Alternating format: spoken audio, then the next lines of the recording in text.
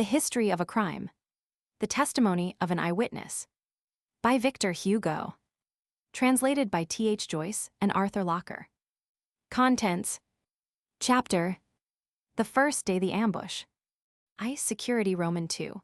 Paris Sleeps the Bell Rings Roman 3. What had happened during the night Roman 4. Other Doings of the Night v. The Darkness of the Crime Roman 6. Placards Roman 7. Number 70 Rue Blanche Roman 8. Violation of the Chamber Roman 9. An End Worse Than Death X. The Black Door Roman 11. The High Court of Justice Roman 12. The Mary of the 10th Arrondissement Roman 13. Louis Bonaparte's Side Face Roman 14. The d'Orsay Barracks Roman 15. Mazas Roman 16.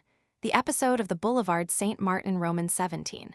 The Rebound of the 24th June, 1848, on the 2d December 1851 Roman 18.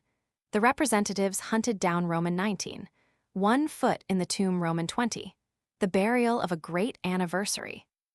The Second Day the Struggle. They come to arrest me Roman 2. From the Bastille to the Rue de Cotte Roman 3. The Saint Antoine Barricade Roman 4.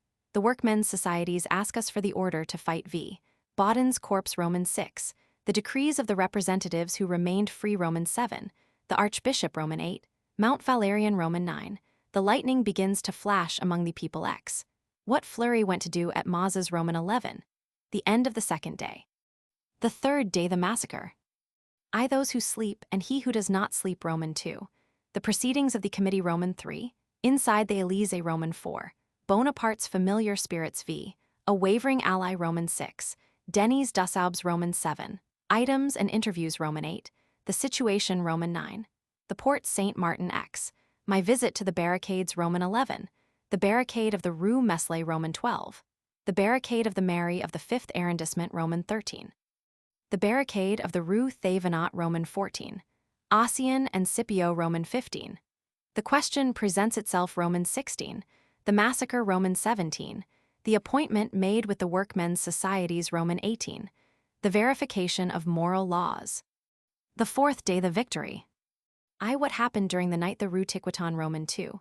What happened during the night the Market Quarter Roman 3. What happened during the night the Petit Carreau Roman 4. What was done during the night the Passage du Somme v. Other Deeds of Darkness Roman 6. The Consultative Committee Roman 7. The Other List Roman 8. David Danger's Roman 9. Our Last Meeting X. Duty can have two aspects Roman 11. The combat finished, the ordeal begins Roman 12. The exiled Roman 13. The military commissions and the mixed commissions Roman 14. A religious incident Roman 15. How they came out of Ham Roman 16. A retrospect Roman 17. Conduct of the left Roman 18. A page written at Brussels Roman 19. The infallible benediction. Conclusion the fall. Chapter 1, Chapter 2, Chapter 3, Chapter 4, Chapter 5, Chapter 6, Chapter 7, Chapter 8, Chapter 9, Chapter 10. The First Day the Ambush. Chapter 1. I was coming back from my fourth exile in Belgium, a small matter. It was one of the last days of September, 1871. I was re-entering France by the Luxembourg frontier. I had fallen asleep in the carriage. Suddenly, the jolt of the train coming to a standstill awoke me. I opened my eyes. The train had stopped in the middle of a charming landscape. I was in the half-consciousness of an interrupted sleep, and ideas, as yet half-dreams, hazy and diffuse, hovered between myself and reality. I experienced the undefinable and confused sensation of awakening. A river flowed by the side of the railway, clear, around a bright and verdant island. This vegetation was so thick that the moorhens, on reaching it, plunged beneath it and disappeared. The river wound through a valley, which appeared like a huge garden. Apple trees were there, which reminded one of Eve, and willows, which made one think of Galatea. It was, as I have said, in one of those equinoctial months when may be felt the peculiar charm of a season drawing to a close. If it be winter which is passing away, you hear the song of approaching spring. If it be summer which is vanishing, you see glimmering on the horizon the undefinable smile of autumn. The wind lulled and harmonized all those pleasant sounds which compose the murmur of the fields. The tinkling of the sheep bells seemed to soothe the humming of the bees. The last butterflies met together with the first grapes. This hour of the year mingles the joy of being still alive with the unconscious melancholy of fast approaching death. The sweetness of the sun was indescribable. Fertile fields streaked with furrows, honest peasants' cottages. Under the trees, a turf covered with shade, the lowing of cattle as in Virgil, and the smoke of hamlets penetrated by rays of sunshine. Such was the complete picture.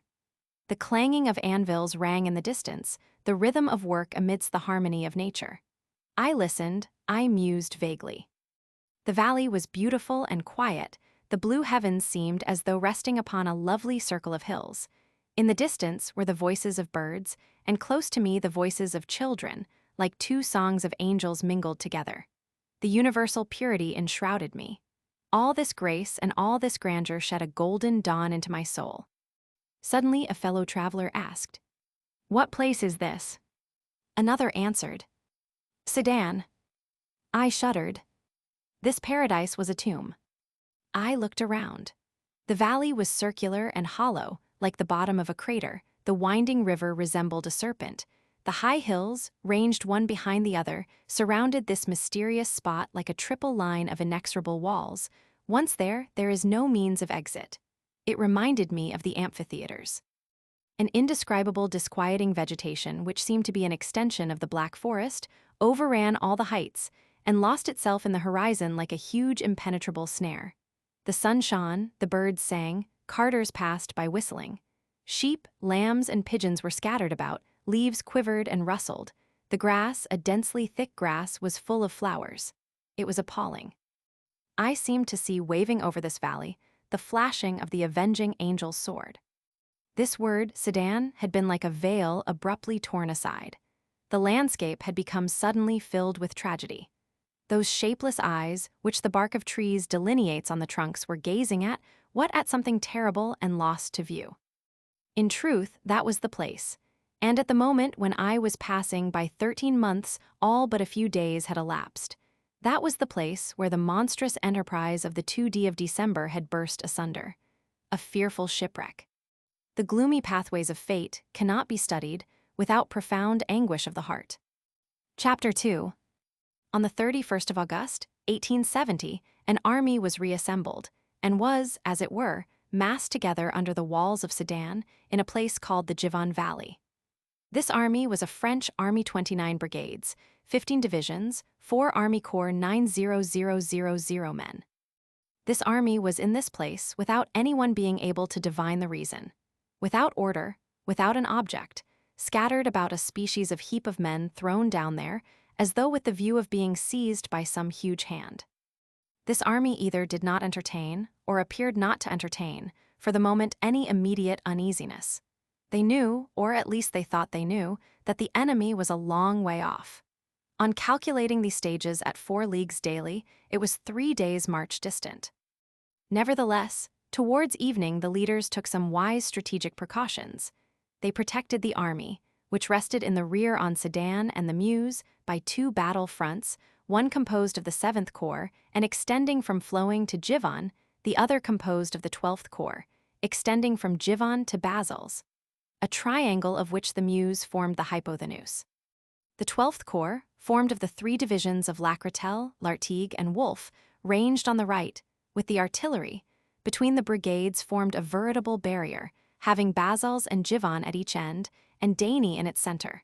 The 2 divisions of Petit and Laradier, massed in the rear upon 2 lines, supported this barrier. General Lebrun commanded the 12th Corps.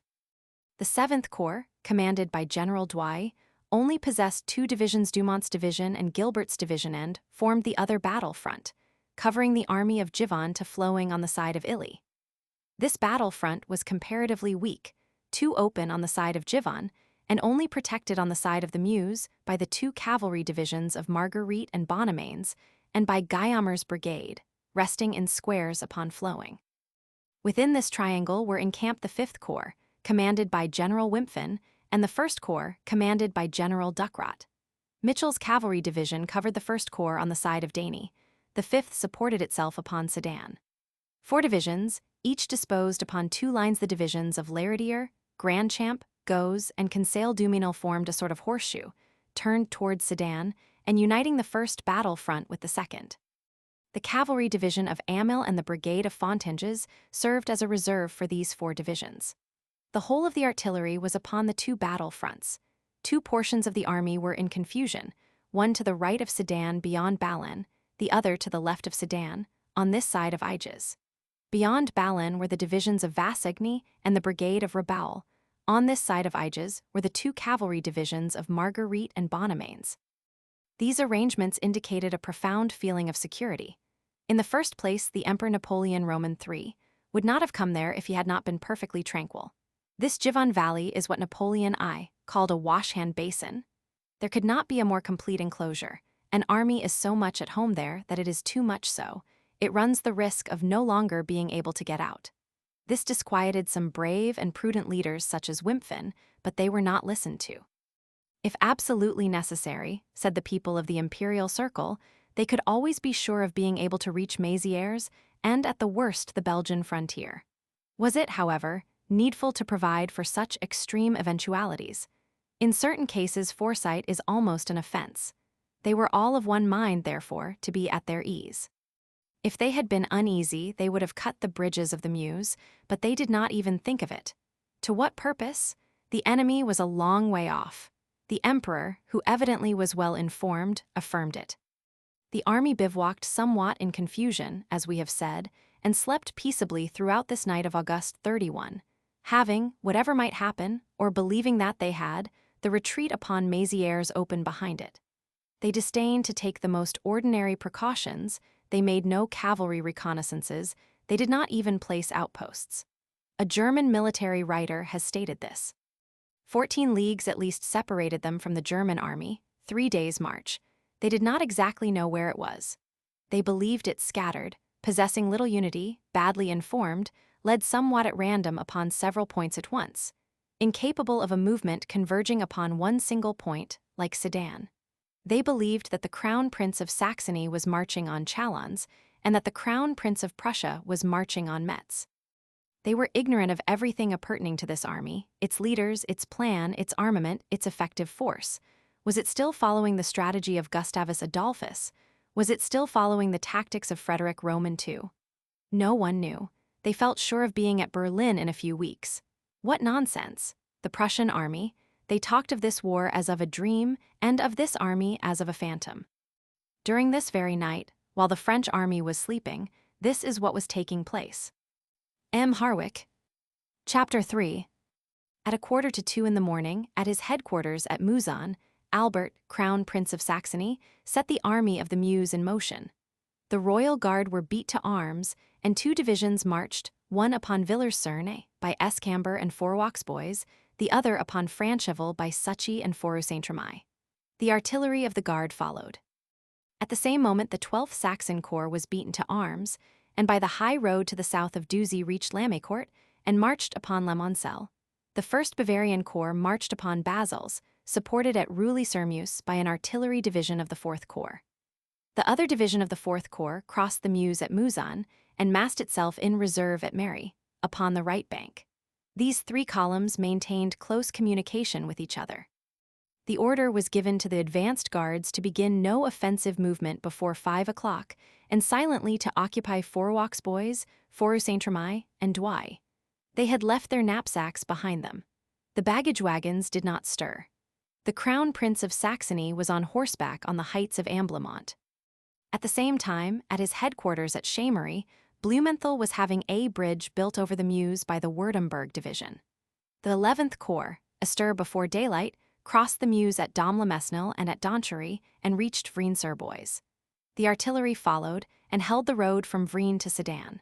The Württemberg division kept the bridge which it had built and held the road from Sedan to Mézières. At 5 o'clock, the 2D Bavarian Corps, with the artillery at its head, detached one of its divisions and sent it by Bolson upon Frenois. The other division passed by Noyers and drew up before Sedan, between Frenois and Waidlingcourt. The artillery of the reserve was drawn up on the heights of the left bank, opposite Donchery. At the same time, the 6th Cavalry Division was sent from Mazaret, and passing by Boutencourt and Balzecourt, reached the Meuse at Flies. The 2D Cavalry Division quitted its encampment and took up its position to the south of Boutencourt. The 4th Cavalry Division took up its position to the south of Frenois. The 1st Bavarian Corps installed itself at Ramilly. The 5th Cavalry Division and the 6th Corps were posted to observe, and all in line and order, massed upon the heights, waited for the dawn to appear. The Crown Prince of Prussia was on horseback on the hill of Frenois. At the same moment, upon every point of the horizon, other and similar movements were taking place from every side. The high hills were suddenly overrun by an immense black army. Not one shout of command. 250,000 men came silently to encircle the Givon Valley. This is what the circle consisted of. The Bavarians, the right wing, at Basil's on the Meuse. Next to the Bavarians, the Saxons at La Moncelle and Danny. Opposite Givon, the Royal Guard, the 5th Corps at St. Menges. The 2D at Flenu. The Württembergers at the bend of the Meuse between St. Menges and Donchery. Count Stahlberg and his cavalry at Donchery. In front, towards Sedan, the 2D Bavarian army. All this was carried out in a ghostly manner, in order, without a whisper, without a sound, through forests, ravines, and valleys. A tortuous and ill-omened march. A stealthy gliding onwards of reptiles. Scarcely could a murmur be heard beneath the thick foliage. The silent battle swarmed in the darkness, awaiting the day. The French army was sleeping. Suddenly it awoke. It was a prisoner. The sun rose, brilliant on the side of God, terrible on the side of man. Chapter 4. Let us review the situation. The Germans have numbers on their side. They are 3 against 1, perhaps 4. They own to 250,000 men, and it is certain that their attacking front extended for 30 kilometers. They have on their side the positions, they crown the heights, they fill the forests, they are covered by all these escarpments, they are masked by all this shade, they possess an incomparable artillery. The French army is in a valley, almost without artillery and without supplies, utterly naked beneath their hail of lead. The Germans have on their side the ambuscade, and the French have only on their side heroism. Death is glorious, but surprise is profitable. A surprise, that is the true description of this brilliant exploit. Is it fair warfare? Yes, but if this is fair, what is unfair warfare? It is the same thing. This said, the story of the Battle of Sedan has been told. I should have wished to stop there, but I cannot. Whatever horror the historian may feel, history is a duty, and this duty must be fulfilled. There is no incline more inexorable than this. To tell the truth, he who ventures on it rolls to the very bottom. It must be so. The guardian of justice is doomed to justice. The Battle of Sedan is more than a battle which has been fought. It is a syllogism which is completed, a formidable premeditation of destiny. Destiny never hurries, but it always comes. At its hour, there it is. It allows years to pass by, and at the moment when men are least thinking of it, it appears. Of this character is the fatal, the unexpected catastrophe named Sedan. From time to time in history, divine logic makes an onslaught. Sedan is one of those onslaughts. Thus, on the 1st of September, at 5 o'clock in the morning, the world awoke under the sun, and the French army under the thunderbolt. Chapter 5. Basil's takes fire, Givon takes fire, Flowing takes fire, the battle begins with a furnace. The whole horizon is aflame. The French camp is in this crater, stupefied, affrighted, starting up from sleeping, a funereal swarming. A circle of thunder surrounds the army. They are encircled by annihilation. This mighty slaughter is carried on all sides simultaneously. The French resist, and they are terrible, having nothing left but despair. Our cannon, almost all old-fashioned and of short range, are at once dismounted by the fearful and exact aim of the Prussians. The density of the rain of shells upon the valley is so great that the earth is completely furrowed, says an eyewitness, as though by a rake. How many cannon? 1,100 at least. 12 German batteries upon La Moncelle alone, the 3D and 4th Upthalung, and off-striking artillery upon the crests of Givon, with the 2D horse battery in reserve. Opposite Doigny 10 Saxon and 2 Württemberg batteries. The curtain of trees of the wood to the north of Villers-Cerne masks the mounted Upthalung, which is there with the 3D heavy artillery in reserve, and from this gloomy copse issues a formidable fire. The 24 pieces of the first heavy artillery are ranged in the glade skirting the road from La Moncelle to La Chapelle.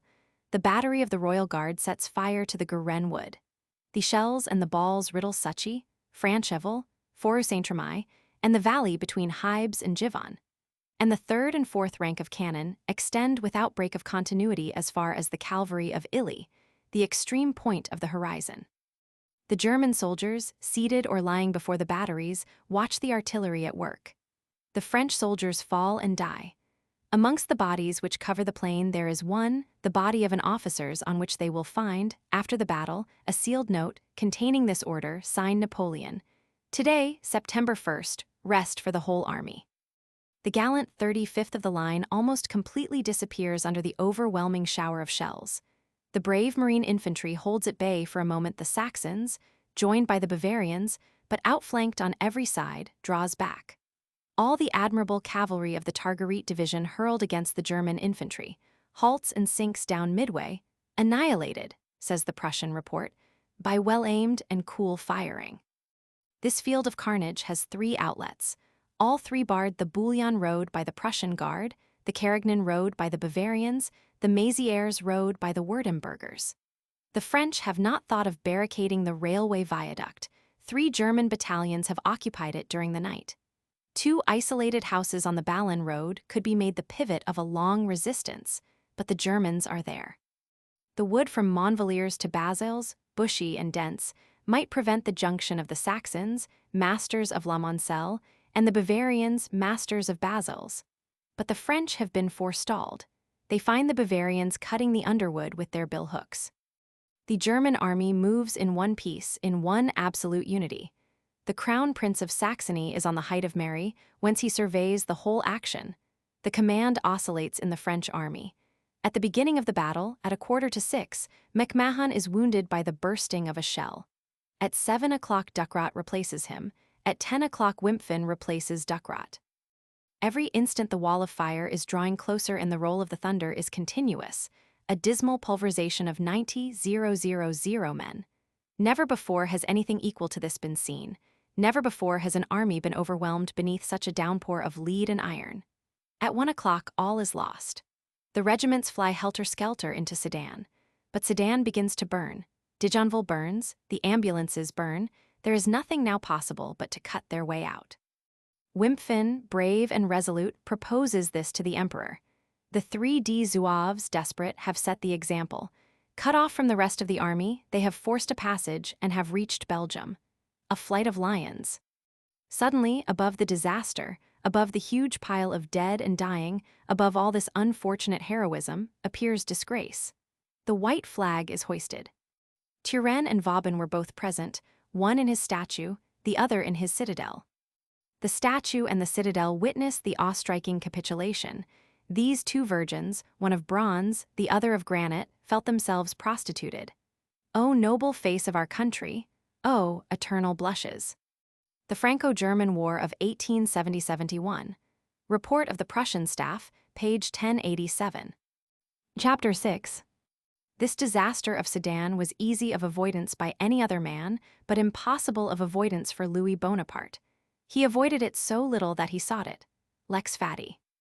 Our army seemed expressly arranged for the catastrophe. The soldier was uneasy, ignorant of his whereabouts, famished. On the 31st of August, in the streets of Sedan, soldiers were seeking their regiments and going from door to door asking for bread. We have seen the emperor's order announcing the next day, September 1st, as a day of rest.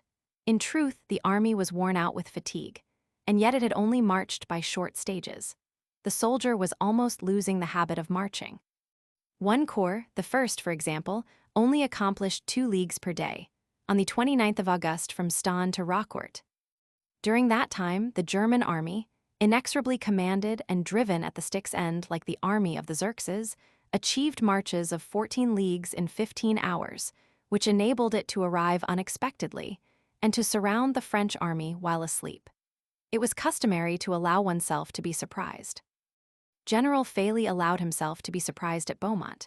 During the day, the soldiers took their guns to pieces to clean them. At night they slept, without even cutting the bridges which delivered them to the enemy. Thus they neglected to blow up the bridges of Mouzon and Bazels. On September 1st, daylight had not yet appeared, when an advance guard of 7 battalions, commanded by General Schultz, captured La Rolle and ensured the junction of the Army of the Meuse with the Royal Guard.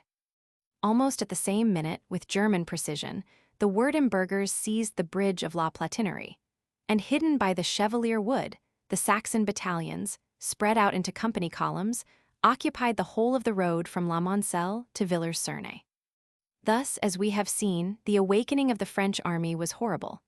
At Basels, a fog was added to the smoke. Our soldiers, attacked in this gloom, knew not what death required of them. They fought from room to room and from house to house. It was in vain that the Rabaul brigade came to support the Martin Despalières brigade. They were obliged to yield. At the same time, Ducrot was compelled to concentrate his forces in the Guérin wood before the cavalry of Illy. Douai, shattered, fell back. Lebrun alone stood firm on the plateau of Stenay. Our troops occupied a line of 5 kilometers. The front of the French army faced the east, the left faced the north, the extreme left, the Guyamer brigade, faced the west. But they did not know whether they faced the enemy, they did not see him. Annihilation struck without showing itself. They had to deal with a masked Medusa. Our cavalry was excellent but useless. The field of battle, obstructed by a large wood, cut up by clumps of trees, by houses and by farms and by enclosure walls, was excellent for artillery and infantry, but bad for cavalry. The rivulet of Givon, which flows at the bottom of the valley and crosses it, for 3 days ran with more blood than water. Among other places of carnage, Saint-Menges was appalling. For a moment it appeared possible to cut a way out by Carignan towards Montmédy, and then this outlet reclosed. This refuge only remained, Sedan encumbered with carts, with wagons, with carriages, with hospital huts, a heap of combustible matter. This dying agony of heroes lasted 10 hours. They refused to surrender, they grew indignant, they wished to complete their death so bravely begun. They were delivered up to it. As we have said, 3 men, 3 dauntless soldiers, had succeeded each other in the command: MacMahon, Ducrot, Wimpfen. MacMahon had only time to be wounded, Ducrot had only time to commit a blunder. Wimpfen had only time to conceive an heroic idea, and he conceived it. But MacMahon is not responsible for his wound, Ducrot is not responsible for his blunder, and Wimpfen is not responsible for the impossibility of his suggestion to cut their way out. The shell which struck MacMahon withdrew him from the catastrophe. Ducrot's blunder, the inopportune order to retreat given to General Lebrun, is explained by the confused horror of the situation, and is rather an error than a fault. Wimpfen, desperate, needed 20,000 soldiers to cut his way out, and could only get together 2,000. History exculpates these 3 men. In this disaster of Sedan, there was but one sole and fatal general, the Emperor. That which was knitted together on the 2d December, 1851, came apart on the 2d September, 1870. The carnage on the Boulevard Montmartre and the capitulation of Sedan are, we maintain, the 2 parts of a syllogism. Logic and justice have the same balance. It was Louis Bonaparte's dismal destiny to begin with the black flag of massacres and to end with the white flag of disgrace. The French were literally awakened from sleep by our attack. Helvig. Chapter 3. What happened during the night the Petit Carreau. On the same night, almost at the same moment, at a few paces distant, a villainous deed was being perpetrated. After the taking of the barricade, where Pierre Tissier was killed, 70 or 80 combatants had retired in good order by the Rue Saint-Sauveur. They had reached the Rue Montorgueil and had rejoined each other at the junction of the Rue du Petit Carreau and the Rue du Cadran. At this point, the street rises. At the corner of the Rue du Petit Carreau and the Rue de Cléry there was a deserted barricade, fairly high and well built. There had been fighting there during the morning. The soldiers had taken it, but had not demolished it. Why? As we have said, there were several riddles of this nature during this day. The armed band which came from the Rue Saint-Denis had halted there and had waited. These men were astonished at not being pursued. Had the soldiers feared to follow them into the little narrow streets, where each corner of the houses might conceal an ambuscade? Had a counter-order been given? They hazarded various conjectures. Moreover, they heard close by, evidently on the boulevard, a terrific noise of musketry, and a cannonade which resembled continuous thunder. Having no more ammunition, they were reduced to listen. If they had known what was taking place there, they would have understood why they were not pursued. The butchery of the boulevard was beginning.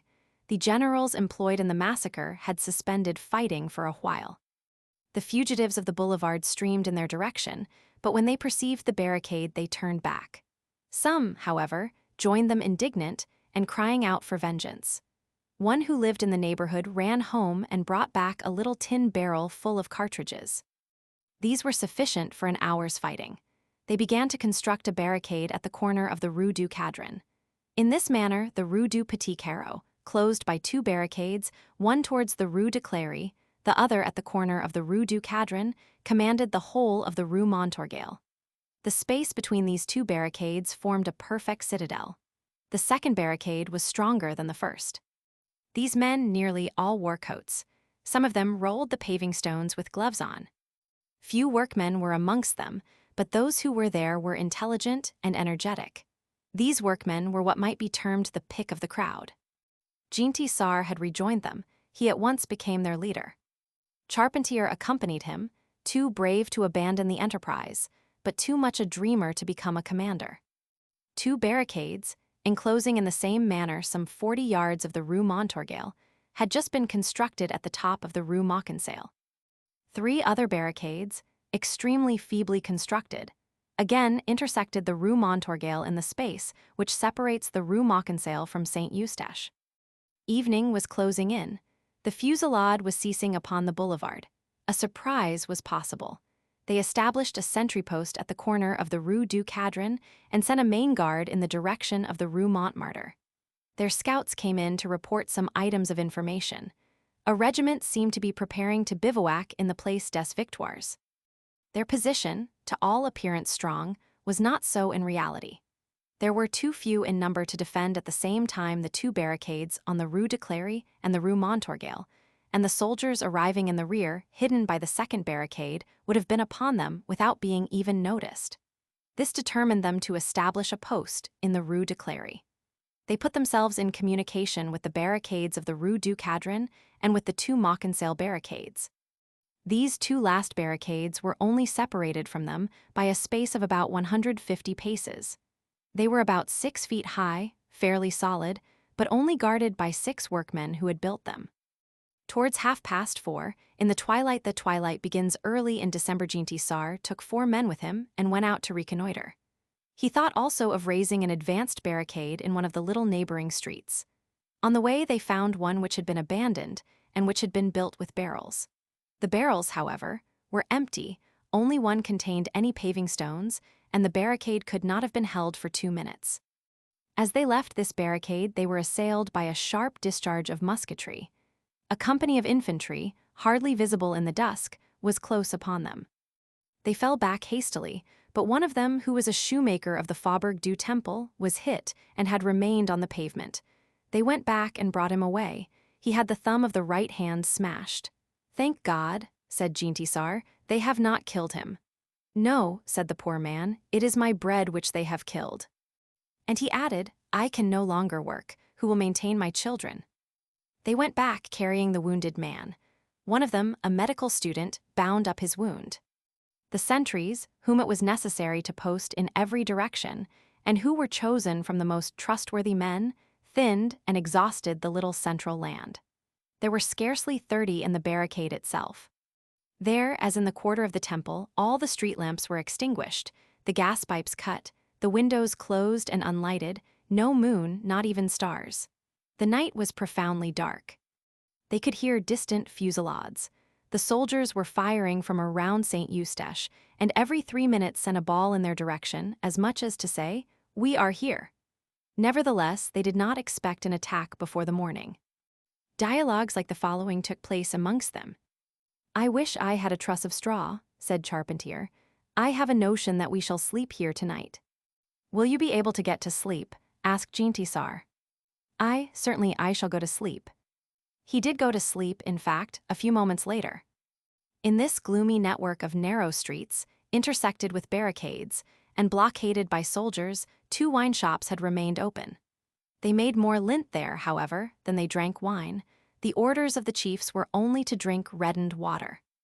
The doorway of one of these wine shops opened exactly between the 2 barricades of the Petit Cancan. In it was a clock by which they regulated the sentries' relief. In a back room, they had locked up 2 suspicious-looking persons who had intermingled with the combatants. One of these men at the moment when he was arrested said, "I have come to fight for Henry V." They kept them under lock and key and placed a sentry at the door.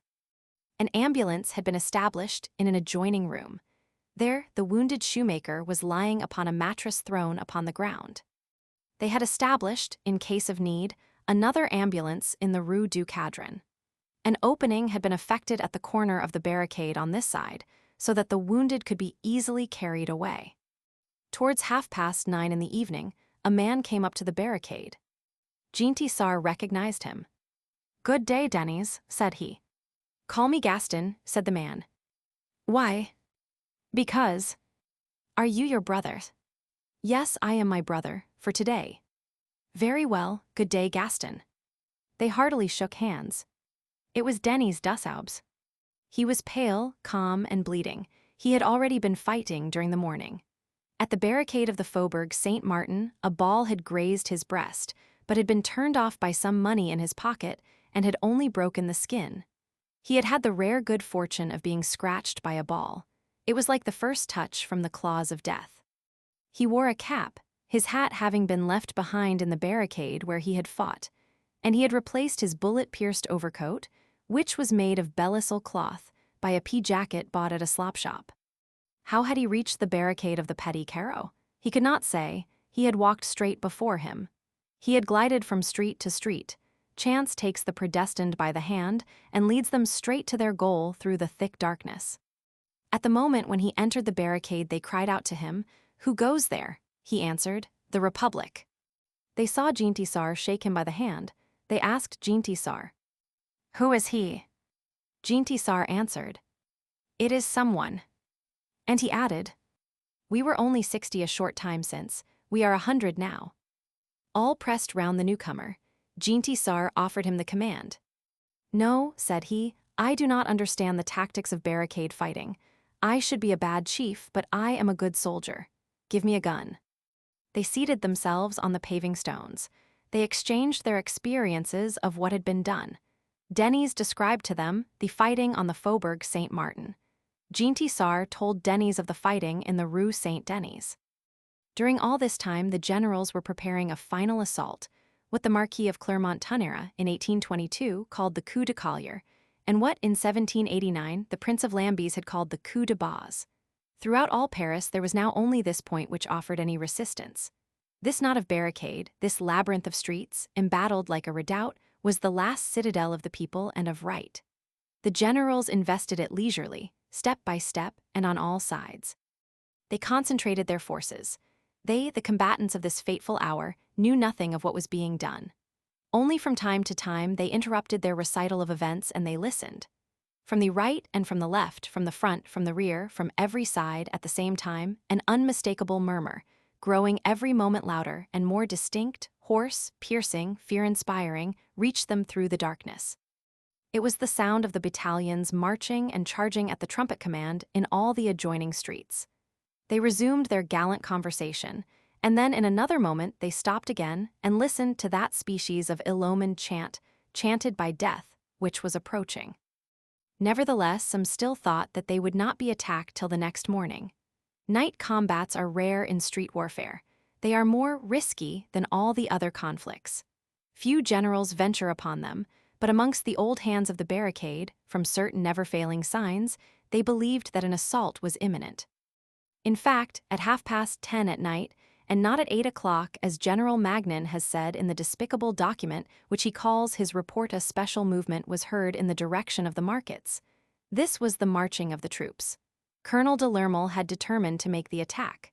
The 51st of the line, posted at Saint Eustache, entered the Rue Montorgueil. The 2D battalion formed the advanced guard. The grenadiers and the light infantry, hurled forward at the double, quickly carried the 3 little barricades which were on the other side of the vacant space of the Rue Mauconseil and the feebly defended barricades of the adjoining streets. It was at that very moment that the barricade near which I was happened to be carried. From the barricade of the Petit Carreau they heard the night strife draw near through the darkness, with a fitful noise, strange and appalling. First a great tumult, then volleys, then silence, and then all began again. The flashing of the fusillades suddenly delineated in the darkness the outlines of the houses, which appeared as though they themselves were affrighted. The decisive moment drew near. The outpost had fallen back upon the barricades. The advanced posts of the Rue de Cléry and the Rue du Cadran had come back. They called over the roll. Not one of those of the morning was missing. They were, as we have said, about 60 combatants and not 100, as the Magnan report has stated. From the upper extremity of the street where they were stationed, it was difficult to ascertain what was happening. They did not exactly know how many barricades they were in the Rue Montorgueil between them and Saint Eustache, whence the troops were coming.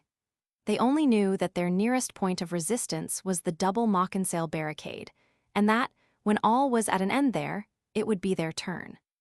Denis had posted himself on the inner side of the barricade in such a manner that half his body was above the top, and from there he watched. The glimmer which came from the doorway of the wine shop rendered his gestures visible. Suddenly he made a sign. The attack on the Mauconseil redoubt was beginning. The soldiers, in fact, after having some time hesitated before this double wall of paving stones, lofty, well-built, and which they supposed was well defended, had ended by rushing upon it and attacking it with blows of their guns. They were not mistaken. It was well defended. We have already said that there were only 6 men in this barricade, the 6 workmen who had built it. Of the 6, one only had 3 cartridges, the others had only 2 shots to fire. These 6 men heard the regiment advancing and the roll of the battery which was followed on it, and did not stir. Each remained silent at his post of battle, the barrel of his gun between 2 paving stones. When the soldiers were within range they fired, and the battalion replied. "That is right. Rage away, Red Breeches," said laughingly the man who had 3 shots to fire. Behind them, the men of the Petit Carreau were crowded round Denis and Jean-Tissard, and leaning on the crest of their barricade, stretching their necks towards the Mauconseil redoubt, they watched them like the gladiators of the next combat. The 6 men of this Mauconseil redoubt resisted the onslaught of the battalion for nearly a quarter of an hour. They did not fire together, in order, one of them said, to make the pleasure last the longer. The pleasure of being killed for duty, a noble sentence in this workman's mouth. They did not fall back into the adjoining streets until after having exhausted their ammunition. The last, he who had 3 cartridges, did not leave until the soldiers were actually scaling the summit of the barricade. In the barricade of the Petit Carreau, not a word was spoken. They followed all the phases of this struggle, and they pressed each other's hands. Suddenly the noise ceased, the last musket shot was fired. A moment afterwards they saw the lighted candles being placed in all the windows which looked on the Mauconseil redoubt. The bayonets and the brass ornaments on the shakos sparkled there. The barricade was taken. The commander of the battalion, as is always the custom in similar circumstances, had sent orders into the adjoining houses to light up all the windows. This was done at the Mauconseil redoubt. Seeing that their hour had come, the 60 combatants of the barricade of the Petit Carreau mounted their heap of paving stones, and shouted with one voice, in the midst of the darkness, this piercing cry, "Long live the Republic!" No one answered them. They could only hear the battalion loading their guns. This acted upon them as a species of signal for action. They were all worn out with fatigue, having been on their feet since the preceding day, carrying paving stones or fighting. The greater part had neither eaten nor slept. Charpentier said to Jean-Tissard, "We shall all be killed." "Shall we really?" said Jean-Tissard. Jean-Tissard ordered the door of the wine shop to be closed, so that their barricade, completely shrouded in darkness, would give them some advantage over the barricade which was occupied by the soldiers and lighted up. In the meantime, the 51st searched the streets, carried the wounded into the ambulances, and took up their position in the double barricade of the Rue Mauconseil. Half an hour thus elapsed. Now, in order to clearly understand what is about to follow, the reader must picture to himself in this silent street, in this darkness of the night, at from 60 to 80 yards apart, within speaking distance, these 2 redoubts facing each other, and able as in an Iliad to address each other. On one side the army, on the other side the people, the darkness over all. The species of truce which always precedes decisive encounters drew to a close. The preparations were completed on both sides. The soldiers could be heard forming into order of battle, and the captains giving out their commands. It was evident that the struggle was at hand. "Let us begin," said Charpentier, and he raised his gun. Denis held his arm back. "Wait," he said. Then an epic incident was seen. Denys slowly mounted the paving stones of the barricade, ascended to the top, and stood there erect, unarmed, and bareheaded. Thence he raised his voice, and facing the soldiers, he shouted to them, "Citizens." At this word, a sort of electric shudder ensued which was felt from one barricade to the other. Every sound was hushed, every voice was silent. On both sides reigned a deep religious and solemn silence. By the distant glimmer of a few lighted windows, the soldiers could vaguely distinguish a man standing above a mass of shadows, like a phantom who was speaking to them in the night. Denys continued, "Citizens of the army, listen to me." The silence grew still more profound. He resumed, "What have you come to do here? You and ourselves, all of us who are in this street at this hour with the sword or gun in hand, what are we about to do? To kill each other. To kill each other, citizens. Why? Because they have raised a misunderstanding between us. Because we obey you, your discipline, we are right. You believe that you are carrying out your instructions. As for us, we know that we are doing our duty. Yes. It is universal suffrage. It is the right of the Republic. It is our right that we are defending, and our right, soldiers, is your right. The army is the people, as the people is the army. We are the same nation, the same country, the same men. My God, see, is there any Russian blood in my veins, in me who am speaking to you? Is there any Prussian blood in your veins, in you who are listening to me? No. Why then should we fight? It is always an unfortunate thing for a man to fire upon a man. Nevertheless, a gunshot between a Frenchman and an Englishman can be understood, but between a Frenchman and a Frenchman, that wounds reason, that wounds France, that wounds our mother." All anxiously listened to him. At this moment from the opposite barricade a voice shouted to him, "Go home then." At this coarse interruption, an angry murmur ran through Denys's companions, and several guns could be heard being loaded. Denys restrained them by a sign. This sign possessed a strange authority. "Who is this man?" The combatants behind the barricade asked each other. Suddenly they cried out, "He is a representative of the people." Denys had, in fact, suddenly assumed his brother Gaston's sash. What he had premeditated was about to be accomplished. The hour of the heroic falsehood had arrived. He cried out, "Soldiers, do you know what the man is who is speaking to you at this moment? He is not only a citizen, he is a legislator. He is a representative chosen by universal suffrage. My name is Dessaubes, and I am a representative of the people. It is in the name of the National Assembly, it is in the name of the Sovereign Assembly, it is in the name of the people, and in the name of the law that I summon you to hear me. Soldiers, you are the armed force. Well then, when the law speaks, the armed force listens." This time, the silence was not broken. We reproduce these words almost literally, such as they are, and such as they have remained graven on the memory of those who heard them.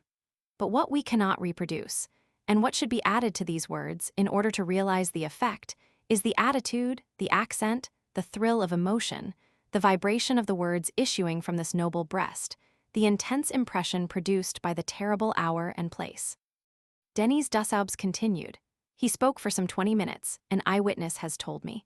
Another has said, he spoke with a loud voice, the whole street heard him. He was vehement, eloquent, earnest, a judge for Bonaparte, a friend for the soldiers. He sought to rouse them by everything which could still vibrate in them. He recalled to them their true wars, their true victories, the national glory, the ancient military honor, the flag. He told them that all this was about to be slain by the bullets from their guns. He adjured them, he ordered them to join themselves to the people and to the law. And then suddenly coming back to the first words which he had pronounced, carried away by that fraternity with which his soul overflowed, he interrupted himself in the middle of a half-completed sentence and cried out, 'But to what purpose are all these words? It is not all this that is wanted, it is a shake of the hand between brothers. Soldiers, you are there opposite us, at 100 paces from us, in a barricade, with the sword drawn, with guns pointed. You are aiming directly at me. Well then, all of us who are here love you. There is not one of us who would not give his life for one of you. You are the peasants of the fields of France, we are the workmen of Paris. What then is in question? Simply to see each other, to speak to each other, and not to cut each other's throats. Shall we try this? Say, as for myself in this frightful battlefield of civil war, I would rather die than kill. Look now, I am going to get off this barricade and come to you. I am unarmed, I only know that you are my brothers. I am confident, I am calm, and if one of you presents his bayonet at me, I will offer him my hand." He finished speaking. A voice cried out from the opposite barricade, Advance in order. Then they saw him slowly descend the dimly lighted crest of the barricade, paving stone by paving stone, and plunge with head erect into the dark street. From the barricade, all eyes followed him with an inexpressible anxiety. Hearts ceased beating, mouths no longer breathed. No one attempted to restrain Denny's Dussaubs. Each felt that he was going where he ought to go. Charpentier wished to accompany him. "Would you like me to go with you?" he cried out to him. Dussaubs refused with a shake of the head. Dussaubs, alone and grave, advanced towards the Maukinsale barricade. The night was so dark that they lost sight of him immediately. They could distinguish only for a few seconds his peaceable and intrepid bearing. Then he disappeared. They could no longer see anything. It was an inauspicious moment. The night was dark and dumb. There could only be heard in this thick darkness the sound of a measured and firm step dying away in the distance. After some time, how long no one could reckon, so completely did emotion eclipse thought amongst the witnesses of this marvelous scene, a glimmer of light appeared in the barricade of the soldiers. It was probably a lantern which was being brought or taken away. By the flash they again saw Dussaubs. He was close to the barricade. He had almost reached it. He was walking towards it with his arms stretched out like Christ. Suddenly the word of command, "Fire," was heard. A fusillade burst forth. They had fired upon Dussaubs when he was at the muzzles of their guns. Dussaubs fell. Then he raised himself and cried, "Long live the Republic!" Another bullet struck him, he fell again. Then they saw him raise himself once more and heard him shout in a loud voice, "I die with the Republic." These were his last words. In this manner died Denny's Dussaubs. It was not vainly that he had said to his brother, "Your sash will be there." He was anxious that this sash should do its duty. He determined in the depths of his great soul that this sash should triumph either through the law or through death. That is to say, in the first case it would save right, in the second save honor. Dying, he could say, "I have succeeded." Of the two possible triumphs of which he had dreamed, the gloomy triumph was not the less splendid. The insurgent of the Élysée thought that he had killed a representative of the people, and boasted of it.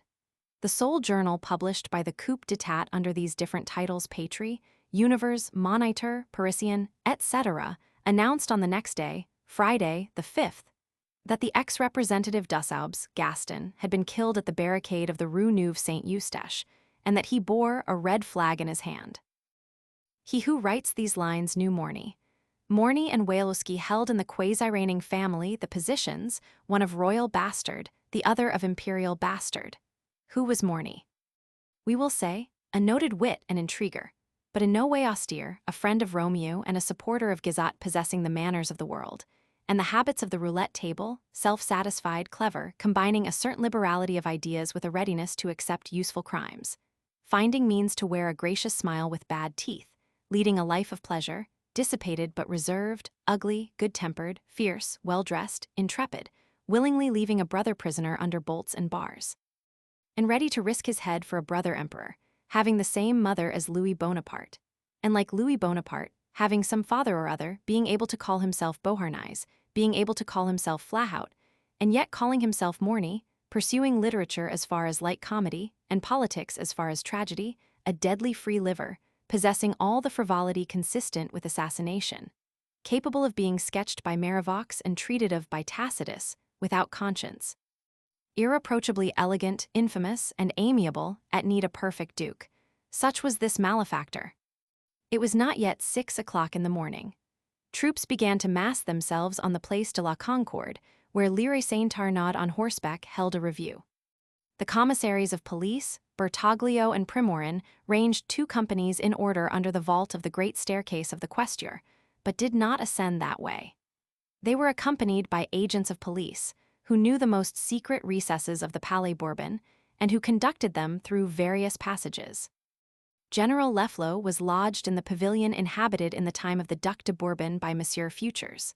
That night, General Leflo had staying with him his sister and her husband, who were visiting Paris, and who slept in a room, the door of which led into one of the corridors of the palace.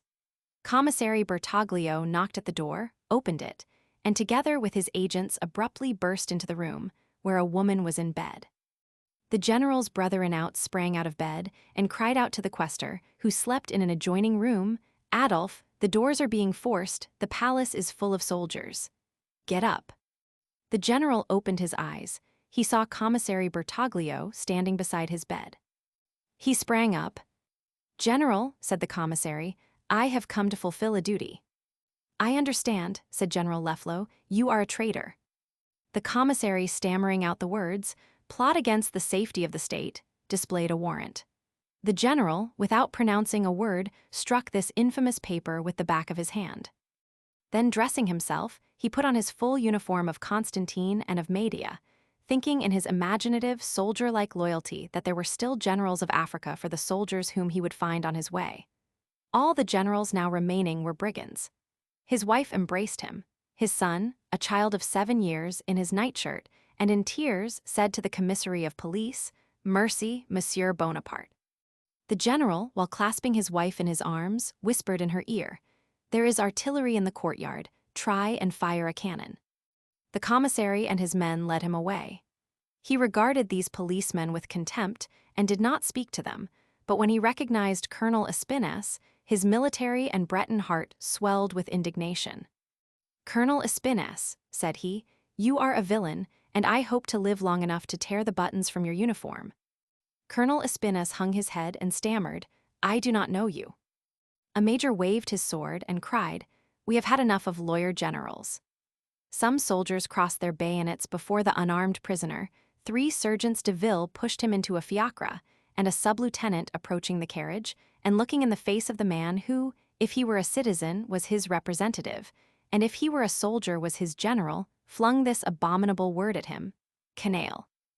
Meanwhile Commissary Primorin had gone by a more roundabout way in order the more surely to surprise the other quaestor, M. Bayes.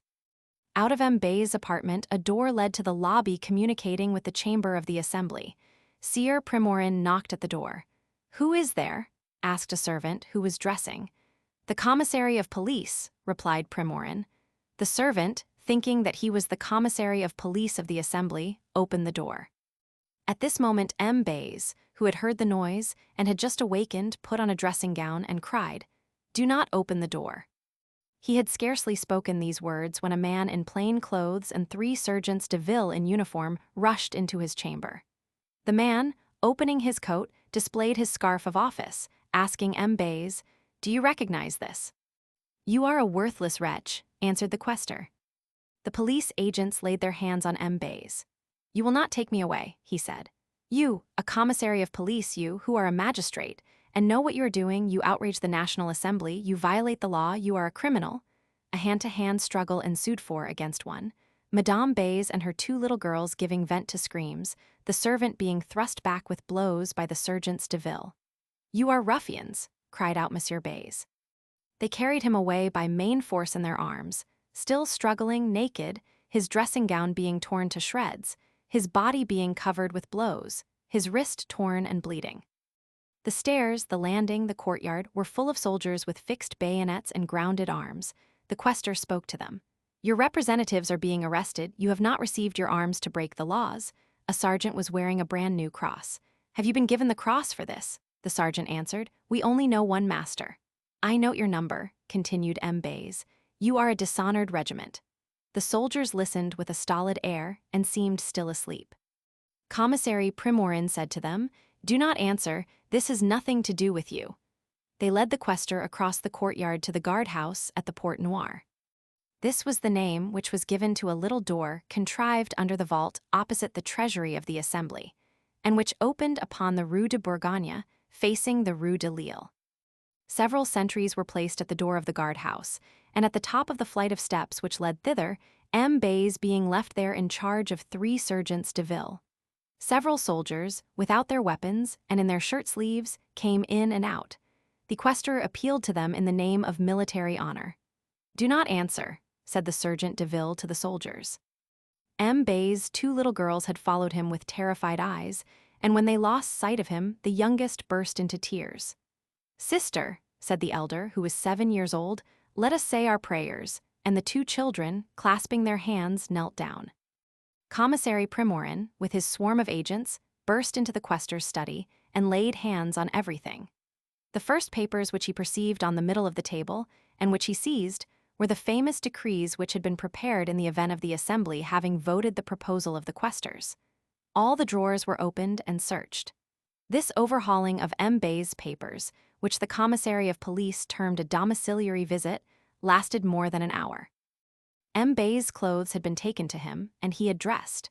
When the domiciliary visit was over, he was taken out of the guardhouse. There was a fiacre in the courtyard, into which he entered, together with the 3 sergeants de ville. The vehicle, in order to reach the presidency door, passed by the Cour de Honneur and then by the Cour de Canonis. Day was breaking. M. Bays looked into the courtyard to see if the cannon were still there. He saw the ammunition wagons ranged in order with their shafts raised, but the places of the 6 cannon and the 2 mortars were vacant. In the avenue of the presidency, the fiacre stopped for a moment. 2 lines of soldiers, standing at ease, lined the footpaths of the avenue. At the foot of a tree were grouped 3 men: Colonel Espines, whom M. Bays knew and recognized, a species of lieutenant colonel, who wore a black and orange ribbon round his neck, and a major of lancers, all 3 sword in hand, consulting together. The windows of the fiacre were closed. M. Bays wished to lower them to appeal to these men. The sergeants de ville seized his arms. The commissary Primorin then came up, and was about to re-enter the little chariot for 2 persons which had brought him. "Monsieur Bays," said he, with that villainous kind of courtesy which the agents of the coup d'etat willingly blended with their crime, "you must be uncomfortable with those 3 men in the fiacre. You are cramped, come in with me." "Let me alone," said the prisoner. "With these 3 men I am cramped, with you I should be contaminated." An escort of infantry was ranged on both sides of the fiacre. Colonel Espines called to the coachman, "Drive slowly by the Quai d'Ours until you meet a cavalry escort. When the cavalry shall have assumed the charge, the infantry can come back." They set out. As the fiacre turned into the Quai d'Orsay, a picket of the 7th Lancers arrived at full speed. It was the escort. The troopers surrounded the fiacre, and the whole galloped off. No incident occurred during the journey. Here and there, at the noise of the horses' hoofs, windows were opened and heads put forth, and the prisoner, who had at length succeeded in lowering a window, heard startled voices saying, "What is the matter?" The fiacre stopped. "Where are we?" asked M. Bays. "At Mazas," said a sergeant de ville.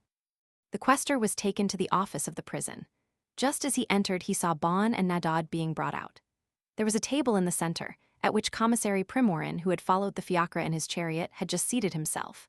While the commissary was writing, M. Bays noticed on the table a paper which was evidently a jail register, on which were these names, written in the following order: Lamoricière, Cheras, Cavaignac, Changarnier, Leflo, Thiers, Bidot, Roger Dunord, Chambal. This was probably the order in which the representatives had arrived at the prison.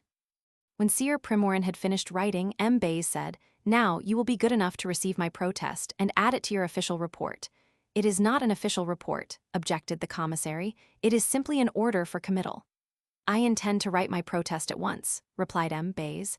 "You will have plenty of time in your cell," remarked a man who stood by the table. M. Bays turned round. "Who are you?" "I am the governor of the prison," said the man. "In that case," replied M. Bays, "I pity you, for you are aware of the crime you are committing." The man turned pale and stammered a few unintelligible words. The commissary rose from his seat. M. Bays briskly took possession of his chair, seated himself at the table, and said to Sieur Primorin, "You are a public officer. I request you to add my protest to your official report." "Very well," said the commissary, "let it be so." Bays wrote the protest as follows: "I, the undersigned Jean Didier Bays, representative of the people, and quaestor of the National Assembly, carried off by violence from my residence in the Palace of the National Assembly, and conducted to this prison by an armed force which it was impossible for me to resist, protest in the name of the National Assembly, and in my own name against the outrage on national representation committed upon my colleagues and upon myself.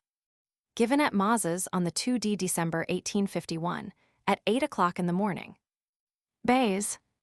While this was taking place at Mazas, the soldiers were laughing and drinking in the courtyard of the assembly. They made their coffee in the saucepans. They had lighted enormous fires in the courtyard. The flames, fanned by the wind, at times reached the walls of the chamber. A superior official of the quaestor, an officer of the National Guard, Ramon de la Cressette, ventured to say to them, "You will set the palace on fire." Whereupon a soldier struck him a blow with his fist. 4 of the pieces taken from the coeur de cannons were ranged in battery order against the assembly. 2 on the Place de Bourgogne were pointed towards the grating, and 2 on the Pont de la Concorde were pointed towards the grand staircase. As side note to this instructive tale, let us mention a curious fact. The 42D Regiment of the Line was the same which had arrested Louis Bonaparte at Boulogne. In 1840, this regiment lent its aid to the law against the conspirator. In 1851, it lent its aid to the conspirator against the law. Such is the beauty of passive obedience. The quaestors were officers elected by the Assembly, whose special duties were to keep and audit the accounts, and who controlled all matters affecting the social economy of the house. Chapter 4. What was done during the night the passage du Somme? When those on the barricade of the Petit Carreau saw Dessaub's fall, so gloriously for his friends, so shamefully for his murderers, a moment of stupor ensued. Was it possible? Did they really see this before them, such a crime committed by our soldiers? Horror filled every soul. This moment of surprise did not last long. "Long live the Republic!" shouted the barricade with one voice, and it replied to the ambuscade by a formidable fire. The conflict began. A mad conflict on the part of the coup d'etat, a struggle of despair on the side of the Republic. On the side of the soldiers, an appalling and cold-blooded resolution, a passive and ferocious obedience, numbers, good arms, absolute chiefs, pouches filled with cartridges. On the side of the people, no ammunition, disorder, weariness, exhaustion, no discipline, indignation serving for a leader. It appears that while Dessaub's was speaking, 15 grenadiers, commanded by a sergeant named Pitrois, had succeeded in gliding in the darkness along the houses, and, unperceived and unheard, had taken up their position close to the barricade. These 15 men suddenly formed themselves together with lowered bayonets at 20 paces from the barricade ready to scale it. A volley received them. They fell back, leaving several corpses in the gutter. Major Jeannin cried out, "Finish them off." The entire battalion, which occupied the Mauconseil barricade, then appeared with raised bayonets upon the uneven crest of this barricade, and from there, without breaking their line, with a sudden, but regulated and inexorable movement, sprang into the street. The 4 companies, in close order, and as though mingled and hardly visible, seemed like a wave precipitating itself with a great noise from the height of the barricade. At the barricade of the Petit Carreau they noted the maneuver and had paused in their fire. "Present," cried Jean Tissard, "but do not fire, wait for the order." Each put his gun to his shoulder, then placed the barrels between the paving stones, ready to fire, and waited. As soon as it had quitted the Mauconseil redoubt, the battalion rapidly formed itself into an attacking column, and a moment afterwards they heard the intermittent sound of an advance at the double. It was the battalion which was coming upon them. "Charpentier," said Jean Tissard, "you have good eyes, are they midway?" "Yes," said Charpentier. "Fire," said Jean Tissard. The barricade fired. The whole street was filled with smoke. Several soldiers fell. They could hear the cries of the wounded. The battalion, riddled with balls, halted and replied by platoon firing. 7 or 8 combatants whose bodies reached above the barricade, which had been made hastily and was too low, were hit. 3 were killed on the spot. 1 fell wounded by a ball in his stomach, between Jean Tissard and Charpentier. He shrieked out with pain. "Quick to the ambulance," said Jean Tissard. "Where?" "In the Rue du Cadran." Jean Tissard and Charpentier picked up the wounded man, the one by the feet, the other by the head, and carried him to the du Cadran through the passage in the barricade. During all this time there was continued file firing. There no longer seemed anything in the street but smoke, the balls whistling and crossing each other, the brief and repeated commands, some plaintive cries, and the flash of the guns lighting up the darkness. Suddenly a loud voice died out, "Forwards!" The battalion resumed its double quick march and threw itself upon the barricade. Then ensued a horrible scene. They fought hand to hand, 400 on the one side, 50 on the other. They seized each other by the collar, by the throat, by the mouth, by the hair. There was no longer a cartridge in the barricade, but there remained despair. A workman, pierced through and through, snatched the bayonet from his belly and stabbed a soldier with it. They did not see each other, but they devoured each other. It was a desperate scuffle in the dark. The barricade did not hold out for 2 minutes. In several places, it may be remembered, it was low. It was rather stridden over than scaled. That was all the more heroic. One of the survivors told the writer of these lines, "The barricade defended itself very badly, but the men died very well." All this took place while Jean Tissar and Charpentier were carrying the wounded man to the ambulance in the Rue du Cadran. His wounds having been attended to, they came back to the barricade. They had just reached it when they heard themselves called by name. A feeble voice close by said to them, "Jean Tissar, Charpentier." They turned round and saw one of their men who was dying leaning against a wall and his knees giving way beneath him. He was a combatant who had left the barricade. He had only been able to take a few steps down the street. He held his hand over his breast, where he had received a ball fired at close quarters. He said to them in a scarcely audible voice, "The barricade is taken, save yourselves." "No," said Jean Tissar, "I must unload my gun." Jean Tissar re-entered the barricade, fired a last shot, and went away. Nothing could be more frightful than the interior of the captured barricade. The Republicans, overpowered by numbers, no longer offered any resistance. The officers cried out, "No prisoners." The soldiers billed those who were standing and dispatched those who had fallen. Many awaited their death with their heads erect. The dying raised themselves up and shouted, "Long live the Republic." Some soldiers ground their heels upon the faces of the dead so that they should not be recognized. There, stretched out amongst the corpses, in the middle of the barricade, with his hair in the gutter, was seen the all-but namesake of Charpentier, Carpentier, the delegate of the committee of the 10th arrondissement, who had been killed and had fallen backwards with 2 balls in his breast. A lighted candle which the soldiers had taken from the wine shop was placed on a paving stone. The soldiers were infuriated. One would say that they were revenging themselves. On whom? A workman named Paturel received 3 balls and 6 bayonet thrusts, 4 of which were in the head. They thought that he was dead, and they did not renew the attack. He felt them search him. They took 10 francs which he had about him. He did not die till 6 days later, and he was able to relate the details which are given here. We may note, by the way, that the name of Paturel does not figure upon any of the lists of the corpses published by M. Bonaparte. 60 Republicans were shut up in this redoubt of the Petit Carreau. 46 were killed there. These men had come there that morning free, proud to fight, and joyous to die. At midnight, all was at an end. The night wagons carried away on the next day 9 corpses to the hospital cemetery and 37 to Montmartre. Jean Tissar escaped by a miracle, as well as Charpentier, and a third whose name we have not been able to ascertain. They glided along the houses and reached the passage du Saumon.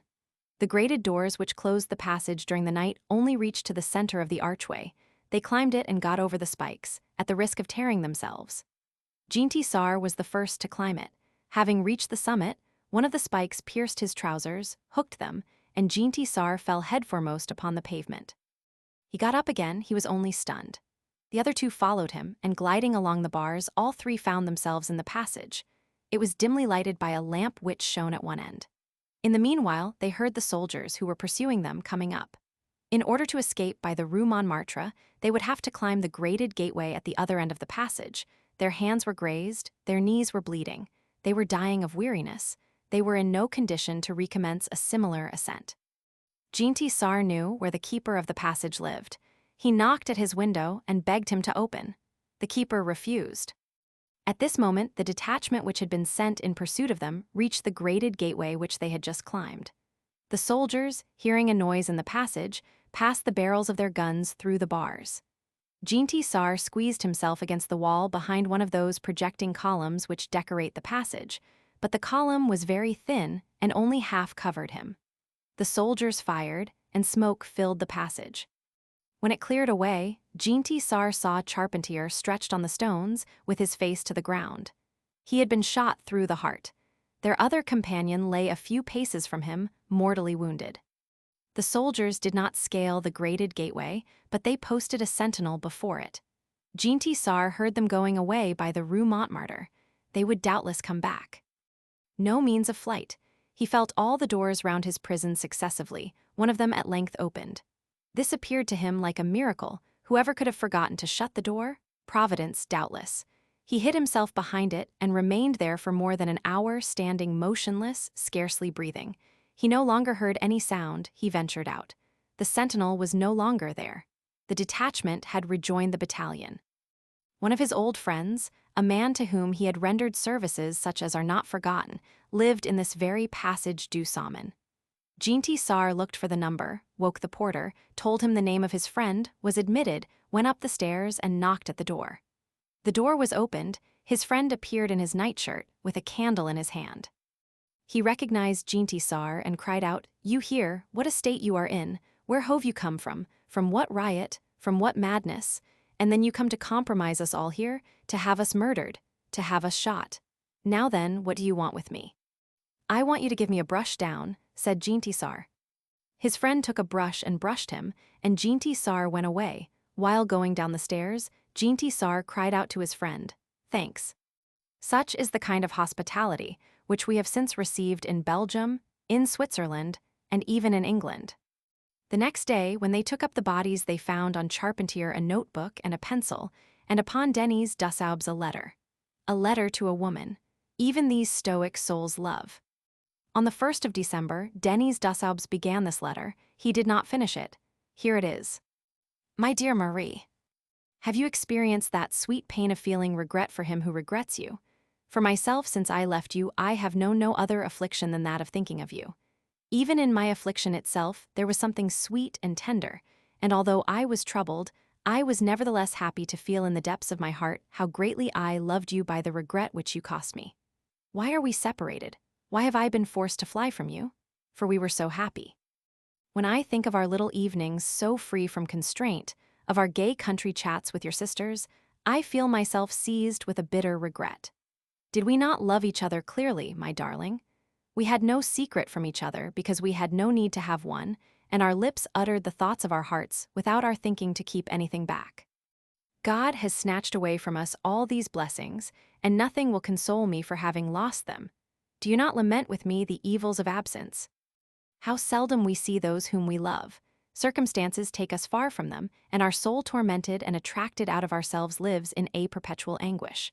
I feel this sickness of absence. I imagine myself wherever you are. I follow your work with my eyes, or I listen to your words, seated beside you and seeking to divine the word which you are about to utter, your sisters so by our side. Empty dreams, illusions of a moment my hand seeks yours. Where are you, my beloved one? My life is an exile. Far from those whom I love and by whom I am loved, my heart calls them and consumes away in its grief. No, I do not love the great cities and their noise, towns peopled with strangers where no one knows you and where you know no one, where each one jostles and elbows the other without ever exchanging a smile. But I love our quiet fields, the peace of home, and the voice of friends who greet you. Up to the present I have always lived in contradiction with my nature. My fiery blood, my nature so hostile to injustice, the spectacle of unmerited miseries have thrown me into a struggle of which I do not foresee the issue, a struggle in which will remain to the end without fear and without reproach, that which daily breaks me down and consumes my life. I tell you, my much-loved darling, the secret miseries of my heart. No, I do not blush for what my hand has just written, but my heart is sick and suffering, and I tell it to you. I suffer. I wish to blot out these lines, but why? Could they offend you? What do they contain that could wound my darling? Do I not know your affection, and do I not know that you love me? Yes, you have not deceived me. I did not kiss a lying mouth. When seated on my knees you lulled me with the charm of your words, I believed you. I wish to bind myself to a burning iron bar. Weariness preys upon me and devours me. I feel a maddening desire to recover life. Is it Paris that produces this effect upon me? I always yearn to be in places where I am not. I live here to a complete solitude. I believe you, Marie. Charpentier's notebook only contained this line, which he had written in the darkness at the foot of the barricade, while Denis Dussaubes was speaking. Admonet et magna testator voce per umbras. February 18, Louvain. Chapter 6. The Consultative Committee. All danger being over, all scruples vanished. Prudent and wise people could now give their adherence to the coup d'etat. They allowed their names to be posted up. Here is the placard. French Republic. In the name of the French people. The President of the Republic. Wishing, until the reorganization of the legislative body and the Council of State, to be surrounded by men who justly possess the esteem and the confidence of the country. Has created a consultative committee, which is composed of M. Abitucci, ex-councillor of the Court of Cassation of the Loire, General Achard of the Moselle, André Ernest of the Seine, André of the Charente, Dargaut, governor of the Bank, ex-minister, General Origi of Padua of Corsica, General de Bar of the Seine, General Barraguy de Hilliers of Dubs, Barbaroux, ex-procureur general of the Reunion, Barrach, ex-minister of the Interior and of Foreign Affairs, vice-president of the Committee of the Charente Inferior.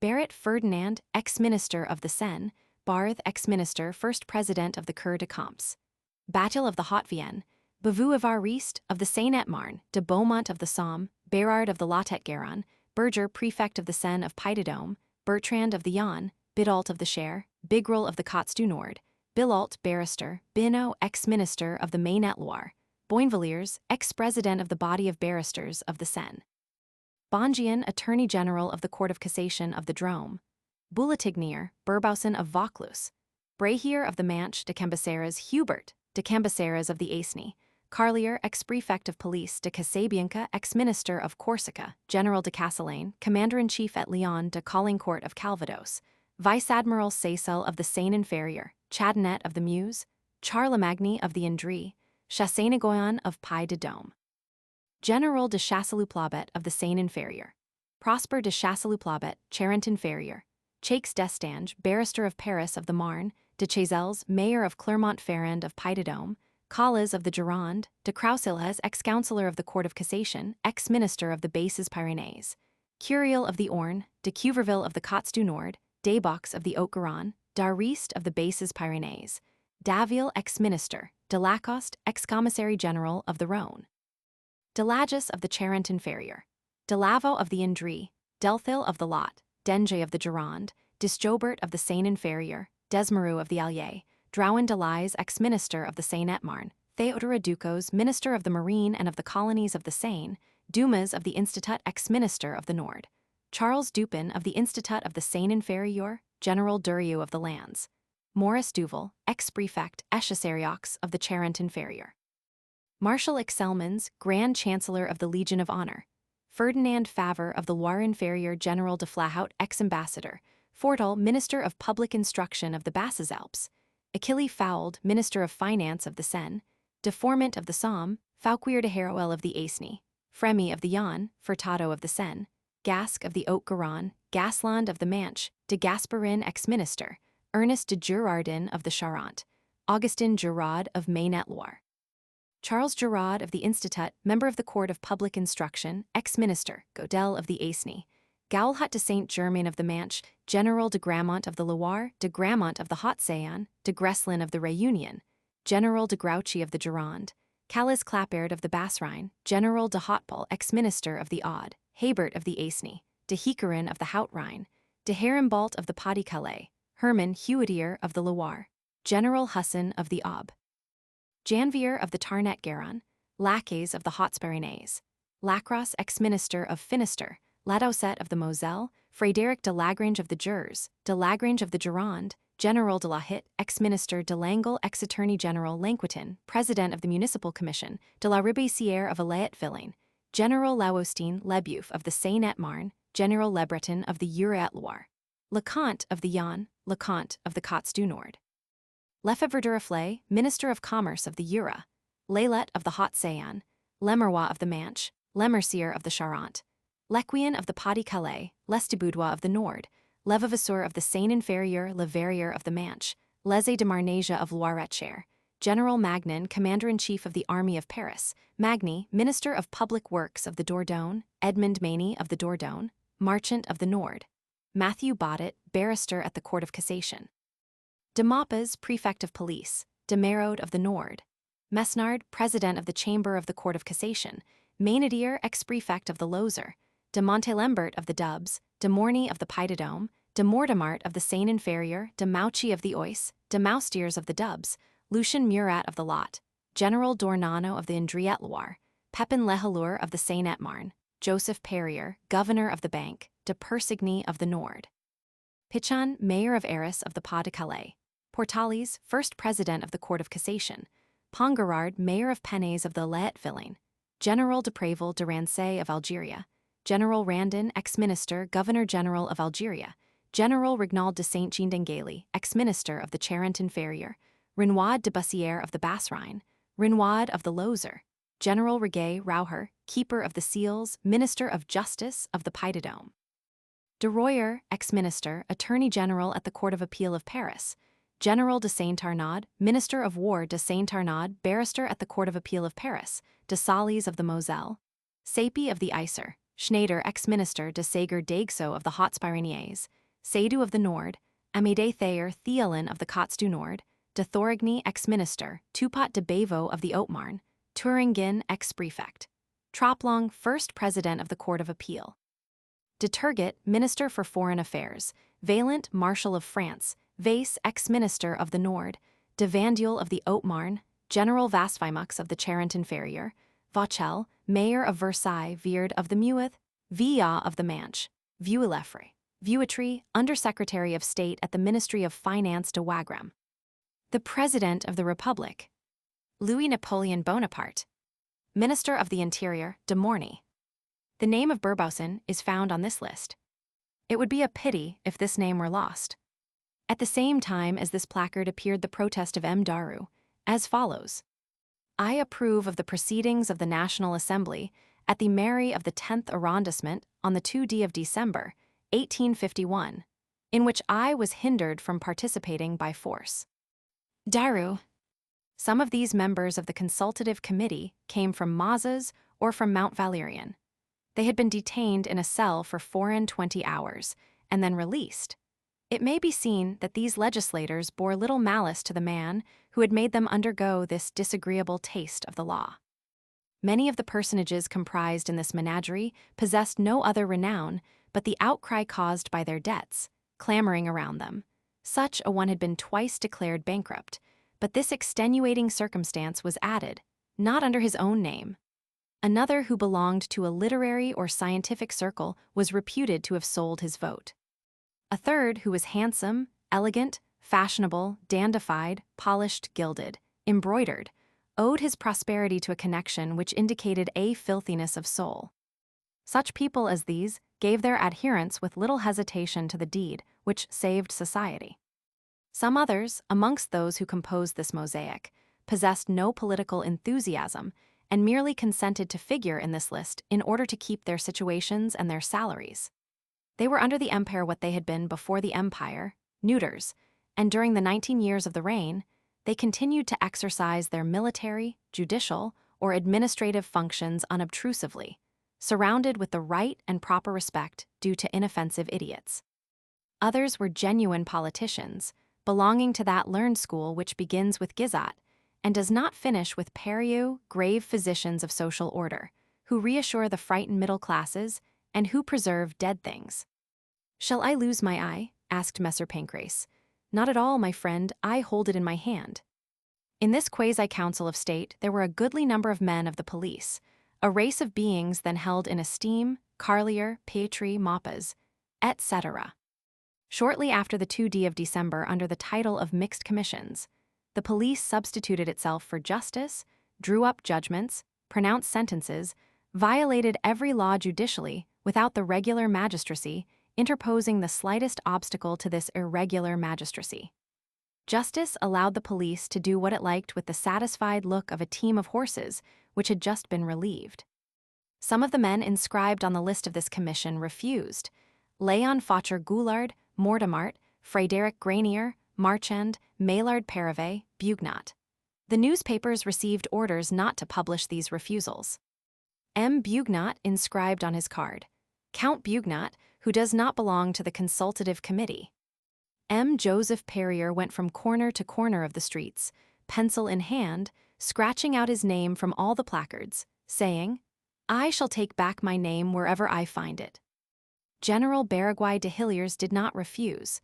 A brave soldier nevertheless, he had lost an arm in the Russian war. Later on, he has been Marshal of France. He deserved better than to have been created a Marshal by Louis Bonaparte. It did not appear likely that he would have come to this. During the last days of November, General Barraguy de Hilliers, seated in a large armchair before the high fireplace of the conference hall of the National Assembly, was warming himself.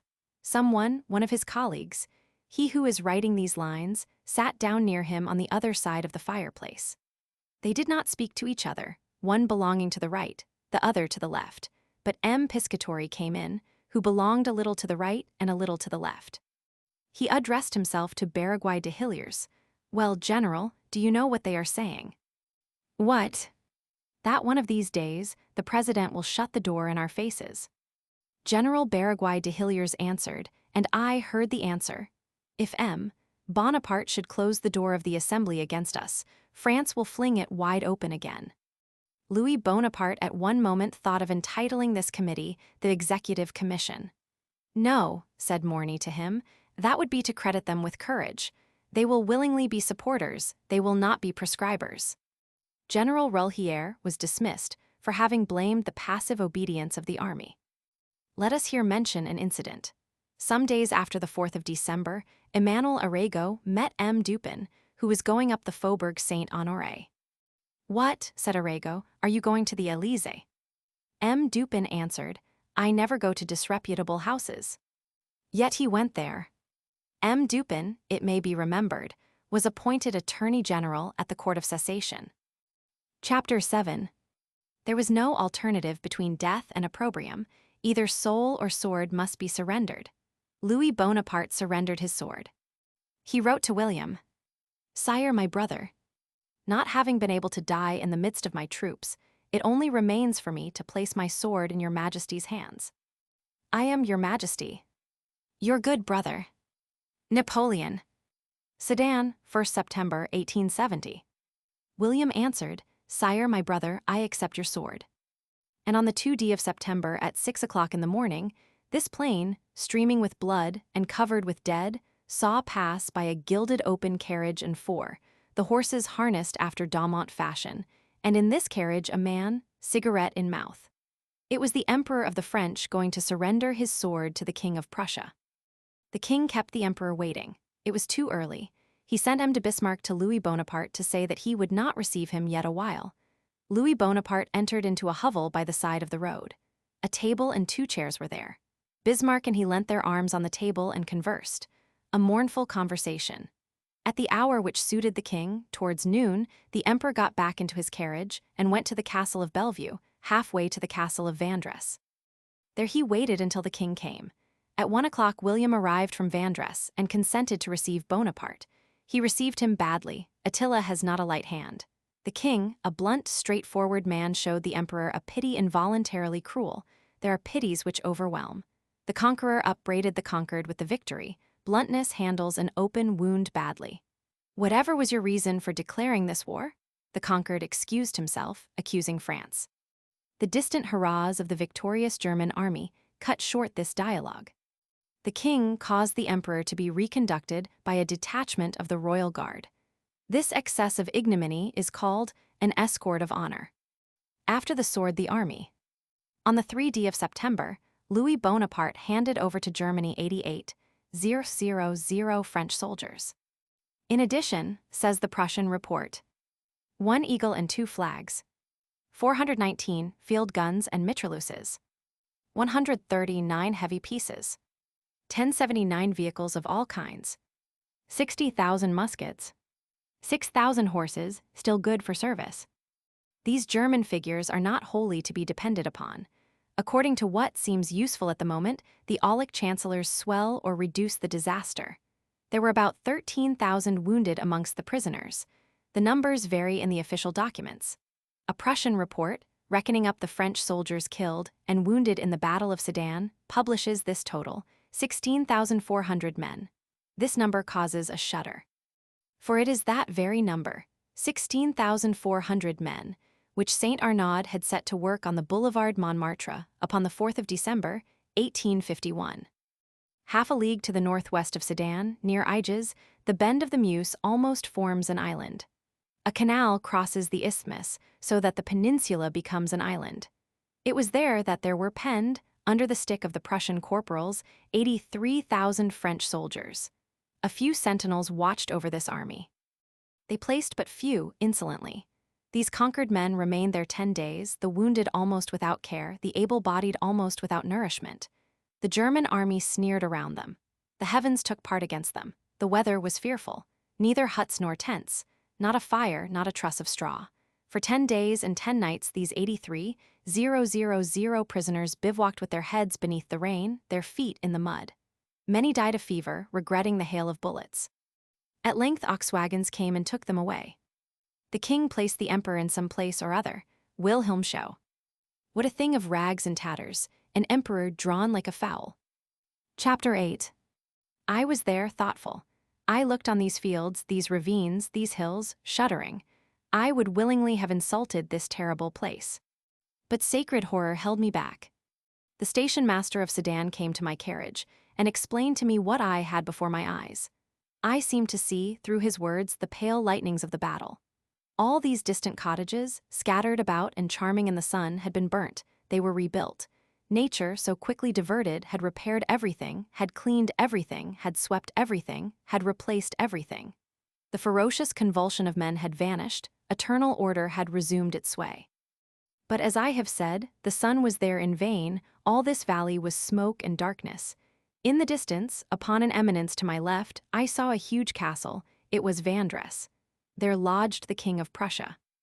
Halfway up this height, along the road, I distinguished above the trees 3 pointed gables.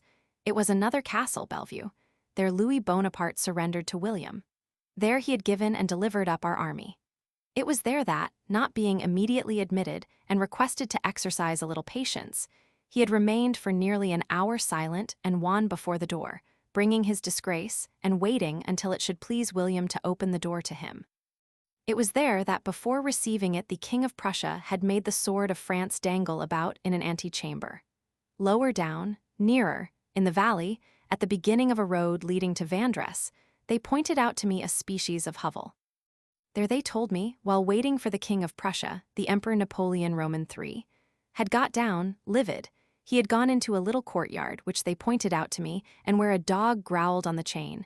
He had seated himself on a stone close by a dunghill, and he had said, "I am thirsty." A Prussian soldier had brought him a glass of water. Terrible end of the coup d'etat? Blood when it is drunk does not quench the thirst.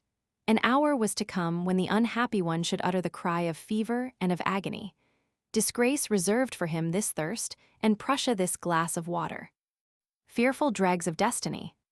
Beyond the road, at a few steps from me, 5 trembling and pale poplars sheltered the front of the house, the single story of which was surmounted by a sign. On this sign was written in great letters this name, Drouet. I became haggard. Drouet I read Varennes. Tragical chance, which mingled Varennes with Sedan, seemed to wish to bring the 2 catastrophes face to face, and to couple in a manner with the same chain the emperor a prisoner of the foreigner, to the king a prisoner of his people. The mist of reverie veiled this plain from me.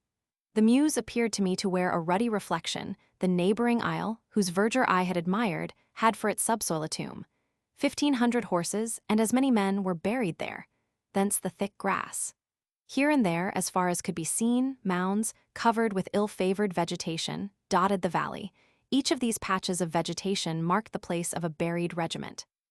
There Guillaumeur's brigade had been annihilated. There, the Laritier division had been exterminated. Here the 7th Corps had perished. There, without having even reached the enemy's infantry, had fallen beneath the cool and well-aimed firing, as the Prussian report states, the whole of General Marguerite's cavalry. From these 2 heights, the most elevated of this circle of hills, Daigny, opposite Givon, which is 266 meters high, Flenu, opposite Illy, 296 meters high, the batteries of the Prussian Royal Guard had crushed the French army. It was done from above with the terrible authority of destiny. It seemed as though they had come there purposely, these to kill, the others to die.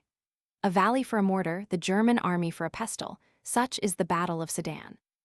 I gazed, powerless to avert my eyes at this field of disaster, at this undulating country which had proved no protection to our regiments, at this ravine where all our cavalry were demolished, at all this amphitheater where the catastrophe was spread out, at the gloomy escarpments of La Marfée, at these thickets, at these declivities, at these precipices, at these forests filled with ambushes, and in this terrible shadow, O thou the invisible, I saw thee. Chapter 8. The situation. Although the fighting tactics of the committee were, for the reasons which I have already given, not to concentrate all their means of resistance into 1 hour or in one particular place, but to spread them over as many points and as many days as possible. Each of us knew instinctively, as also the criminals of the Élysée on their side, that the day would be decisive. The moment drew near when the coup d'etat would storm us from every side, and when we should have to sustain the onslaught of an entire army.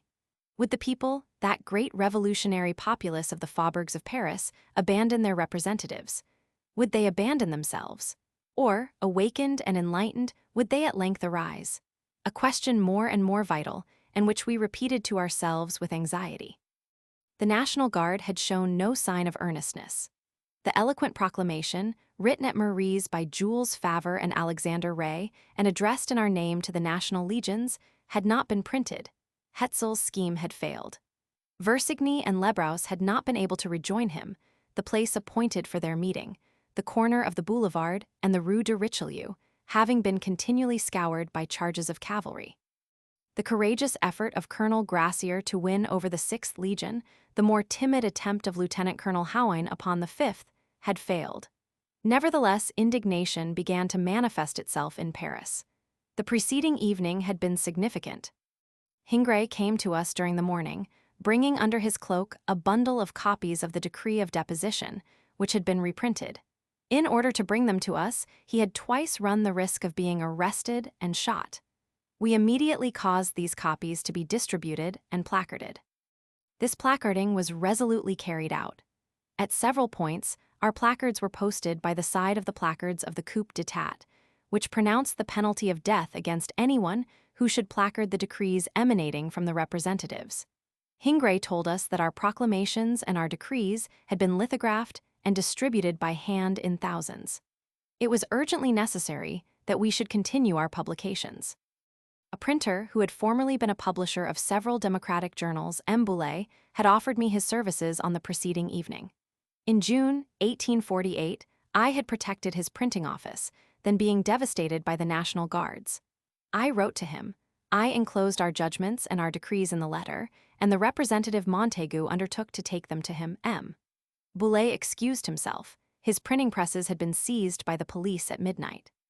Through the precautions which we had taken, and thanks to the patriotic assistance of several young medical and chemical students, powder had been manufactured in several quarters. At one point alone, the Rue Jacob, 100 kilograms had been turned out during the night. As, however, this manufacture was principally carried out on the left bank of the river, and as the fighting took place on the right bank, it was necessary to transport this powder across the bridges. They managed this in the best manner they could.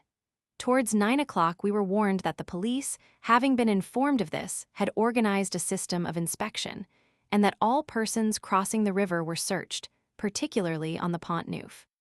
A certain strategical plan became manifest, the 10 central bridges militarily guarded. People were arrested in the street on account of their personal appearance. A Sergeant de Ville, at the corner of Hiponto Change, exclaimed, loud enough for the passers-by to hear, "We shall lay hold of all those who have not their beards properly trimmed, or who do not appear to have slept." Notwithstanding all this, we had a little powder. The disarming of the National Guard at various points had produced about 800 muskets. Our proclamations and our decrees were being placarded. Our voice was reaching the people. A certain confidence was springing up.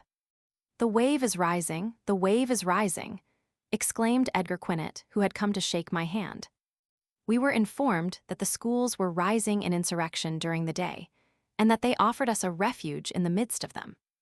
Jules Favre exclaimed joyfully, "Tomorrow we shall date our decrees from the Pantheon." Signs of good omen grew more numerous. An old hotbed of insurrection, the Rue Saint-André-des-Arts, was becoming agitated. The association called La Presse du Travail gave signs of life. Some brave workmen at the house of one of their colleagues, Naitre No. 13, Rue du Jardinet, had organized a little printing press in a garret, a few steps from the barracks of the Gendarmerie Mobile. They had spent the night first in compiling, and then in printing a manifesto to working men, which called the people to arms. They were 5 skillful and determined men. They had procured paper, they had perfectly new type. Some of them moistened the paper, while the others composed. Towards 2 o'clock in the morning they began to print. It was essential that they should not be heard by the neighbors. They had succeeded in muffling the hollow blows of the encrollers, alternating with the rapid sound of the printing blankets. In a few hours, 1,500 copies were pulled, and at daybreak they were placarded at the corners of the streets. The leader of these intrepid workmen, A. Desmoulins, who belonged to that sturdy race of men who are both cultured and who can fight, had been greatly disheartened on the preceding day. He now had become hopeful. On the preceding day, he wrote, "Where are the representatives? The communications are cut. The quays and the boulevards can no longer be crossed. It has become impossible to reunite the popular assembly. The people need direction." Deflot in one district, Victor Hugo in another, Sculpture in a third, are actively urging on the combat, and expose their lives a score of times, but none feel themselves supported by any organized body. And moreover, the attempt of the royalists in the 10th arrondissement has roused apprehension. People dread lest they should see them reappear when all is accomplished. Now this man so intelligent and so courageous recovered confidence, and he wrote, "Decidedly, Louis Napoleon is afraid. The police reports are alarming for him. The resistance of the Republican representatives is bearing fruit. Paris is arming. Certain regiments appear ready to turn back. The gendarmerie itself is not to be depended upon, and this morning an entire regiment refused to march. Disorder is beginning to show itself in the services. 2 batteries fired upon each other for a long time without recognition. One would say that the coup d'etat is about to fail."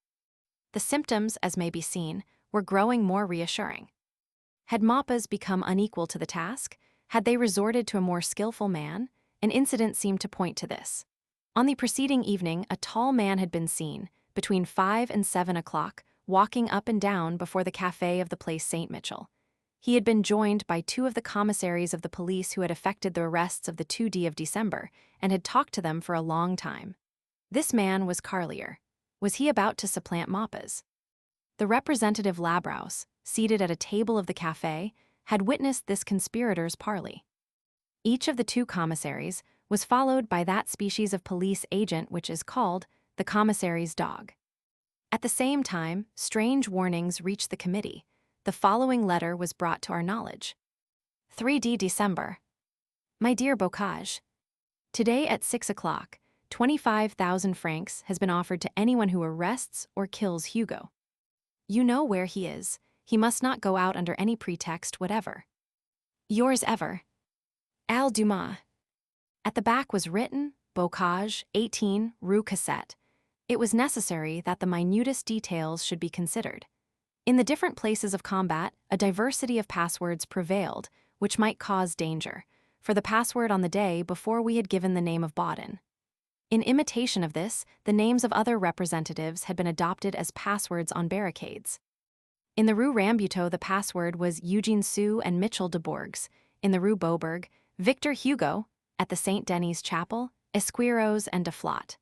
We thought it necessary to put a stop to this confusion and to suppress the proper names, which are always easy to guess. The password settled upon was, "What is Joseph doing?" At every moment items of news and information came to us from all sides, that barricades were everywhere being raised, and that firing was beginning in the central streets. Mitchell de Bourges exclaimed, "Construct a square of 4 barricades, and we will go and deliberate in the center." We received news from Mont Valérien, 2 prisoners the more. Rigol and Bell had just been committed, both of the left.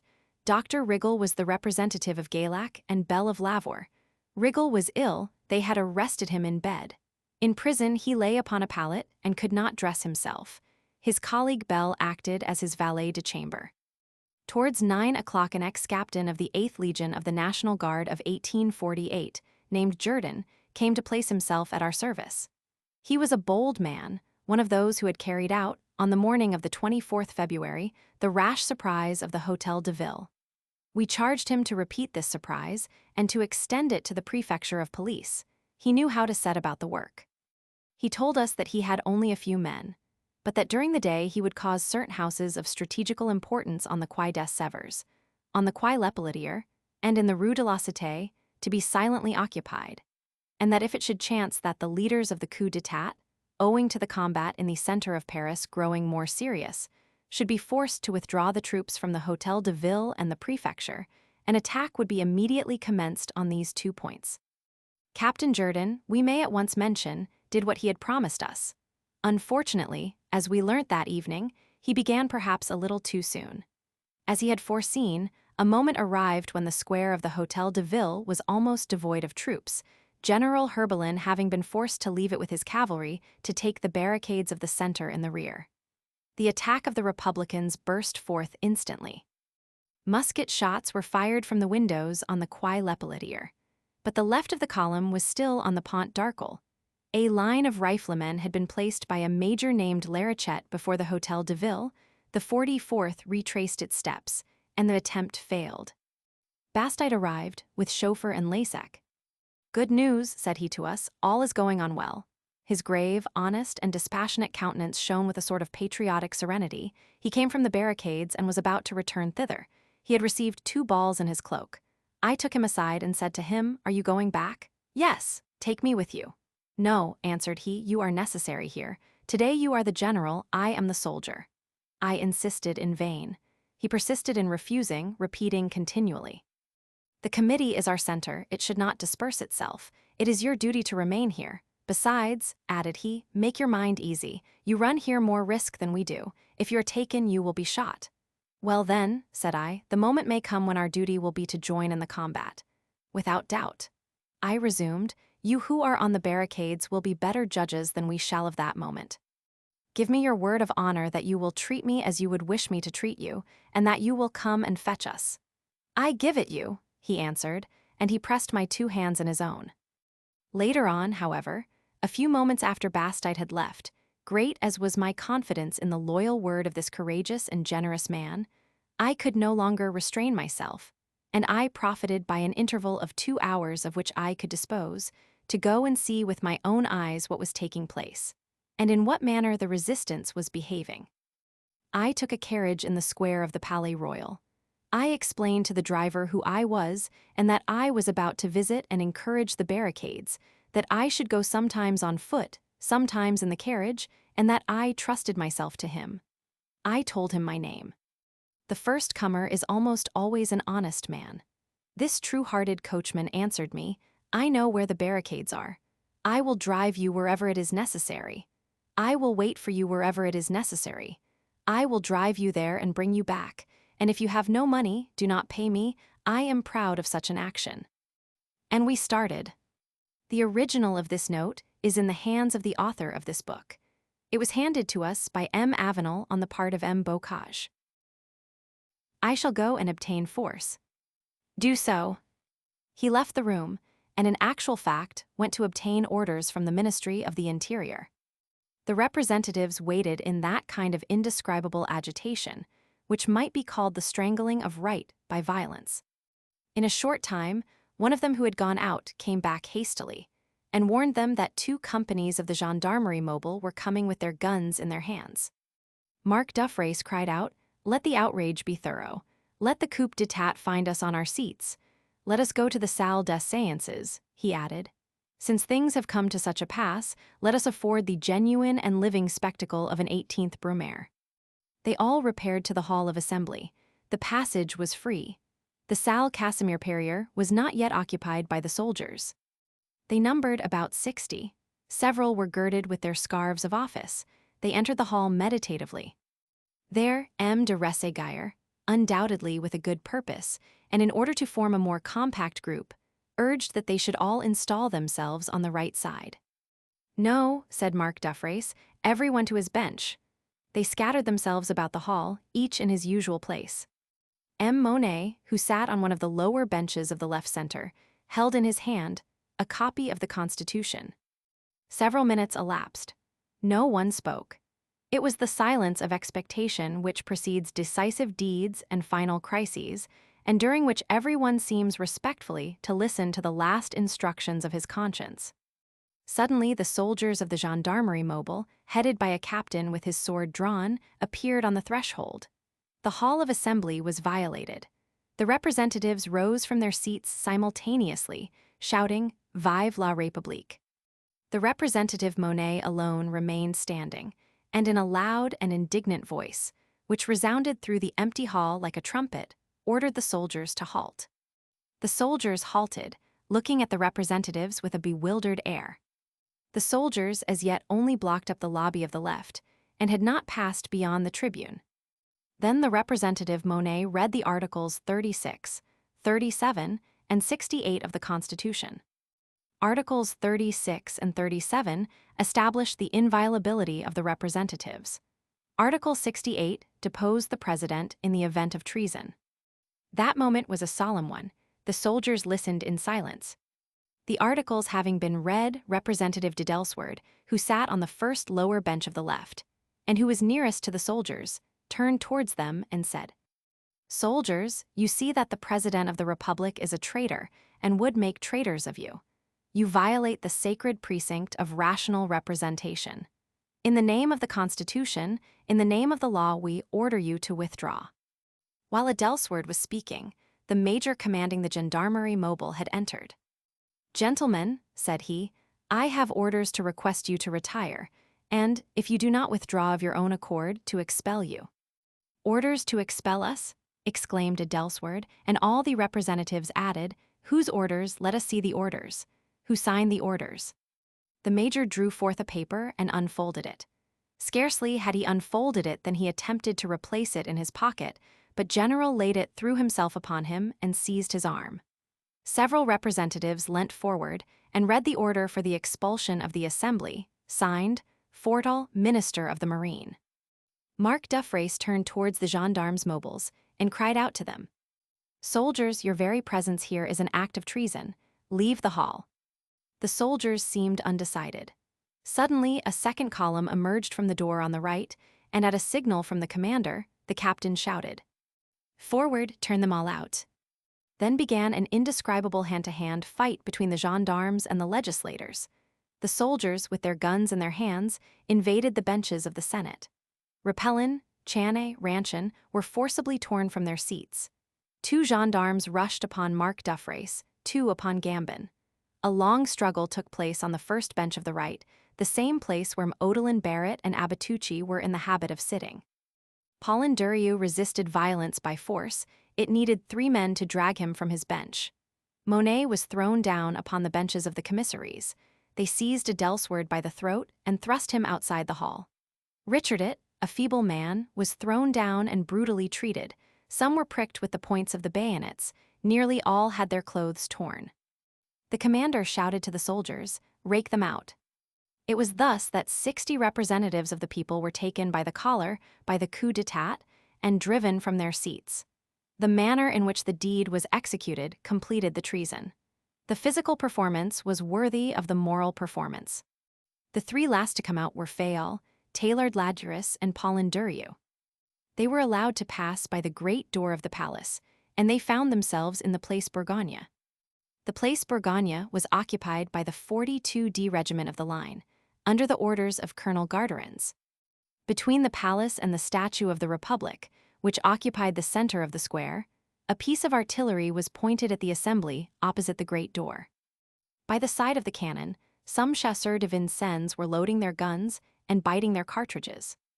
Colonel Garderins was on horseback near a group of soldiers, which attracted the attention of the representatives Taillard-Ladurus, Fayolle, and Paulin Durieux. In the middle of this group, 3 men who had been arrested were struggling, crying, "Long live the Constitution! Vive la République!" Fayolle, Paulin Durieux, and Taillard-Ladurus approached and recognized in the 3 prisoners 3 members of the majority, Representatives Toupet-Desvines Raydout, Lafosse, and Arby. Representative Arby was warmly protesting. As he raised his voice, Colonel Garderins cut him short with these words, which are worthy of preservation. "Hold your tongue, 1 word more, and I will have you thrashed with the butt end of a musket." The 3 representatives of the left indignantly called on the colonel to release their colleagues. "Colonel," said Fayolle, "you break the law 3-fold." "I will break it 6-fold," answered the colonel, and he arrested Fayolle, Durieux, and Taillard-Ladurus. The soldiery were ordered to conduct them to the guard-house of the palace, then being built for the Minister of Foreign Affairs.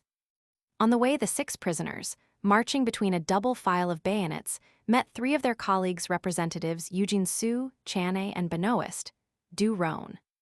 Eugene Sue placed himself before the officer who commanded the detachment and said to him, "We summon you to set our colleagues at liberty."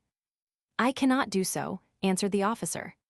"In that case, complete your crimes," said Eugene Sue. "We summon you to arrest us also."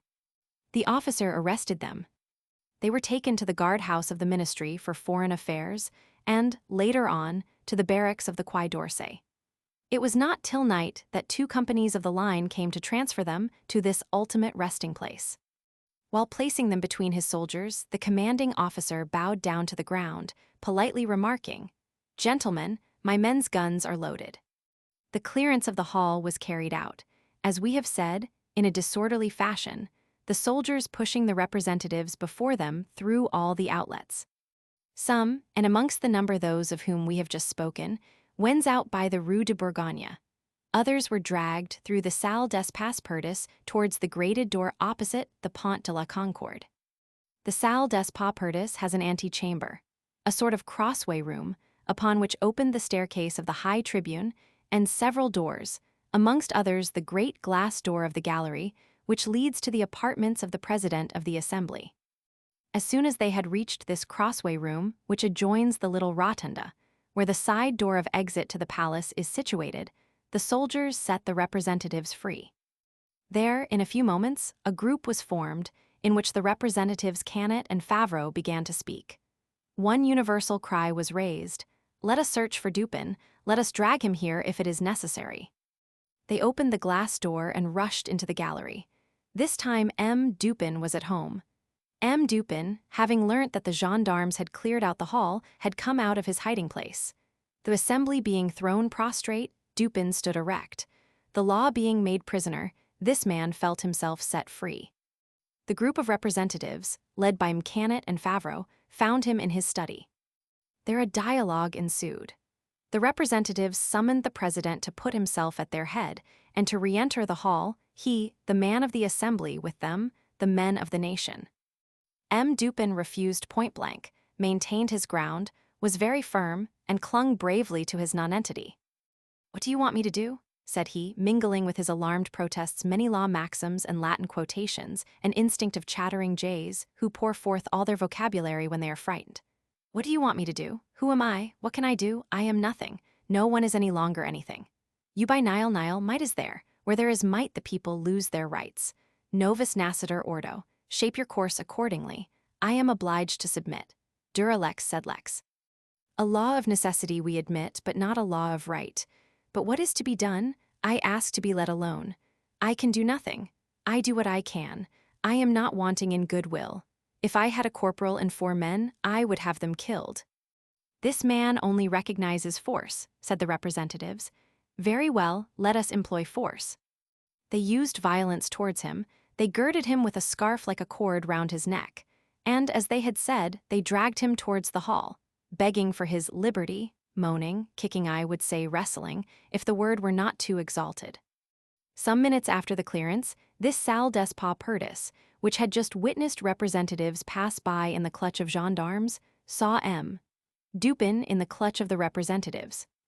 They did not get far. Soldiers barred the great green folding doors. Colonel Espinasse hurried thither. The commander of the gendarmerie came up. The butt ends of a pair of pistols were seen peeping out of the commander's pocket. The colonel was pale, the commander was pale, M. Dupin was livid. Both sides were afraid. M. Dupin was afraid of the colonel assuredly was not afraid of M. Dupin, but behind this laughable and miserable figure he saw a terrible phantom rise up his crime, and he trembled. In Homer there is a scene where Nemesis appears behind their sights. M. Dupin remained for some moments stupefied, bewildered and speechless. The representative Gambin exclaimed to him, "Now then speak, M. Dupin, the left does not interrupt you." Then, with the words of the representatives at his back and the bayonets of the soldiers at his breast, the unhappy man spoke. What his mouth uttered at this moment, what the President of the Sovereign Assembly of France stammered to the gendarmes at this intensely critical moment, no one could gather. Those who heard the last gasps of this moribund cowardice hastened to purify their ears. It appears, however, that he stuttered forth something like this: "You are might, you have bayonets. I invoke right and I leave you. I have the honor to wish you good day." He went away. They let him go. At the moment of leaving, he turned round and let fall a few more words. "We will not gather them up. History has no ragpicker's basket." This grated door was closed on December 2 and was not reopened until the 12th March, when Louis Bonaparte came to inspect the works of the Hall of the Corps Legislatif. Chapter 9. Never was there a more dismal fall. No expiation can be compared with this. The unprecedented drama was in 5 acts, so fierce that Aeschylus himself would not have dared to dream of them. The ambush, the struggle, the massacre, the victory, the fall, what a tangle and what an unwinding. A poet who would have predicted it would have seemed a traitor. God alone could permit himself Sedan. Everything in proportion, such is his law. Far worse than Brumaire, it needed a more crushing retribution than Waterloo. The first Napoleon, as we have said elsewhere, had faced his destiny. He had not been dishonored by his punishment. He fell while steadfastly regarding God. He came back to Paris, appraising the deserts of those men who overthrew him, proudly distinguishing amongst them, esteeming Lafayette and despising Dupin. He had at the last moment wished to see clearly into his destiny. He had not allowed his eyes to be bandaged. He had accepted the catastrophe while making his conditions with it. Here there is nothing of the kind. One might almost say that the traitor is struck treacherously. In this case, there is a bad man who feels himself in the grasp of destiny and who does not know what it is doing to him. He was at the summit of his power, the blind master of an idiot world. He had wished for a plebiscitum, he had had one. He had at his feet this very William. It was at this moment that his crimes suddenly seized him. He did not struggle against it. He was the condemned man who obeys his sentence. He submitted to everything which terrible fate exacted from him. Never was there a more docile patient. He had no army, he made war, he had only Rauher, he provoked Bismarck, he had only Leboeuf, he attacked Moltke. He confided Strasbourg to Ulrich, he gave Metz to Bazaine to guard. He had 120,000 men at Chalons, he had it in his power to cover Paris. He felt that his crime rose up there, threatening and erect. He fled, not daring to face Paris. He himself led purposely, and yet despite himself, willing and yet unwilling, knowingly and yet unknowingly, a miserable mind, a prey to the abyss. He led his army into a place of annihilation. He made that terrible choice, a battlefield without an outlet. He was no longer conscious of anything, no more of his blunder of today than of his crime of former days. He must finish, but he could only finish as a fugitive. This condemned one was not worthy to look his end in the face. He lowered his head, he turned his back. God executed him in degrading him. Napoleon Roman III. As an emperor had a right to thunder, but for this man the thunder was ignominious. He was thunderstruck in the back. LNA terrible. Chapter 10. Let us forget this man, and let us look at humanity. The invasion of France by Germany in 1870 was a night effect. The world was astonished that so much gloom could come forth from a people. 5 black months such was the siege of Paris. To create night may prove power, but glory consists in the creation of daylight. France creates daylight, thence her immense human popularity. To her civilization owes the dawn. The human mind, in order to see clearly, turns in the direction of France. 5 months of darkness, that is what, in 1870, Germany succeeded in giving to the nations. France has given to them 4 centuries of light. Today the civilized world more than ever feels the need which it has of France. France has proved this by her danger. The ungrateful apathy of governments only increased the anxiety of nations. At the sight of Paris threatened, there arose among the people's dread that their own heads were in danger. Would they allow Germany to go on? But France saved herself quite alone. She had only to rise. Paduit D. Today she is greater than ever. What would have killed another nation has hardly wounded her. The darkening of her horizon has rendered her light more visible. What she has lost in territory she has gained in radiancy. Moreover, she is fraternal without an effort. Above her misfortune there is her smile. It is not on her that the Gothic Empire weighs. She is a nation of citizens and not a flock of subjects. Frontiers? Will there be any frontiers in 20 years? Victories. France counts in her past victories of war and in her future victories of peace. The future belongs to Voltaire and not to Krupp. The future belongs to the book and not to the sword. The future belongs to life and not to death. There is in the policy opposed to France a certain amount of the tomb. To seek life in the old institutions is a vain task, and to feed upon the past is to bite the dust. France has the faculty of giving light. No catastrophe, political or military, will deprive her of this mysterious supremacy. The cloud passes away, the star is seen once more. The star possesses no anger, the dawn bears no malice. Light is satisfied in being light. Light is everything, the human race has no other love. France knows herself beloved because she is good, and the greatest of all powers is to be loved. The French Revolution is for all the world. It is a battle perpetually waged for right and perpetually gained for truth. Right is the innermost part of man, truth is the innermost part of God. What can be done against a revolution which has so much right on its side? Nothing. To love it, that is what the nations do. France offers herself, the world accepts her. The whole phenomenon lies in these few words. An invasion of armies can be resisted, an invasion of ideas cannot be resisted. The glory of barbarians is to be conquered by humanity. The glory of savages is to be conquered by civilization. The glory of darkness is to be conquered by the torch. This is why France is desired and assented to by all. This is why, having no hatred, she has no fear. This is why she is fraternal and maternal. This is why it is impossible to lessen her, impossible to humiliate her, impossible to irritate her. This is why, after so many ordeals, after so many catastrophes, after so many disasters, after so many calamities, after so many falls, incorruptible and invulnerable she holds out her hand to all the peoples from above. When our glance rests on this old continent, stirred today by a new breath, certain phenomena appear, and we seem to gain a glimpse of that august and mysterious problem, the formation of the future. It may be said that in the same manner as light is compounded of 7 colors, civilization is compounded of 7 peoples. Of these peoples, 3, Greece, Italy, and Spain, represent the south. 3, England, Germany, and Russia, represent the north. The 7th, or the first, France, is at the same time north and south, Celtic and Latin, Gothic, and Greek. This country owes to its heaven this sublime good fortune, the crossing of 2 rays of light. The crossing of 2 rays of light is as though we were to say the joining of 2 hands, that is to say peace. Such is the privilege of this France, she is at the same time solar and starry. In her heaven she possesses as much dawn as the east, and as many stars as the north. Sometimes her glimmer rises in the twilight, but it is in the black night of revolutions and of wars that her resplendence blazes forth, and her aurorian dawn becomes the aurora borealis. One day, before long, the 7 nations, which combine in themselves the whole of humanity, will join together and amalgamate like the 7 colors of the prism, in a radiant celestial arch. The marvel of peace will appear eternal and visible above civilization, and the world, dazzled, will contemplate the immense rainbow of the united peoples of Europe. The end. End of the Project Gutenberg ebook of the History of a Crime, by Victor Hugo. Chapter 11. The combat finished, the ordeal begins. I did not know where to go.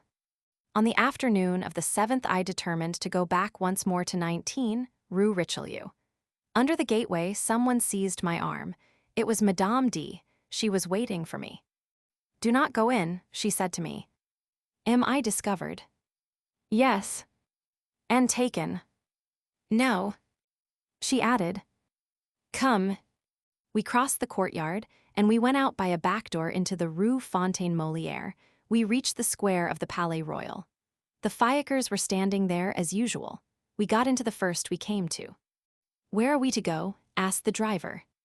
She looked at me. I answered, "I do not know." "I know," she said. "Women always know where Providence lies." An hour later I was in safety.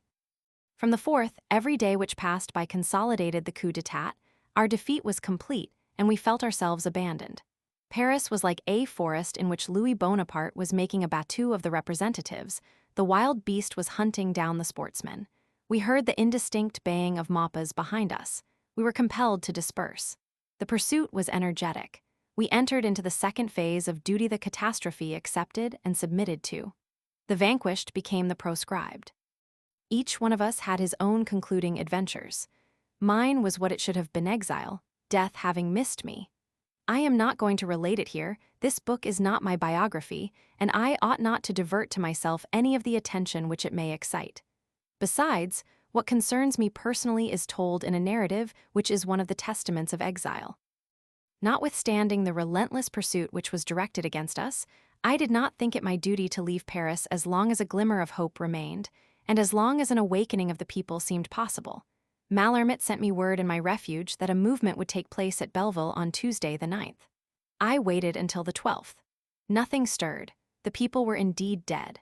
Happily, such deaths as these, like the deaths of the gods, are only for a time.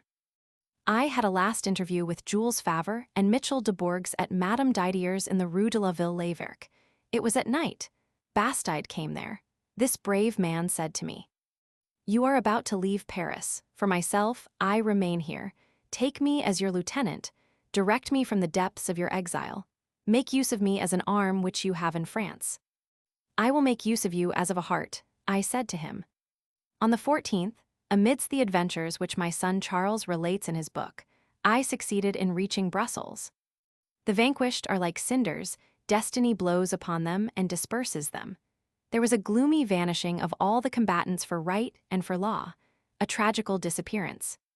Les Hommes de l'Exil, by Charles Hugo. And he handed a paper to the president. The judges turned pale.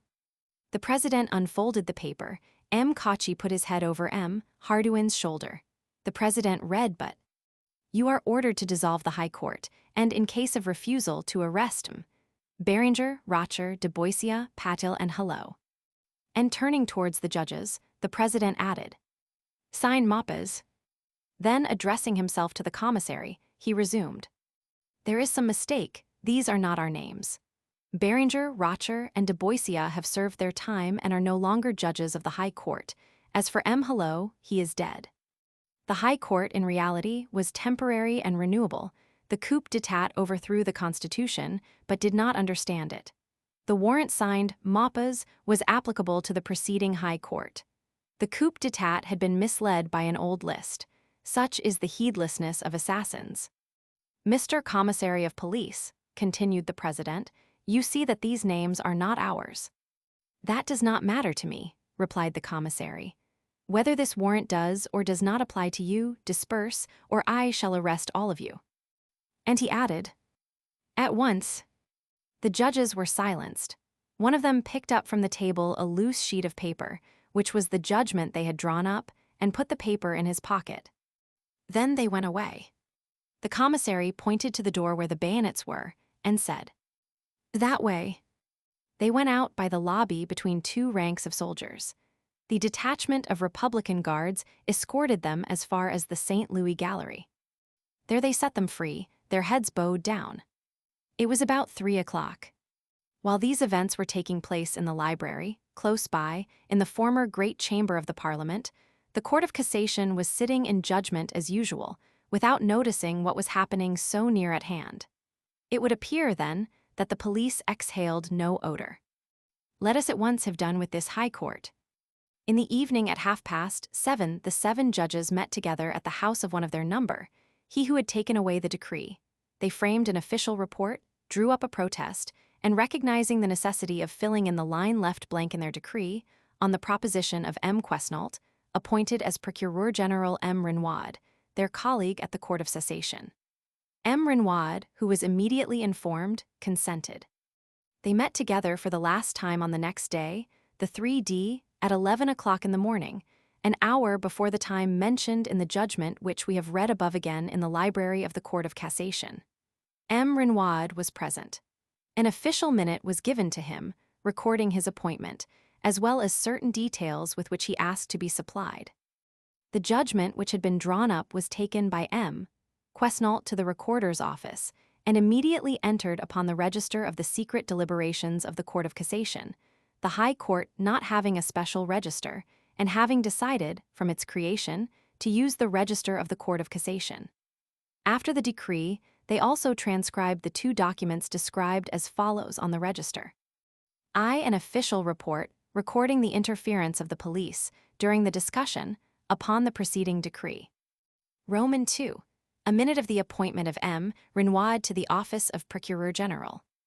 In addition, 7 copies of these different documents, drawn up by the hands of the judges themselves, and signed by them all, were put in a place of safety, as also, it is said, a notebook, in which were written 5 other secret decisions relating to the coup d'etat.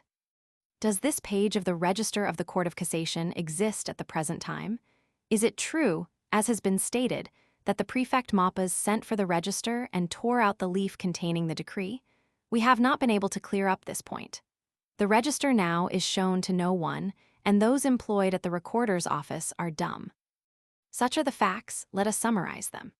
If this court so-called, had been of a character to conceive such an idea as that of doing its duty when it had once met together, the mere organization of itself was a matter of a few minutes. It would have proceeded resolutely and rapidly.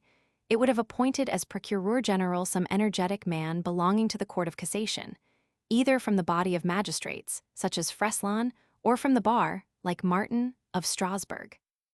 By virtue of Article 68, and without waiting the initiative of the Assembly, it would have drawn up a judgment stigmatizing the crime.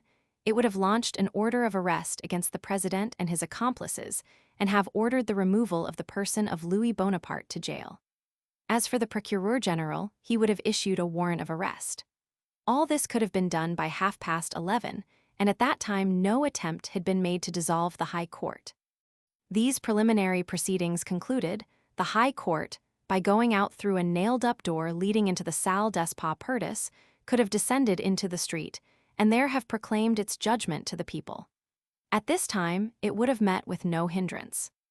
Finally, and this in any case, it should have sat robed on the judge's bench with all magisterial state, and when the police agent and his soldiers appeared, should have ordered the soldiers, who perhaps would have obeyed them, to arrest the agent, and if the soldiers had disobeyed, should have allowed themselves to be formally dragged to prison, so that the people could see, under their own eyes, out in the open street, the filthy hoof of the coup d'etat trampling upon the robe of justice. Instead of this, what steps did the High Court take? We have just seen. Be off with you. We are going. We can imagine, after a very different fashion, the dialogue between Matthew Millet and Vidocq. This line was left blank. It was filled in later on with the name of M. Renoir, Counselor of the Court of Cassation.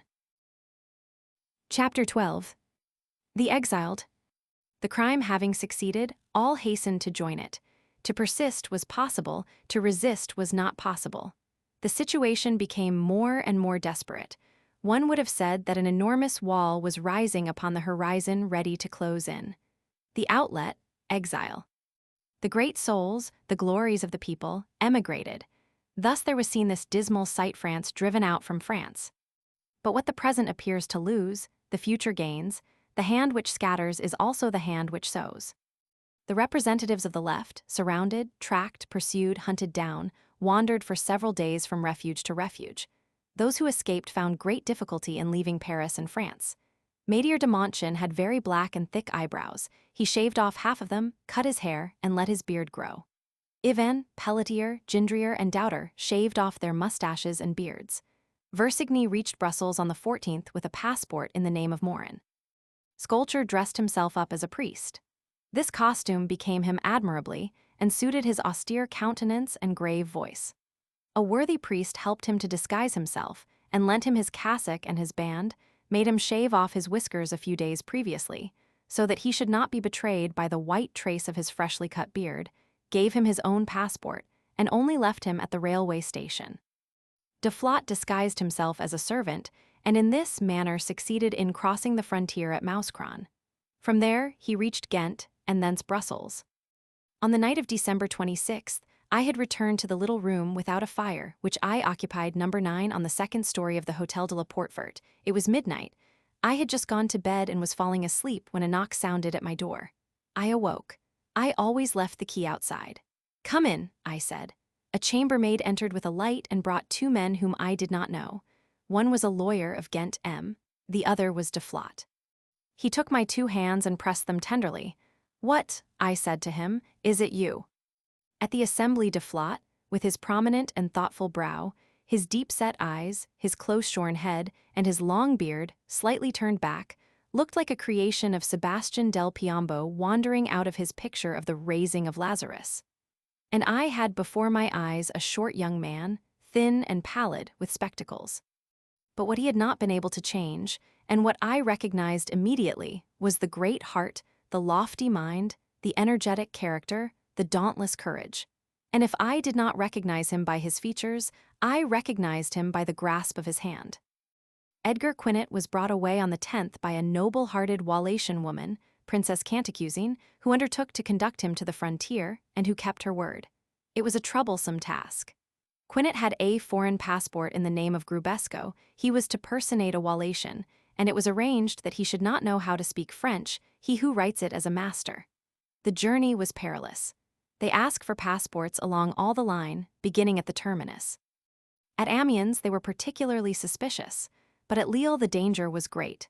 The gendarmes went from carriage to carriage, entered them lantern in hand, and compared the written descriptions of the travelers with their personal appearance. Several who appeared to be suspicious characters were arrested and were immediately thrown into prison. Edgar Quinet, seated by the side of Madame Cantacuzene, awaited the turn of his carriage. At length it came. Madame Cantacuzene leaned quickly forward towards the gendarmes and hastened to present her passport, but the corporal waved back Madame Cantacuzene's passport, saying, "It is useless, madame, we have nothing to do with women's passports," and he asked Quinet abruptly, "Your papers?" Quinet held out his passport unfolded. The gendarme said to him, "Come out of the carriage so that we can compare your description." It happened, however, that the Wallachian passport contained no description. The corporal frowned and said to his subordinates, "An irregular passport. Go and fetch the commissary." All seemed lost, but Madame Cantacuzene began to speak to Quinet in the most Wallachian words in the world, with incredible assurance and volubility, so much so that the gendarme, convinced that he had to deal with all Wallachia in person, and seeing the train ready to start, returned the passport to Quinet, saying to him, "There, be off with you." A few hours afterwards Edgar Quinet was in Belgium. Arnauld de Ellarige also had his adventures. He was a marked man, he had to hide himself. Arnauld being a Catholic, Madame Arnauld went to the priest, the Abbé de Gury slipped out of the way, the Abbé Merit consented to conceal him, the Abbé Merit was honest and good. Arnauld d'Erige remained hidden for a fortnight at the house of this worthy priest. He wrote from the Abbé Merit's a letter to the Archbishop of Paris, urging him to refuse the Pantheon, which a decree of Louis Bonaparte took away from France and gave to Rome. This letter angered the Archbishop. Arnauld, proscribed, reached Brussels, and there, at the age of 18 months, died the little Red, who on the 3d of December had carried the workman's letter to the Archbishopan angel, sent by God to the priest who had not understood the angel, and who no longer knew God. In this medley of incidents and adventures, each one had his drama. Kernet's drama was strange and terrible. Kernet, it may be remembered, had been a naval officer. He was one of those men of a prompt, decisive character who magnetized other men, and who on certain extraordinary occasions send an electric shock through a multitude. He possessed an imposing air, broad shoulders, brawny arms, powerful fists, a tall stature, all of which give confidence to the masses, and the intelligent expression which gives confidence to the thinkers. You saw him pass, and you recognized strength. You heard him speak, and you felt the will, which is more than strength. When quite a youth he had served in the navy. He combined in himself in a certain degree, and it is this which made this energetic man, when well directed and well employed, a means of enthusiasm and a support. He combined the popular fire and the military coolness. He was one of those natures created for the hurricane and for the crowd, who have begun their study of the people by their study of the ocean, and who are at their ease in revolutions as in tempests. As we have narrated, he took an important part in the combat. He had been dauntless and indefatigable. He was one of those who could yet rouse it to life. From Wednesday afternoon, several police agents were charged to seek him everywhere, to arrest him wherever they might find him, and to take him to the prefecture of the police, where orders had been given to shoot him immediately.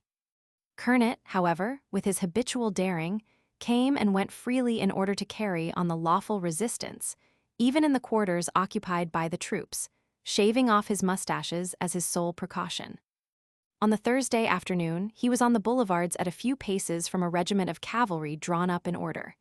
He was quietly conversing with two of his comrades of the fight, High and Loring. Suddenly, he perceives himself and his companions surrounded by a company of sergeants de ville. A man touches his arm and says to him, "You are Kernet. I arrest you."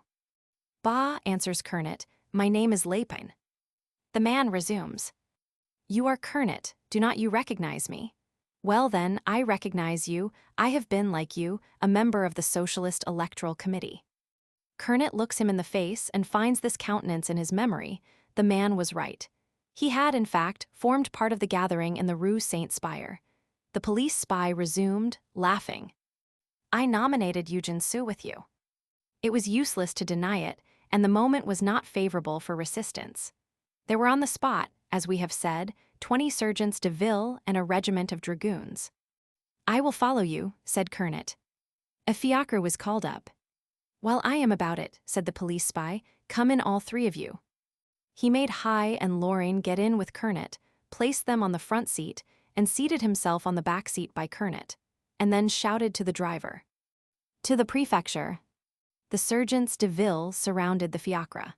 But whether by chance or through confidence, or in the haste to obtain the payment for his capture, the man who had arrested Kernet shouted to the coachman, look sharp," and the fiacre went off at a gallop. In the meantime, Kernet was well aware that on arriving he would be shot in the very courtyard of the prefecture. He had resolved not to go there. At a turning in the Rue Saint-Antoine, he glanced behind, and noticed that the sergeants de ville only followed the fiacre at a considerable distance. Not one of the 4 men which the fiacre was bearing away had as yet opened their lips. Kernet threw a meaning look at his 2 companions seated in front of him, as much as to say, "We are 3, let us take advantage of this to escape." Both answered by an imperceptible movement of the eyes, which pointed out the street full of passers-by, and which said, "No." A few moments afterwards the fiacre emerged from the Rue Saint-Antoine and entered the Rue de Forcy. The Rue de Forcy is usually deserted. No one was passing down it at that moment. Kernet turned suddenly to the police spy and asked him, "Have you a warrant for my arrest?" "No, but I have my card." And he drew his police agent's card out of his pocket and showed it to Kernet. Then the following dialogue ensued between these 2 men. "This is not regular." "What does that matter to me?" "You have no right to arrest me." "All the same, I arrest you." "Look here, is it money that you want? Do you wish for any? I have some with me, let me escape." "A gold nugget as big as your head would not tempt me. You are my finest capture, citizen Kernet." "Where are you taking me to?" "To the prefecture." "They will shoot me there." "Possibly." "And my 2 comrades?" "I do not say no." "I will not go." "You will go, nevertheless." "I tell you I will not go," exclaimed Kernet. And with a movement, unexpected as a flash of lightning, he seized the police spy by the throat. The police agent could not utter a cry, he struggled. A hand of bronze clutched him. His tongue protruded from his mouth, his eyes became hideous and started from their sockets. Suddenly his head sank down and reddish froth rose from his throat to his lips. He was dead. High and Loring, motionless, and as though themselves thunderstruck gazed at this gloomy deed. They did not utter a word. They did not move a limb. The fiacre was still driving on. "Open the door," Kernet cried to them. They did not stir. They seemed to have become stone. Kernet, whose thumb was closely pressed in the neck of the wretched police spy, tried to open the door with his left hand, but he did not succeed. He felt that he could only do it with his right hand, and he was obliged to loose his hold of the man. The man fell face forwards and sank down on his knees. Kernet opened the door. "Off with you," he said to them. High and Loring jumped into the street and fled at the top of their speed. The coachman had noticed nothing. Kernet let them get away, and then, pulling the check string, stopped the fiacre, got down leisurely, reclosed the door, quietly took 40 sous from his purse, gave them to the coachman, who had not left his seat, and said to him, "Drive on." He plunged into Paris. In the Place des Victoires, he met the ex-constituent Isidore Bouvignier, his friend, who about 6 weeks previously had come out of the Madeleines, where he had been confined for the matter of the Solidarité Républicaine. Bouvignier was one of the noteworthy figures on the high benches of the left. Fair, close-shaven, with a stern glance, he made one think of the English Roundheads, and he had the bearing rather of a Cromwellian Puritan than of a Dantonist man of the mountain. Kernet told his adventure. The extremity had been terrible. Buvignier shook his head. "You have killed a man," he said. "In Marie Tudor, I have made Fabiani answer under similar circumstances." "No, a Jew." Kernet, who probably had not read Marie Tudor, answered. "No, a police spy." Then he resumed. "I have killed a police spy to save 3 men, one of whom was myself." Kernet was right. They were in the midst of the combat, they were taking him to be shot. The spy who had arrested him was, properly speaking, an assassin, and assuredly it was a case of legitimate defense. I add that this wretch, a Democrat for the people, a spy for the police, was a twofold traitor. Moreover, the police spy was the jackal of the coup d'etat, while Kernet was the combatant for the law. "You must conceal yourself," said Buvignier. "Come to Juvisy." Buvignier had a little refuge at Juvisy, which is on the road to Corbeil. He was known and loved there. Kernet and he reached there that evening. But they had hardly arrived when some peasant said to Buvignier, "The police have already been here to arrest you, and are coming again tonight." It was necessary to go back. Kernet, more in danger than ever, hunted, wandering, pursued, hid himself in Paris with considerable difficulty. He remained there till the 16th. He had no means of procuring himself a passport. At length, on the 16th, some friends of his on the Northern Railway obtained for him a special passport, worded as follows: "Allow M, an inspector on the service of the company, to pass." He decided to leave the next day, and take the day train, thinking, perhaps rightly, that the night train would be more closely watched. On the 17th, at daybreak, favored by the dim dawn, he glided from street to the Northern Railway station. His tall stature was a special source of danger. He, however, reached the station in safety. The stokers placed him with them on the tender of the engine of the train, which was about to start. He only had the clothes which he had worn since the 2D, no clean linen, no trunk, a little money. In December, the day breaks late and the night closes in early, which is favorable to proscribed persons. He reached the frontier at night without hindrance. At Neuve-Église he was in Belgium. He believed himself in safety. When asked for his papers, he caused himself to be taken before the burgomaster and said to him, "I am a political refugee." The burgomaster, a Belgian but a Bonapartist this breed, is to be found had him at once reconducted to the frontier by the gendarmes, who were ordered to hand him over to the French authorities. Kernet gave himself up for lost. The Belgian gendarmes took him to Armentières. If they had asked for the mayor, it would have been all at an end with Kernet, but they asked for the inspector of customs. A glimmer of hope dawned upon Kernet. He accosted the inspector of customs with his head erect and shook hands with him. The Belgian gendarmes had not yet released him. "Now, sir," said Kernet to the custom house officer, "you are an inspector of customs, I am an inspector of railways. Inspectors do not eat inspectors. The deuce take it. Some worthy Belgians have taken fright and sent me to you between 4 gendarmes. Why, I know not. I am sent by the Northern Company to relay the ballast of a bridge somewhere about here which is not firm. I come to ask you to allow me to continue my road. Here is my pass." He presented the pass to the custom house officer. The custom house officer read it, found it according to due form, and said to Kernet, "Mr. Inspector, you are free." Kernet, delivered from the Belgian gendarmes by French authority, hastened to the railway station. He had friends there. "Quick," he said, "it is dark, but it does not matter, it is even all the better. Find me someone who has been a smuggler and who will help me to pass the frontier." They brought him a small lad of 18, fair-haired, ruddy, hearty, a Walloon and who spoke French. "What is your name?" said Kernet. "Henry." "You look like a girl. Nevertheless, I am a man. Is it you who undertake to guide me?" "Yes." Chapter 13. The Military Commissions and the Mixed Commissions. Justice sometime meets with strange adventures. This old phrase assumed a new sense. The code ceased to be a safeguard. The law became something which had sworn fealty to a crime. Louis Bonaparte appointed judges by whom one felt oneself stopped as in the corner of a wood. In the same manner as the forest is an accomplice through its density, so the legislation was an accomplice by its obscurity. What it lacked at certain points, in order to make it perfectly dark, they added. How? By force, purely and simply. by decree, sic jubeo. The decree of the 17th of February was a masterpiece. This decree completed the proscription of the person by the proscription of the name. Domitian could not have done better. Human conscience was bewildered. Right, equity, reason felt that the master had over them the authority that a thief has over a purse. No reply, obey, nothing resembles those infamous times. Every iniquity was possible. Legislative bodies supervened and instilled so much gloom into legislation that it was easy to achieve a baseness in this darkness. A successful coup d'etat does not stand upon ceremony. This kind of success permits itself everything. Facts abound, but we must abridge, we will only present them briefly. There were two species of justice, the military commissions and the mixed commissions. The military commissions sat in judgment with closed doors.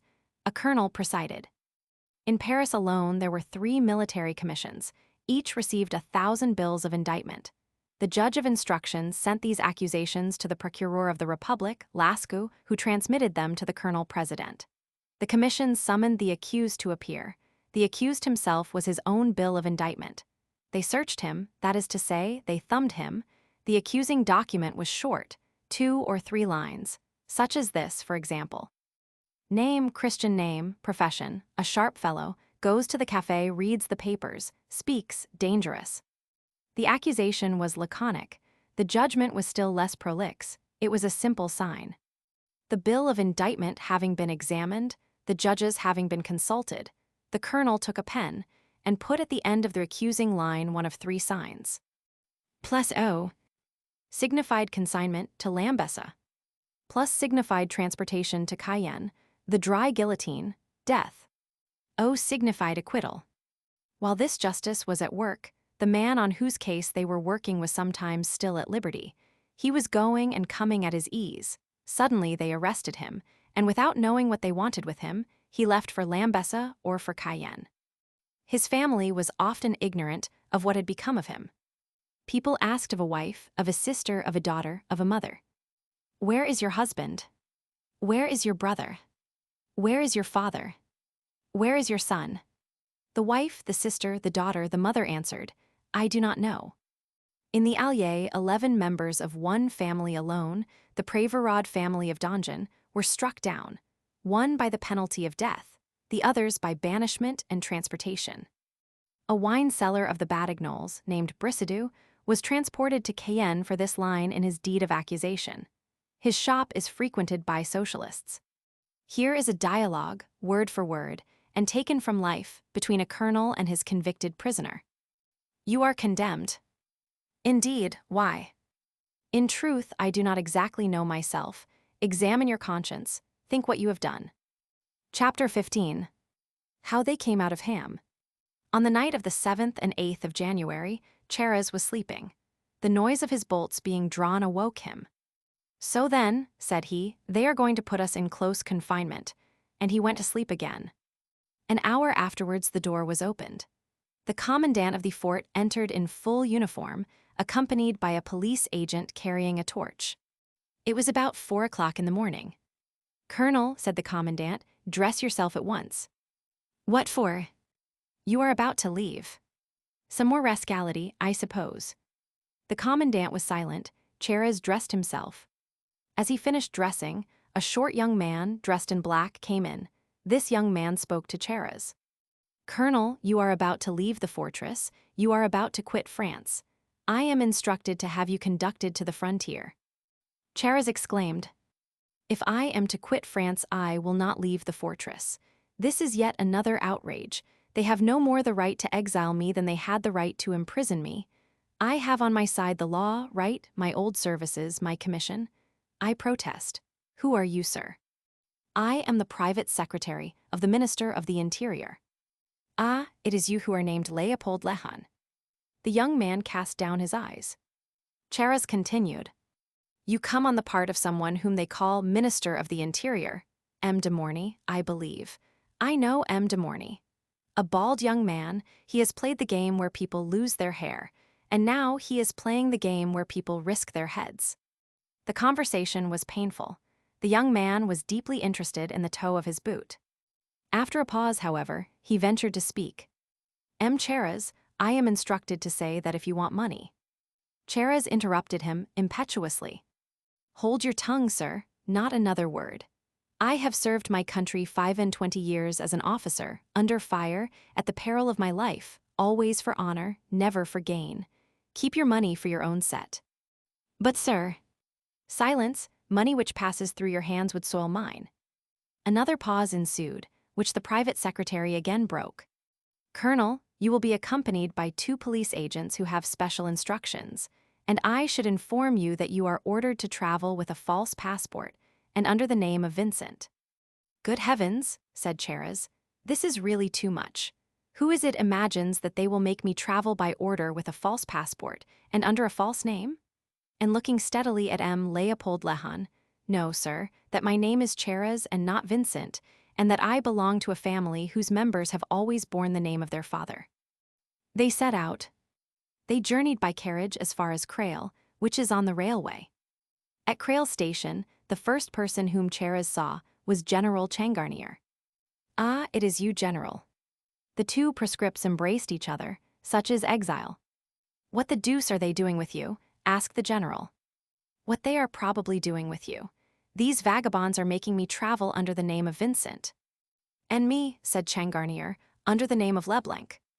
In that case they ought at least to have called me Lerouge, said Cheras, with a burst of laughter. In the meantime a group, kept at a distance by the police agents, had formed round them. People had recognized them and saluted them.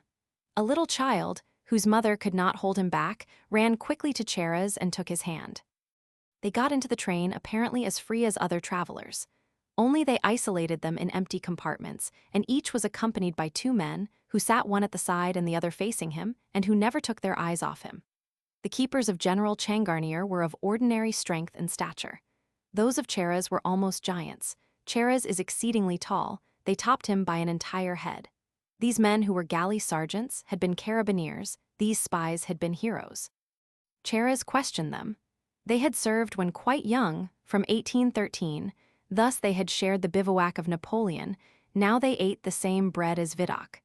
The soldier brought to such a sorry pass as this is a sad sight. The pocket of one of them was bulged out with something which he was hiding there. When this man crossed the station in company with Cheras, a lady traveler said, "Has he got M. Thiers in his pocket?" What the police agent was hiding was a pair of pistols. Under their long, buttoned-up and double-breasted frock coats, these men were armed. They were ordered to treat those gentlemen with the most profound respect, but in certain circumstances to blow out their brains. The prisoners had each been informed that in the eyes of the different authorities whom they would meet on the road, they would pass for foreigners, Swiss or Belgians, expelled on account of their political opinions, and that the police agents would keep their title of police agents, and would represent themselves as charged with reconducting these foreigners to the frontier. 2/3 of the journey were accomplished without any hindrance. At Valenciennes, an incident occurred. The coup d'etat having succeeded, zeal reigned paramount. No task was any longer considered despicable. To denounce was to please. Zeal is one of the forms of servitude towards which people lean the most willingly. The general became a common soldier, the prefect became a commissary of police, the commissary of police became a police spy. The commissary of police at Valenciennes himself superintended the inspection of passports. For nothing in the world would he have deputed this important office to a subordinate inspector. When they presented him the passport of the so-called Leblanc, he looked the so-called Leblanc full in the face, started, and exclaimed, "You are General Changarnier." "That is no affair of mine," said the general. Upon this, the 2 keepers of the general protested and exhibited their papers, perfectly drawn up in due form. "Mr. Commissary, we are government agents. Here are our proper passports." "Improper ones," said the general. The commissary shook his head. He had been employed in Paris and had been frequently sent to the headquarters of the staff at the Tuileries to General Changarnier. He knew him very well. "This is too much," exclaimed the police agents. They blustered, declared that they were police functionaries on a special service, that they had instructions to conduct to the frontier this Leblanc, expelled for political reasons, swore by all the gods, and gave their word of honor that the so-called Leblanc was really named Leblanc. "I do not much believe in words of honor," said the commissary. "Honest commissary," muttered Changarnier, "you are right. Since the 2D of December, words of honor and oaths are no more than worthless paper money." And then he began to smile. The commissary became more and more perplexed. The police agents ended by invoking the testimony of the prisoner himself. "Now, sir, tell him your name yourself." "Get out of the difficulty yourselves," answered Changarnier. All this appeared most irregular to the mind of a provincial alguazil. It seemed evident to the commissary of Valenciennes that General Changarnier was escaping from Ham under a false name with a false passport, and with false agents of police, in order to mislead the authorities, and that it was a plot to escape which was on the point of succeeding. "Come down, all three of you," exclaimed the commissary. The general gets down, and on putting foot to the ground notices Cheras in the depths of his compartment between his two bullies. "Oh ho, Cheras, you are there," he cries. "Cheras," exclaimed the commissary. "Cheras there, quick, the passports of these gentlemen," and looking Cheras in the face. "Are you Colonel Cheras?" "Egad," said Cheras. Chapter 16. A retrospect. Louis Bonaparte had tested the majority as engineers test a bridge. He had loaded it with iniquities, encroachments, enormities, slaughters on the Place du Havre, cries of "Long live the Emperor," distributions of money to the troops, sales of Bonapartist journals in the streets, prohibition of Republican and parliamentary journals, reviews at Sattery, speeches at Dijon. The majority bore everything. "Good," said he, "it will carry the weight of the coup d'etat." Let us recall the facts. Before the 2D of December, the coup d'etat was being constructed in detail, here and there, a little everywhere, with exceeding impudence, and yet the majority smiled. The representative Pascal Duprat had been violently treated by police agents. "That is very funny," said the right. The representative Dane was seized. "Charming." The representative Sartnin was arrested. Bravo. One fine morning, when all the hinges had been well tested and oiled, and when all the wires were well fixed, the coup d'etat was carried out all at once, abruptly. The majority ceased to laugh, but the trick was done. It had not perceived that for a long time past, while it was laughing at the strangling of others, the cord was round its own neck. Let us maintain this, not to punish the past, but to illuminate the future. Many months before being carried out, the coup d'etat had been accomplished. The day having come, the hour having struck, the mechanism being completely wound up, it had only to be set going. It was bound not to fail, and nothing did fail. What would have been an abyss if the majority had done its duty, and had understood its joint responsibility with the left, was not even a ditch. The inviolability had been demolished by those who were inviolable. The hand of gendarmes had become as accustomed to the collar of the representatives as to the collar of thieves. The white tie of the statesman was not even rumpled in the grasp of the galley sergeants, and one can admire the Vicomte de Follow, Candor, for being dumbfounded at being treated like Citizen Sartnin. The majority, going backwards and ever applauding Bonaparte, fell into the hole which Bonaparte had dug for it. Chapter 17.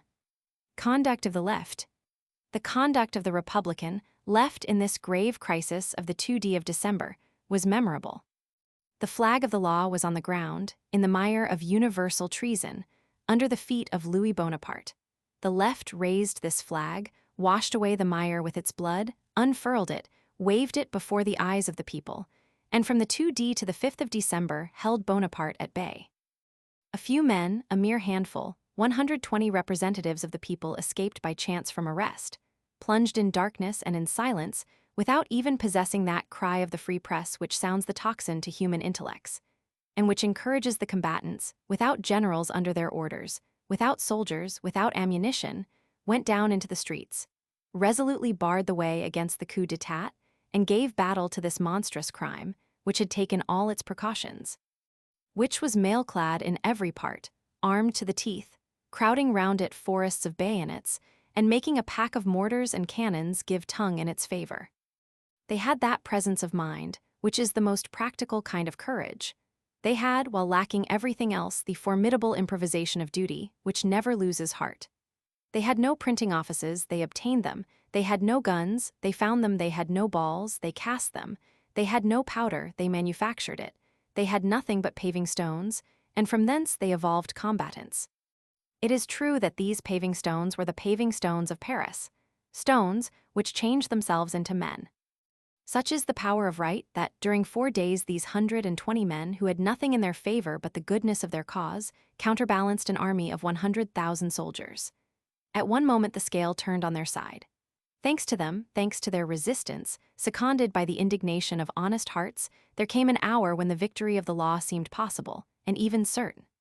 On Thursday, the 4th, the coup d'etat tottered, and was obliged to support itself by assassination. We seen that without the butchery of the boulevards, if he had not saved his perjury by a massacre, if he had not sheltered his crime by another crime, Louis Bonaparte was lost.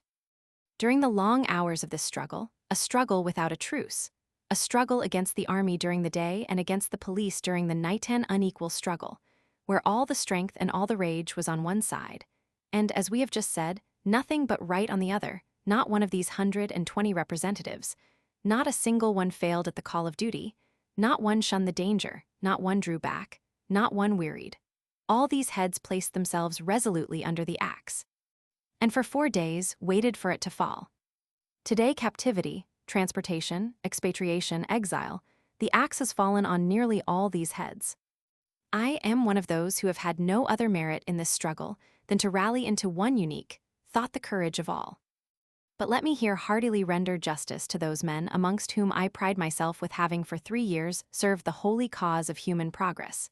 To this left, insulted, calumniated, unappreciated, and dauntless, which was always in the breach, and which did not repose for a single day, which recoiled none the more before the military conspiracy than before the parliamentary conspiracy, and which, entrusted by the people with the task of defending them, defended them even when abandoned by themselves, defended them in the tribune with speech, and in the street with the sword.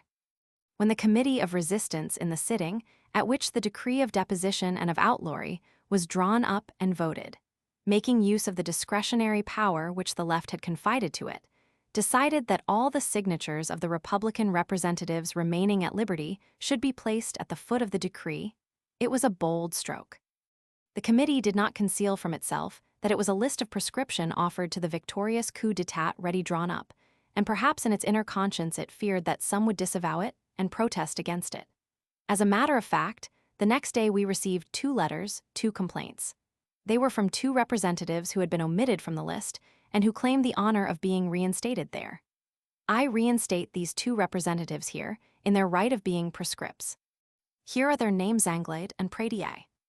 From Tuesday, the 2D, to Friday, the 5th of December, the representatives of the left and the committee, dogged, worried, hunted down, always on the point of being discovered and taken, that is to say massacred, repaired for the purpose of deliberating to 27 different houses, shifted 27 times their place of meeting, from their first gathering in the Rue Blanche to their last conference at Raymond's.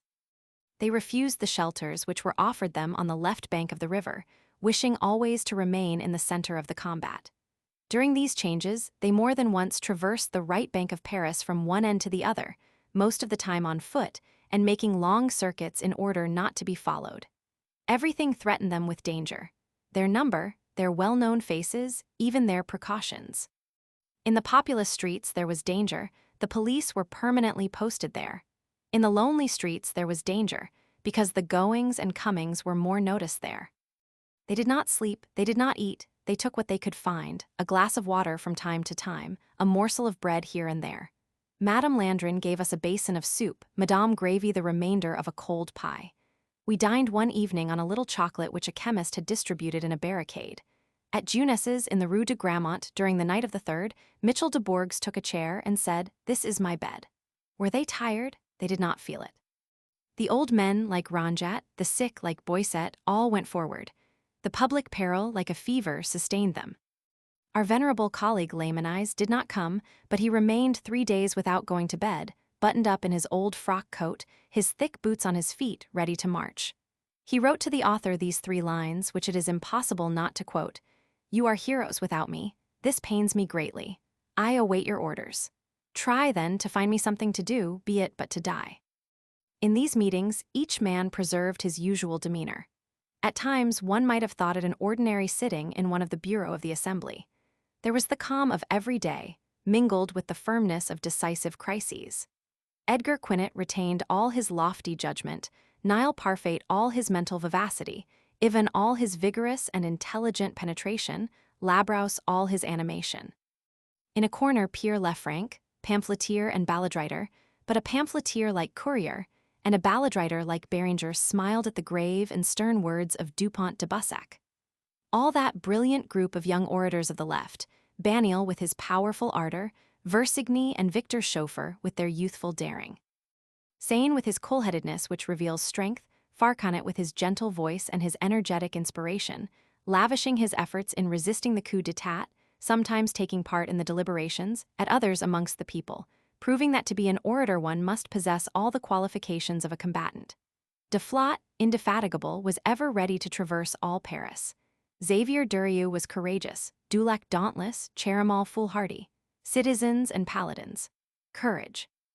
Who would have dared to exhibit none amongst all these men, of whom not one trembled? Untrimmed beards, torn coats, disordered hair, pale faces, pride glistening in every eye. In the houses where they were received they installed themselves as best they could. If there were no sofas or chairs, some, exhausted in strength but not in heart, seated themselves on the floor. All became copyists of the decrees and proclamations. One dictated, 10 wrote. They wrote on tables, on the corners of furniture, on their knees. Frequently paper was lacking, pens were wanting. These wretched trifles created obstacles at the most critical times. At certain moments in the history of peoples, an inkstand where the ink is dried up may prove a public calamity. Moreover, cordiality prevailed among all shades of difference were effaced. In the secret sittings of the Committee Maidier de Monchau, that firm and generous heart, Deflat, brave and thoughtful, a fighting philosopher of the devolution, Carnot, accurate, cold, tranquil, immovable, Jules Favre, eloquent, courageous, admirable through his simplicity and his strength, inexhaustible in resources as in sarcasms, doubled by combining them the diverse powers of their minds. Michel de Bourges, seated in a corner of the fireplace, or leaning on a table enveloped in his great coat, his black silk cap on his head, had an answer for every suggestion, gave back to occurrences blow for blow, was on his guard for danger, difficulty, opportunity, necessity, for his is one of those wealthy natures which have always something ready either in their intellect or in their imagination. Words of advice crossed without jostling each other. These men entertained no illusion. They knew that they had entered into a life-and-death struggle. They had no quarter to expect. They had to do with the man who had said, "Crush everything." They knew the bloody words of the self-styled minister, Morny. These words the placards of Saint Arnaud interpreted by decrees, the praetorians let loose in the street interpreted them by murder. The members of the insurrectionary committee and the representatives assisting at the meetings were not ignorant that wherever they might be taken they would be killed on the spot by bayonet thrusts. It was the fortune of this war. Yet the prevailing expression on every face was serenity, that profound serenity which comes from a happy conscience. At times, this serenity rose to gaiety. They laughed willingly and at everything. At the torn trousers of one, at the hat which another had brought back from the barricade instead of his own, at the comforter of a third. "Hide your big body," they said to him. They were children, and everything amused them. On the morning of the 4th, Matthieu de la Drome came in. He had organized for his part a committee which communicated with the Central Committee. He came to tell us of it. He had shaved off his fringe of beard so as not to be recognized in the streets. "You look like an archbishop," said Michel de Bourges to him, and there was a general laugh. And all this, with this thought which every moment brought back, the noise which is heard at the door, the key which turns in the lock is perhaps death coming in. The representatives and the committee were at the mercy of chance. More than once they could have been captured, and they were not, either owing to the scruples of certain police agents, where the deuce will scruples next take up their abode, or that these agents doubted the final result and feared to lay their hand heedlessly upon possible victors. If Vassal, the commissary of police, who met us on the morning of the 4th on the pavement of the Rue des Moulins, had wished, we might have been taken that day. He did not betray us, but these were exceptions. The pursuit of the police was none the less ardent and implacable. At Marie's, it may be remembered that the sergeants de ville and the gendarmes arrived 10 minutes after we had left the house, and that they even ransacked under the beds with their bayonets. Amongst the representatives there were several constituents, and at their head Bastide. Bastide, in 1848, had been Minister for Foreign Affairs. During the second night, meeting in the Rue Popincourt, they reproached him with several of his actions. "Let me first get myself killed," he answered, "and then you can reproach me with what you like." And he added, "How can you distrust me, who am a Republican up to the hilt?" Bastide would not consent to call our resistance the insurrection. He called it the counter-insurrection. He said, "Victor Hugo is right. The insurgent is at the Élysée. It was my opinion, as we have seen, that we ought to bring the battle at once to an issue, to defer nothing, to reserve nothing. I said, we must strike the coup d'etat while it is hot." Bastide supported me. In the combat he was impassive, cold, gay beneath his coldness.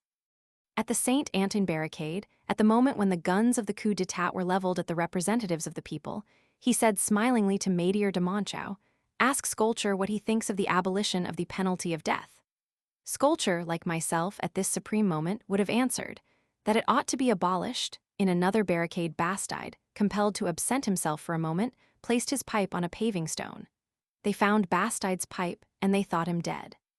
He came back, and it was hailing musket balls. He said, "My pipe." He relighted it and resumed the fight. 2 balls pierced his coat. When the barricades were constructed, the Republican representatives spread themselves abroad and distributed themselves amongst them. Nearly all the representatives of the left repaired to the barricades, assisting either to build them or to defend them. Besides the great exploit at Saint Antoine barricade, where Sculpture was so admirable, Esquiros went to the barricade of the Rue de Charonne, Deflat to those of the Panthéon and of the Chapelle Saint-Denis, Maitre de Montchau to those of Belleville and the Rue Aumer, Doubter and Pelletier to that of the Mairie of the 5th arrondissement, Brives to that of Rue Beaubourg, Arnauld de l'Arige to that of Rue de Petit-Épissoir, Viguier to that of the Rue Pagevin, Versigny to that of the Rue Joigneau, Dupont de Bussac to that of the Carré Saint-Martin, Carlos Forel and Boisset to that of the Rue Rambuteau. Doubter received a sword cut on his head, which cleft his hat. Burzet had 4 balls in his overcoat. Baudin was killed. Gaston Dussaubes was ill and could not come. His brother, Denis Dussaubes, replaced him. Where? In the tomb. Baudin fell on the first barricade, Denis Dussaubes on the last. I was less favored than Burzet. I only had 3 balls in my overcoat, and it is impossible for me to say whence they came. Probably from the boulevard. After the battle was lost, there was no general helter-skelter, no rout, no flight. All remained hidden in Paris, ready to reappear, Mitchell in the Rue d'Alger, myself in the Rue de Navarone. The committee held yet another sitting on Saturday, the 6th, at 11 o'clock at night. Jules Favre, Mitchell de Bourges, and myself, we came during the night to the house of a generous and brave woman, Madame Didier. Bastide came there and said to me, "If you are not killed here, you are going to enter upon exile. For myself, I am going to remain in Paris. Take me for your lieutenant." I have related this incident.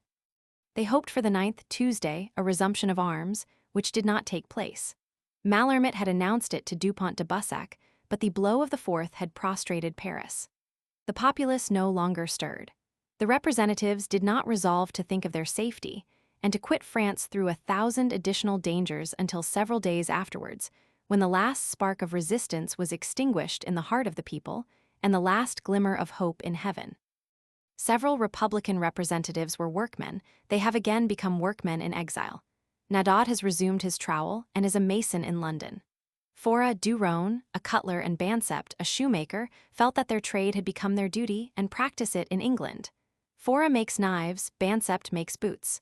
Grappo is a weaver. It was he who, when a prescript, made the coronation robe of Queen Victoria.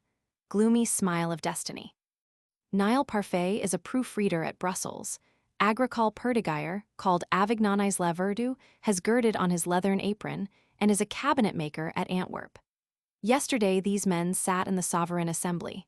Such things as these are seen in Plutarch.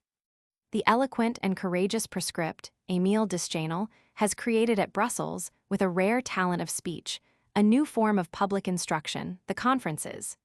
To him is due the honor of this foundation, so fruitful and so useful. Let us say in conclusion that the National Legislative Assembly lived badly, but died well. At this moment of the fall, irreparable for the cowards, the right was worthy, the left was great. Never before has history seen a parliament fall in this manner. February had blown upon the deputies of the legal country, and the deputies had vanished. M. Sawzett had sunk down behind the tribune and had gone away without even taking his hat. Bonaparte, the other, the first, the true Bonaparte, had made the 500 step out of the windows of the orangery of St. Cloud, somewhat embarrassed with their large mantles. Cromwell, the oldest of the Bonapartes, when he achieved his 18th Brumaire, encountered scarcely any other resistance than a few imprecations from Milton and from Ludlaw, and was able to say in his boorishly gigantic language, "I have put the king in my knapsack and the parliament in my pocket." We must go back to the Roman Senate in order to find true curule chairs. The Legislative Assembly, let us repeat, to its honor, did not lose countenance when facing the abyss. History will keep an account of it. After having betrayed so many things, it might have been feared that this assembly would end by betraying itself. It did nothing of the kind. The legislature, one is obliged to remember, had committed faults upon faults. The royalist majority had, in the most odious manner, persecuted the Republican minority, which was bravely doing its duty in denouncing it to the people. This assembly had had a very long cohabitation and a most fatal complicity with the man of crime, who had ended by strangling it as a robber strangles his concubine in his bed. But whatever may be said of this fateful assembly, it did not exhibit that wretched vanishing away which Louis Bonaparte hoped for. It was not a coward. This is due to its having originated from universal suffrage. Let us mention this, for it is an instructive lesson. The virtue of this universal suffrage, which had begotten the assembly and which the assembly had wished to slay, it felt in itself to its last hour. The sap of a whole people does not spread in vain throughout an assembly, even throughout the most decrepit. On the decisive day, this sap asserts itself. The Legislative Assembly, laden as it may be with formidable responsibilities, will, perhaps, be less overwhelmed than it deserves by the reprobation of posterity. Thanks to universal suffrage, which it had deceived, and which constituted its faith and its strength at the last moment, thanks to the left, which it had oppressed, scoffed at, calumniated, and decimated, and which cast on it the glorious reflection of its heroism, this pitiful assembly died a grand death. Chapter 18. Page written at Brussels. Well then, yes, I will kick open the door of this palace, and I will enter with you history. I will seize by the collar all the perpetrators, continually caught red-handed in the commission of all these outrages. I will suddenly illuminate this cavern of night with the broad daylight of truth. Yes, I will bring in the daylight. I will tear down the curtain, I will open the window, I will show to every eye such as it really is, infamous, horrible, wealthy, triumphant, joyous, gilded, besmirch this Élysée, this court, this group, this heap, call it what you will, this galley crew. Where writhe and crawl, and pair and breed every baseness, every indignity, every abomination. Filibusters, buccaneers, swearers of oaths, signers of the cross, spies, swindlers, butchers, executioners, from the brigand who vends his sword to the Jesuit who sells his God second-hand. This sink where Baruch elbows test, where each brings his own nastiness. Magnan his epaulets, Montalembert his religion, Dupin his person. And above all the innermost circle, the holy of holies, the private council, the smug den where they drink, where they eat, where they laugh, where they sleep, where they play, where they cheat, where they call highnesses, thou, where they wallow. Oh, what ignominies, it is them. It is there. Dishonor, baseness, shame, and opprobrium are there, O history, a hot iron for all these faces. It is there that they amuse themselves, and that they jest, and that they banter, and that they make sport of France. It is there that they pocket haphazard, amid great shouts of laughter, the millions of louis and the millions of votes. See them, look at them. They have treated the law like a girl, they are content. Right is slaughtered, liberty is gagged, the flag is dishonored, the people are under their feet. They are happy. And who are they? What are these men? Europe knows not. One fine morning it saw them come out of a crime.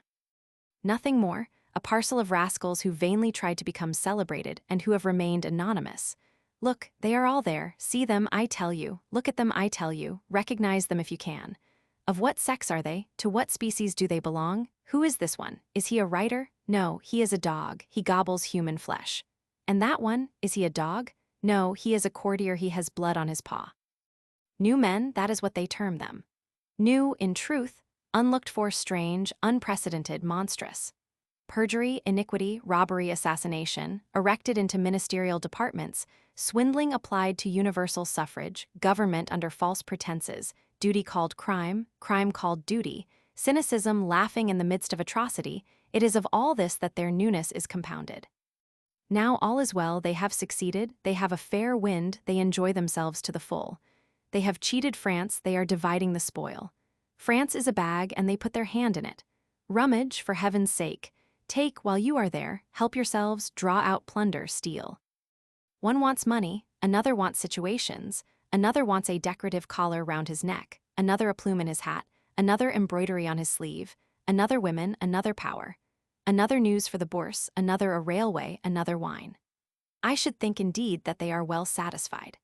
Picture to yourself a poor devil who 3 years ago borrowed 10 sous of his porter, and who today, leaning voluptuously on the moniteur, has only to sign a decree to take 1,000,000.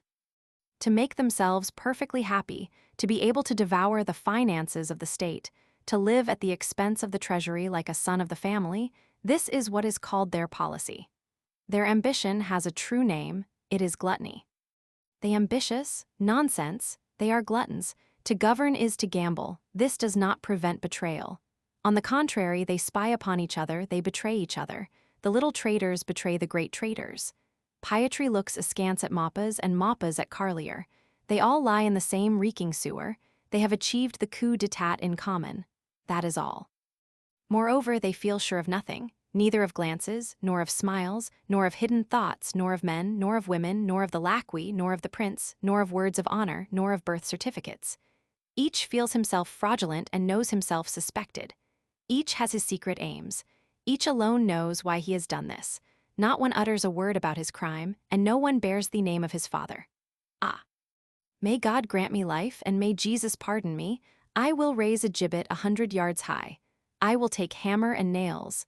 And I will crucify this Beauharnais called Bonaparte, between this lyre, called Saint Arnaud, and this violin called Persigny. And I would drag you there also, all of you accomplices. This Morny, this Romeo, this Fould, the Jew senator, this Delangle, who bears on his back this placard, Justice. And this Troplong, this judicial glorifier of the violation of the laws, this lawyer apologist of the coup d'etat, this magistrate flatterer of perjury, this judge painjurist of murder, who will go down to posterity with a sponge filled with mud and with blood in his hand. I begin the battle, therefore. With whom? With the present ruler of Europe. It is right that this spectacle should be given to the world. Louis Bonaparte is the success, is the intoxicated triumph, is the gay and ferocious despotism, opening out under the victory. He is the mad fullness of power, seeking limits and finding none, neither in things nor in men. Louis Bonaparte holds France, urbum Roman habit, and whoever holds France holds the world. He is master of the votes, master of the consciences, master of the people. He nominates his successor, reigns forever over future electoral scrutinies, disposes of eternity, and places futurity in an envelope. His Senate, his legislative body, his Council of State, with heads lowered and mingled confusedly behind him, lick his feet. He drags along and a leash the bishops and cardinals. He tramples on the justice which curses him, and on the judges who adore him. 30 correspondents inform the continent that he has frowned, and every electric telegraph vibrates if he raises his little finger. Around him is heard the rustling of sabers, and the drums beat the salute. He sits under the shadow of the eagle in the midst of bayonets and of citadels. The free nations tremble and hide their liberties for fear that he should steal them. The great American Republic herself falters in his presence and dares not withdraw her ambassador from him. The kings, surrounded by their armies, look at him smilingly, with their hearts full of fear. Where will he begin? With Belgium? With Switzerland? With Piedmont? Europe expects to be overrun. He is capable of all, and he dreams of all. Well then, before this master, this triumpher, this conqueror, this dictator, this emperor, this all-powerful, there rises a solitary man, a wanderer, despoiled, ruined, prostrate, proscribed, and attacks him. Louis Napoleon has 10,000 cannons and 500,000 soldiers. The writer has his pen and his inkstand. The writer is nothing, he is a grain of dust, he is a shadow, he is an exile without a refuge, he is a vagrant without a passport, but he has by his side and fighting with him two powers, right, which is invincible, and truth, which is immortal.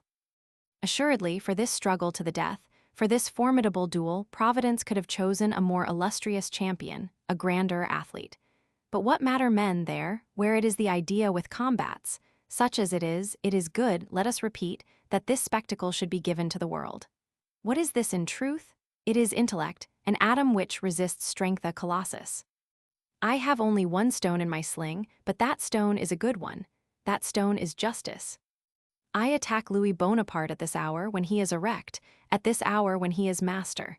He is in his zenith. So much the better, it is that which suits me. Yes, I attack Louis Bonaparte. I attack him before the world. I attack him in the presence of God and men. I attack him resolutely, desperately, for the love of the people and of France. He is about to be emperor, let it be so. Let there be at least one brow which resists. Let Louis Bonaparte know that an empire may be taken, but that a conscience cannot be taken. Chapter 19. The Infallible Benediction. The Pope approved.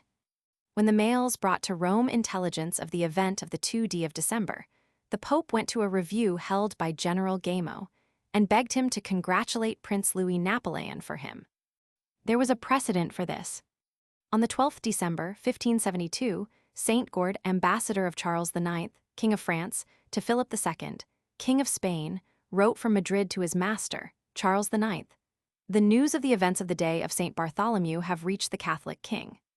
Contrary to his wont and custom, he has shown so much joy that he has manifested it more openly than he has ever done for all the happy events and good fortune which have previously befallen him. So that I went to him on Sunday morning at St. Hieronymus, and having approached him, he burst out laughing, and with every demonstration of extreme pleasure and contentment, began to praise your majesty. The hand of Pius Roman IX remained extended over France when it had become the empire. Then, under the shadow of this benediction, began an era of prosperity. Archives of the House of Orange, page 125, supplement. Conclusion: the fall. Chapter 17. The appointment made with the workmen's societies. What had become of our committee during these tragic events, and what was it doing? It is necessary to relate what took place. Let us go back a few hours. At the moment when this strange butchery began, the seat of the committee was still in the Rue Richelieu. I had gone back to it after the exploration, which I had thought it proper to make at several of the quarters in insurrection, and I gave an account of what I had seen to my colleagues. Maitre de Monchau, who also arrived from the barricades, added to my report details of what he had seen. For some time we heard terrible explosions, which appeared to be close by and which mingled themselves with our conversation. Suddenly Versigny came in. He told us that horrible events were taking place on the boulevards, that the meaning of the conflict could not yet be ascertained, but that they were cannonading and firing volleys of musket balls, and that the corpses bestrewed the pavement. That, according to all appearances, it was a massacre, a sort of St. Bartholomew improvised by the coup d'etat, that they were ransacking the houses at a few steps from us, and that they were killing everyone. The murderers were going from door to door and were drawing near. He urged us to leave Gravy's house without delay. It was manifest that the insurrectionary committee would be fined for the bayonets. We decided to leave, whereupon M. Dupont White, a man distinguished for his noble character and his talent, offered us a refuge at his house, 11, Rue Monthaber. We went out by the back door of Gravy's house, which led into 1, Rue Fontaine Molière, but leisurely, and 2 by 2, Maitre de Monchau with Versigny, Mitchell de Bourges with Carnot, myself arm-in-arm with Jules Favre. Jules Favre, dauntless and smiling as ever, wrapped a comforter over his mouth and said, "I do not much mind being shot, but I do mind catching cold." Jules Favre and I reached the rear of St. Roch, by the Rue des Moulins. The Rue Vieuve St. Roch was thronged with a mass of affrighted passers-by, who came from the boulevards flying rather than walking. The men were talking in a loud voice, the women screaming. We could hear the cannon and the ear-piercing rattle of the musketry. All the shops were being shut. M. de Falloux, arm-in-arm with M. Albert de Rességuier, was striding down the Rue de St. Roch and hurrying to the Rue Saint-Honoré. The Rue Saint-Honoré presented a scene of clamorous agitation. People were coming and going, stopping, questioning one another, running. The shopkeepers at the threshold of their half-opened doors asked the passers-by what was taking place, and were only answered by this cry, "Oh my God!" People came out of their houses bareheaded and mingled with the crowd. A fine rain was falling, not a carriage in the street. At the corner of the Rue Saint-Roch and Rue Saint-Honoré, we heard voices behind us saying, "Victor Hugo is killed." "Not yet," said Jules Favre, continuing to smile and pressing my arm. They had said the same thing on the preceding day to Esquiros and to Maidier de Montchau. And this rumor, so agreeable to the reactionaries, had even reached my two sons, prisoners in the conciergerie. The stream of people driven back from the boulevards and from the Rue Richelieu flowed towards the Rue de la Paix. We recognized there some of the representatives of the right who had been arrested on the 2D and who were already released. M. Buffet, an ex-minister of M. Bonaparte, accompanied by numerous other members of the Assembly, was going towards the Palais Royal. As he passed close by us, he pronounced the name of Louis Bonaparte in a tone of execration. M. Buffet is a man of some importance. He is one of the 3 political advisors of the right. The 2 others are M. Fould and M. Millet.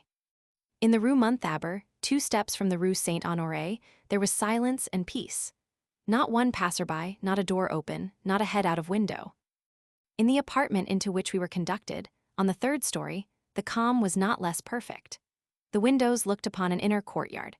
5 or 6 red armchairs were drawn up before the fire. On the table could be seen a few books which seemed to me works on political economy and executive law. The representatives, who almost immediately joined us and who arrived in disorder, threw down at random their umbrellas and their coats streaming with water in the corner of this peaceful room. No one knew exactly what was happening. Everyone brought forward his conjectures. The committee was hardly seated in an adjoining little room when our ex-colleague, Leblond, was announced. He brought with him King the delegate of the working men's societies. The delegate told us that the committee of the societies were sitting in permanent session and had sent him to us. According to the instructions of the insurrectionary committee, they had done what they could to lengthen the struggle by evading 2 decisive encounters. The greater part of the associations had not yet given battle. Nevertheless, the plot was thickening. The combat had been severe during the morning. The Association of the Rights of Man was in the streets. The ex-constituent Bisley had assembled, in the Passage du Caire, 600 or 700 workmen from the Marais, and had posted them in the streets surrounding the bank. New barricades would probably be constructed during the evening. The forward movement of the resistance was being precipitated. The hand-to-hand struggle which the committee had wished to delay seemed imminent. All was rushing forward with a sort of irresistible impulse. Should we follow it, or should we stop? Should we run the risk of bringing matters to an end with one blow, which should be the last, and which would manifestly leave one adversary on the ground, either the Empire or the Republic? The workmen's societies asked for our instructions. They still held in reserve their 3,000 or 4,000 combatants, and they could, according to the order which the committee should give them, either continue to restrain them or send them under fire without delay. They believed themselves certain of their adherence. They would do whatever we should decide upon, while not hiding from us that the workmen wished for an immediate conflict, and that it would be somewhat hazardous to leave them time to become calm. The majority of the members of the committee were still in favor of a certain slackening of action which should tend to prolong the struggle, and it was difficult to say that they were in the wrong. It was certain that if they could protract the situation in which the coup d'etat had thrown Paris until the next week, Louis Bonaparte was lost. Paris does not allow herself to be trampled upon by an army for a whole week. Nevertheless, I was for my own part impressed with the following. The workmen's societies offered us 3,000 or 4,000 combatants, a powerful assistance. The workman does not understand strategy, he lives on enthusiasm, abatements of ardor discourage him. His zeal is not extinguished, but it cools. 3,000 today would be 500 tomorrow. And then some serious incident had just taken place on the boulevards. We were still ignorant of what it actually was. We could not foresee what consequences it might bring about, but seemed to me impossible that the still unknown, but yet violent event, which had just taken place would not modify the situation, and consequently change our plan of battle. I began to speak to this effect. I stated that we ought to accept the offer of the associations and to throw them at once into the struggle. I added that revolutionary warfare often necessitates sudden changes of tactics, that a general in the open country and before the enemy operates as he wishes. It is all clear around him. He knows the effective strength of his soldiers, the number of his regiments. So many men, so many horses, so many cannons, he knows his strength and the strength of his enemy, he chooses his hour and his ground, he has a map under his eyes, he sees what he is doing. He is sure of his reserves, he possesses them, he keeps them back, he utilizes them when he wishes, he always has them by him. But for ourselves, cried I, we are in an undefined and inconceivable position. We are stepping at a venture upon unknown risks. Who is against us? We hardly know. Who is with us? We are ignorant. How many soldiers? How many guns? How many cartridges? Nothing but the darkness. Perhaps the entire people, perhaps no one. Keep a reserve. But who would answer for this reserve? It is an army today. It will be a handful of dust tomorrow. We only can plainly distinguish our duty. As regards all the rest, it is black darkness. We are guessing at everything. We are ignorant of everything. We are fighting a blind battle. Let us strike all the blows that can be struck. Let us advance straight before us at random. Let us rush upon the danger. And let us have faith, for as we are justice and the law, God must be with us in this obscurity. Let us accept this glorious and gloomy enterprise of right disarmed, yet still fighting. The ex-constituent Leblond and the delegate King, being consulted by the committee, seconded my advice. The committee decided that the societies should be requested in our name to come down into the streets immediately and to call out their forces. But we are keeping nothing for tomorrow, objected a member of the committee. What ally shall we have tomorrow? Victory, said Jules Favre. Carnot and Mitchell de Burgess remarked that it would be advisable for those members of the association who belong to the National Guard to wear their uniforms. This was accordingly settled. The delegate King rose. Citizen representatives, said he, these orders will be immediately transmitted. Our friends are ready. In a few hours they will assemble. Tonight barricades and the combat. I asked him, would it be useful to you if a representative, a member of the committee, were with you tonight with his sash girded? Doubtless, he answered. Well then, resumed I, here I am, take me. We will all go, exclaimed Jules Favre. The delegate observed that it would suffice for one of us to be there at the moment when the societies should make their appearance, and that he could then notify the other members of the committee to come and join him.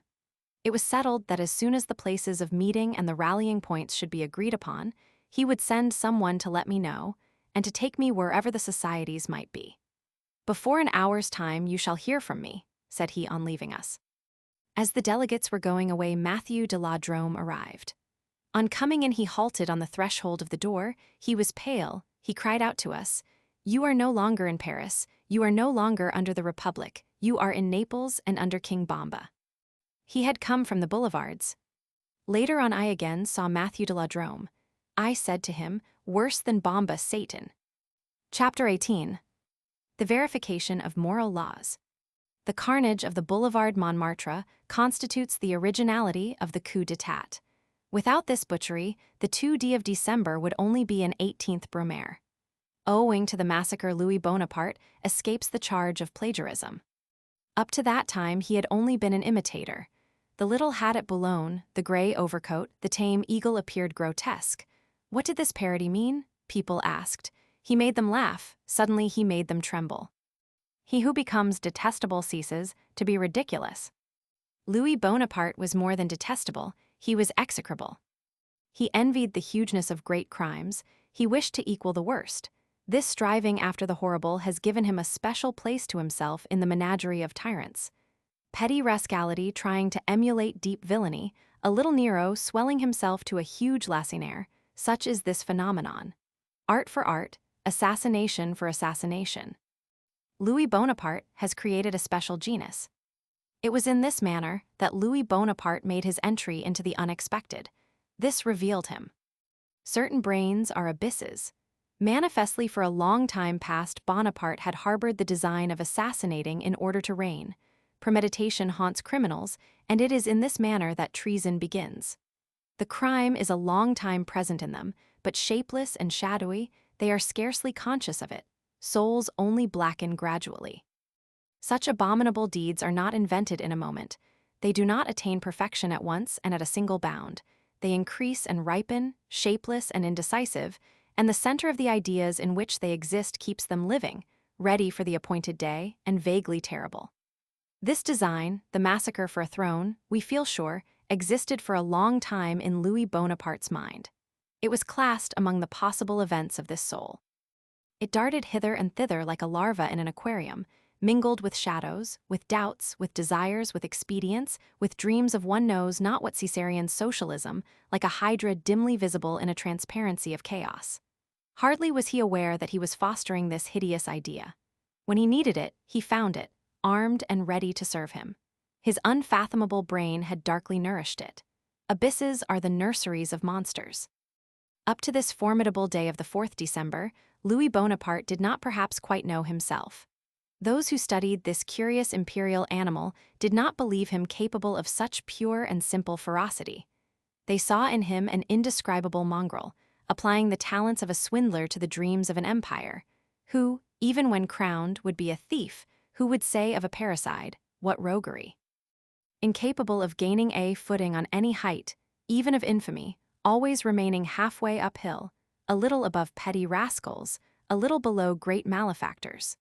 They believed him clever at effecting all that is done in gambling hells and in robbers' caves, but with this transposition, that he would cheat in the caves, and that he would assassinate in the gambling hells.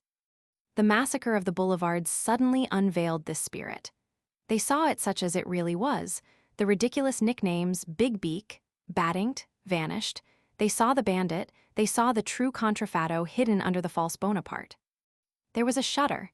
It was this, then, which this man held in reserve. Apologies have been attempted, they could but fail. It is easy to praise Bonaparte, for people have praised Dupin, but it is an exceedingly complicated operation to cleanse him. What is to be done with the 4th of December? How will that difficulty be surmounted?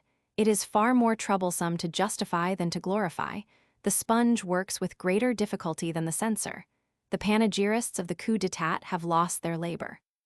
Madame Sand herself, although a woman of lofty intellect, has failed miserably in her attempt to rehabilitate Bonaparte, for the simple reason that whatever one may do, the death roll reappears through this whitewashing.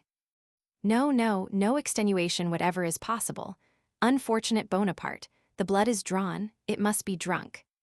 The deed of the 4th of December is the most colossal dagger thrust that a brigand let loose upon civilization has ever effected, we will not say upon a people, but upon the entire human race. The stroke was most monstrous and struck Paris to the ground. Paris on the ground is conscience, is reason, is all human liberty on the ground. It is the progress of centuries lying on the pavement. It is the torch of justice, of truth, and of life reversed and extinguished.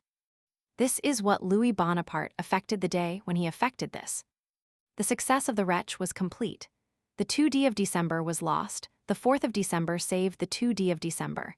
It was something like Erostratus saving Judas. Paris understood that all had not yet been told as regards deeds of horror, and that beneath the oppressor there was the garbage picker. It was the case of a swindler stealing César's mantle. This man was little, it is true, but terrifying. Paris consented to this terror, renounced the right to have the last word, went to bed and simulated death. Suffocation had its share in the matter. This crime resembled, too, no previous achievements. Even after centuries have passed, and though he should be an Aeschylus or a Tacitus, anyone raising the cover would smell the stench. Paris resigned herself, Paris abdicated, Paris surrendered. The novelty of the treason proved its chief strength. Paris almost ceased to be Paris. On the next day, the chattering of this terrified Titan's teeth could be heard in the shadows. Let us lay a stress upon this, for we must verify the laws of morality.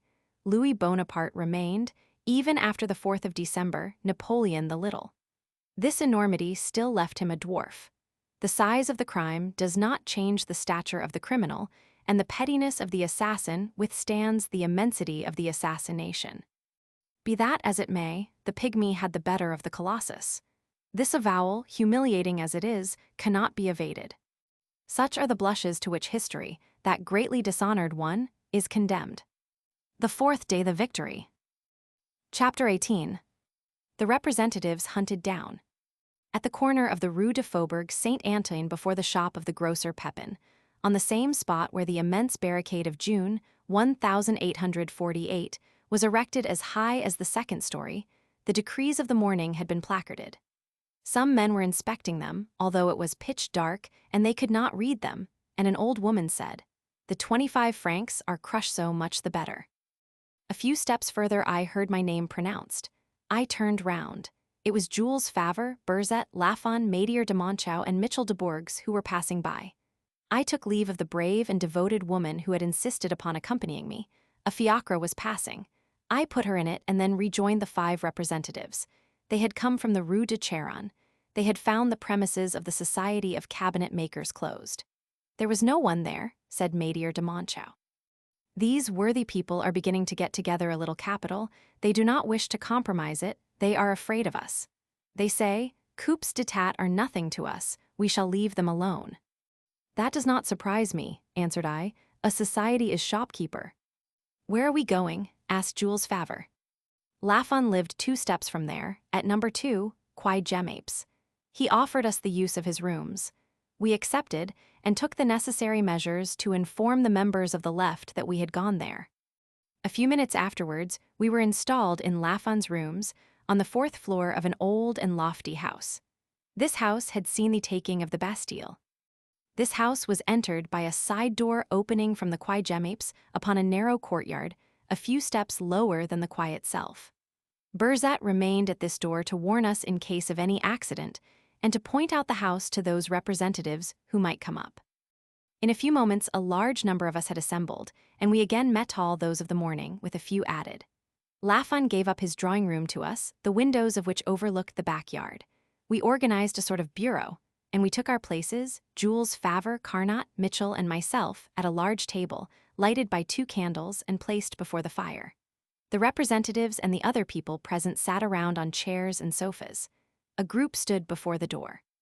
Mitchell de Bourges, on entering, exclaimed, "We have come to seek out the people of the Faubourg Saint-Antoine. Here we are, here we must remain." These words were applauded. They set forth the situation, the torpor of the Faubourgs, no one at the Society of Cabinet Makers, the doors closed nearly everywhere. I told them what I had seen and heard in the Rue de la Roquette, the remarks of the wine seller, Auguste, on the indifference of the people, the hopes of the engineer, and the possibility of a movement during the night in the Faubourg Saint-Marceau. It was settled that on the first notice that might be given I should go there. Nevertheless, nothing was yet known of what had taken place during the day.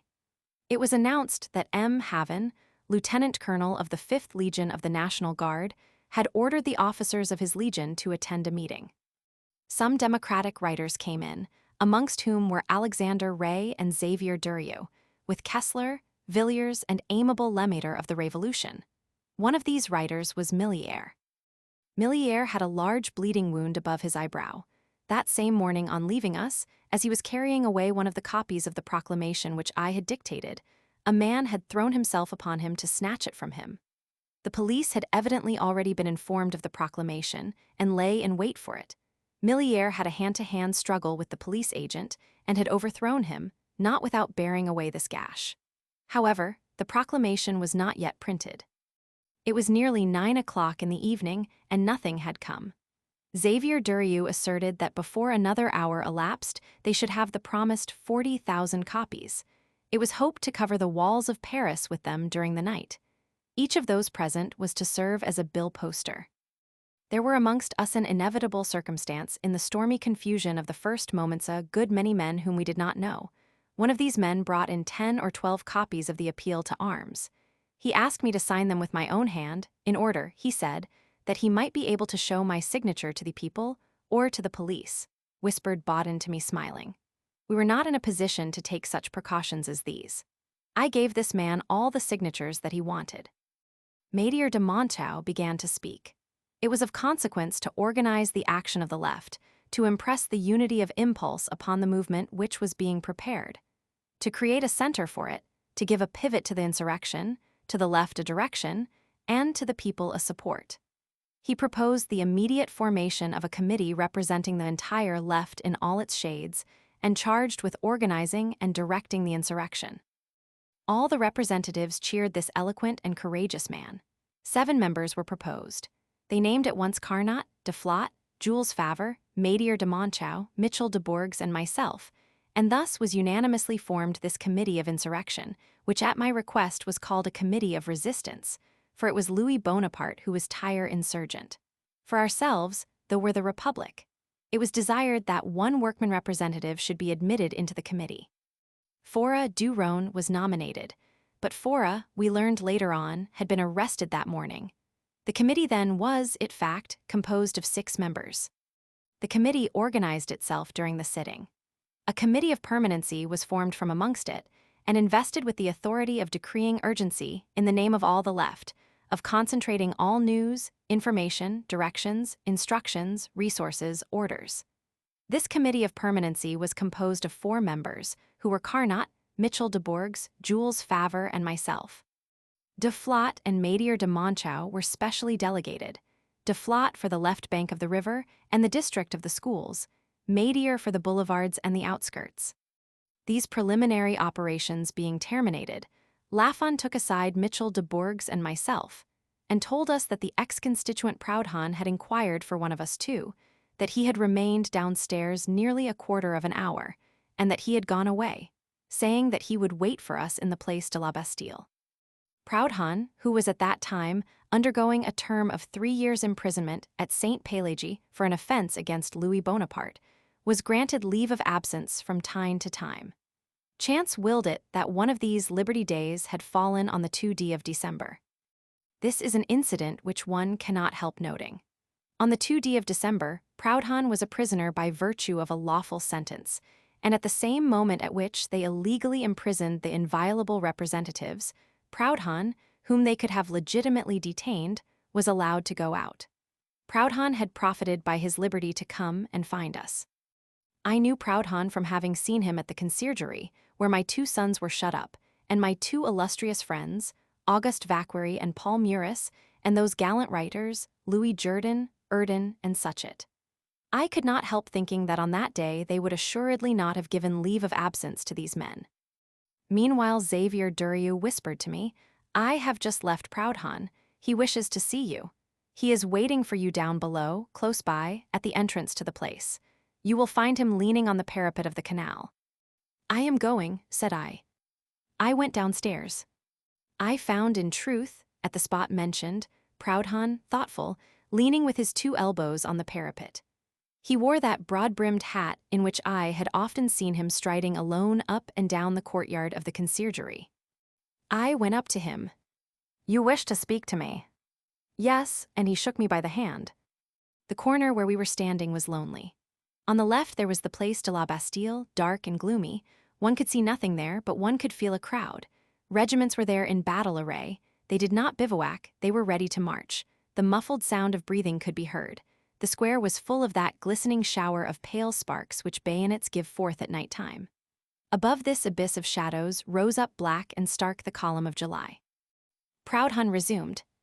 "Listen, I come to give you a friendly warning. You are entertaining illusions. The people are ensnared in this affair. They will not stir. Bonaparte will carry them with him. This rubbish, the restitution of universal suffrage, entraps the simpletons. Bonaparte passes for a socialist. He has said, 'I will be the emperor of the rabble.'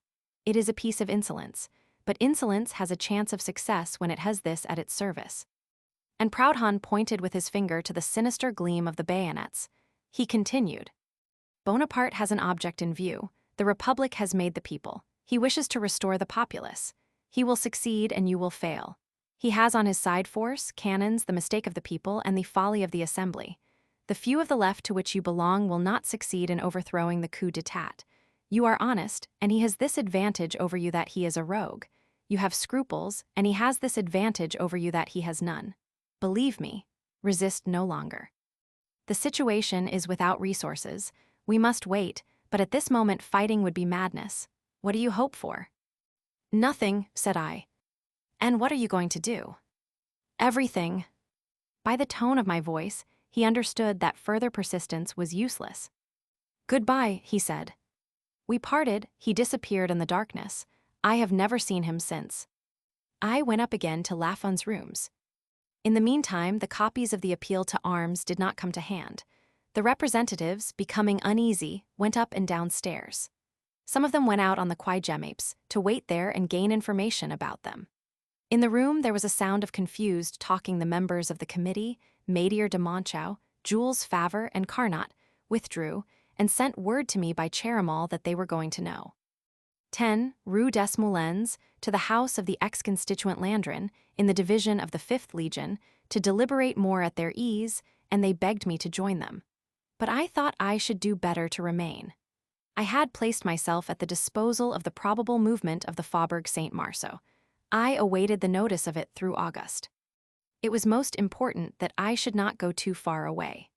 Besides, it was possible that if I went away, the representatives of the left, no longing seeing a member of the committee amongst them, would disperse without taking any resolution, and I saw in this more than one disadvantage.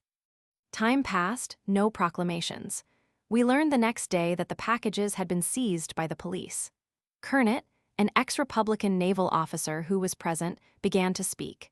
We shall see presently what sort of a man Kernet was, and of what an energetic and determined nature he was composed.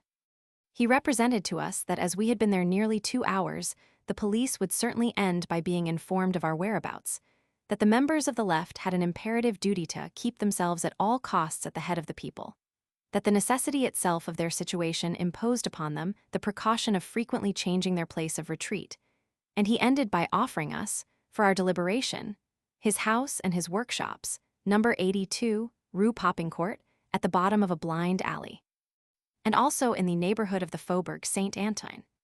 This offer was accepted. I sent to inform Auguste of our change of abode and of Kernet's address. Lafon remained on the Quai Gemapes in order to forward on the proclamations as soon as they arrived, and we set out at once. Charamal undertook to send to the Rue des Moulins to tell the other members of the committee that we would wait for them at number 82, Rue Popincourt. We walked, as in the morning, in little separate groups. The Quai Gemapes skirts the left bank of the Saint Martin Canal. We went up it. We only met a few solitary workmen, who looked back when we had passed and stopped behind us with an air of astonishment. The night was dark. A few drops of rain were falling. A little beyond the Rue de Cheminvert we turned to the right and reached the Rue Popincourt. There all was deserted, extinguished, closed, and silent, as in the Faubourg Saint-Antoine. This street is of great length. We walked for a long time. We passed by the barracks. Kernet was no longer with us. He had remained behind to inform some of his friends, and we were told to take defensive measures in case his house was attacked. We looked for number 82. The darkness was such that we could not distinguish the numbers on the houses. At length, at the end of the street on the right, we saw a light. It was a grocer's shop, the only one open throughout the street.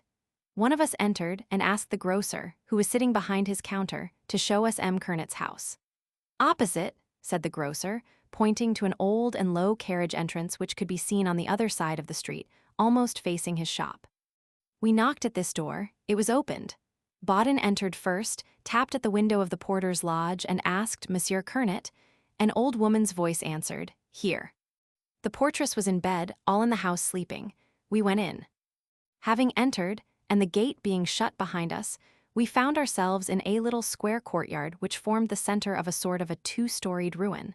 The silence of a convent prevailed, not a light was to be seen at the windows. Near a shed was seen a low entrance to a narrow, dark, and winding staircase. "We have made some mistake," said Charamal. "It is impossible that it can be here." Meanwhile the portress, hearing all these trampling steps beneath her doorway, had become wide awake, had lighted her lamp, and we could see her in her lodge, her face pressed against the window, gazing with alarm at 60 dark phantoms, motionless, and standing in her courtyard. Esquiros addressed her. "Is this really M. Kernet's house?" said he. "M. Cornet, without doubt," answered the good woman. All was explained. We had asked for Kernet, the grocer had understood cornet, the portress had understood cornet. It chanced that M. Cornet lived there. We shall see by what an extraordinary service chance had rendered us. We went out, to the great relief of the poor portress, and we resumed our search. Xavier Durieux succeeded in ascertaining our whereabouts and extricated us from our difficulty. A few moments afterwards, we turned to the left, and we entered into a blind alley of considerable length, and dimly lighted by an old oil lamp, one of those with which Paris was formerly lighted, then again to the left, and we entered through a narrow passage into a large courtyard encumbered with sheds and building materials. This time, we had reached Kernet's. Chapter 19. 1 foot in the tomb. Kernet was waiting for us. He received us on the ground floor in a parlor where there was a fire, a table, and some chairs, but the room was so small that a quarter of us filled it to overflowing and the others remained in the courtyard. "It is impossible to deliberate here," said Bansal. "I have a larger room on the first floor," answered Kernet, "but it is a building in course of construction, which is not yet furnished and where there is no fire." "What does it matter?" they answered him. "Let us go up to the first floor." We went up to the first floor by a steep and narrow wooden staircase, and we took possession of 2 rooms with very low ceilings, but of which one was sufficiently large. The walls were whitewashed, and a few straw-covered stools formed the whole of its furniture. They called out to me, "Preside." I sat down on one of the stools in the corner of the first room, with the fireplace on my right and on my left the door opening upon the staircase. Bauden said to me, "I have a pencil and paper. I will act as secretary to you." He sat down on a stool next to me. The representatives and those present, amongst whom were several men in blouses, remained standing, forming in front of Bauden and myself a sort of square, backed by the 2 walls of the room opposite to us. This crowd extended as far as the staircase. A lighted candle was placed on the chimney-piece.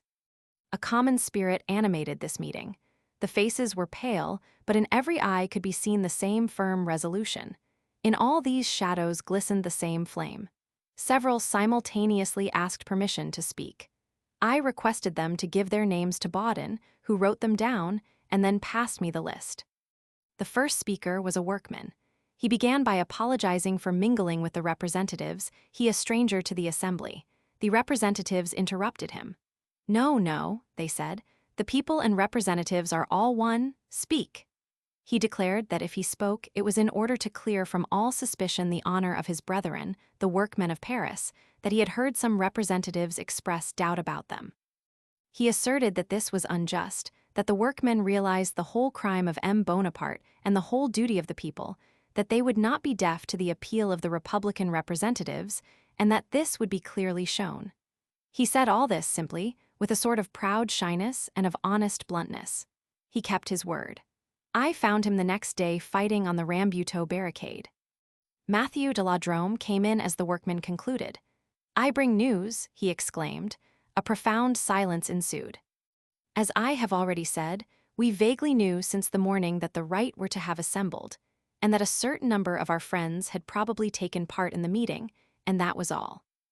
Matthew de la Drome brought us the events of the day, the details of the arrests at their own houses carried out without any obstacle, of the meeting which had taken place at M. Daru's house, and its rough treatment in the Rue de Bourgogne, of the representatives expelled from the hall of the Assembly, of the meanness of President Dupin, of the melting away of the High Court, of the total inaction of the Council of State, of the sad sitting held at the mairie of the 10th arrondissement, of the Audinot fiasco, of the decree of the deposition of the President, and of the 220 forcibly arrested and taken to the Quai d'Orsay. He concluded in a manly style, the duty of the left was increasing hourly. The morrow would probably prove decisive. He implored the meeting to take this into consideration. A workman added a fact. He had happened in the morning to be in the Rue de Grenelle during the passage of the arrested members of the Assembly. He was there at the moment when one of the commanders of the Chasseurs de Vincennes had uttered these words. Now it is the turn of those gentlemen the red representatives. Let them look out for themselves. One of the editors of the Revolution, Hennet de Kessler, who afterwards became an intrepid exile, completed the information of Matthew de la Drome. He recounted the action taken by 2 members of the Assembly with regard to the so-called Minister of the Interior, Morny, and the answer of the said Morny. "If I find any of the representatives behind the barricades, I will have them shot to the last man," and that other saying of the same witty vagabond respecting the members taken to the Quai d'Orsay. These are the last representatives who will be made prisoners. He told us that a placard was at that very moment being printed, which declared that anyone who should be found at a secret meeting would be immediately shot. The placard, in truth, appeared the next morning. Bauden rose up. "The coup d'etat redoubles its rage," exclaimed he. "Citizens, let us redouble our energy." Suddenly a man in a blouse entered. He was out of breath. He had run hard. He told us that he had just seen, and he repeated, had seen with his own eyes, in the Rue Popincourt, a regiment marching in silence and wending its way towards the blind alley of number 82, that we were surrounded and that we were about to be attacked. He begged us to disperse immediately. "Citizen representatives," called out Kernet, "I have placed scouts in the blind alley who will fall back and warn us if the regiment penetrates thither. The door is narrow and will be barricaded in the twinkling of an eye. We are here, with you, 50 armed and resolute men, and at the first shot we shall be 200. We are provided with ammunition. You can deliberate calmly." And as he concluded, he raised his right arm, and from his sleeve fell a large poniard, which he had concealed, and with the other hand he rattled in his pocket the butts of a pair of pistols. "Very well," said I, "let us continue." 3 of the youngest and most eloquent orators of the left, Bansal, Arnauld de l'Ariege, and Victor Chauffeur, delivered their opinions in succession.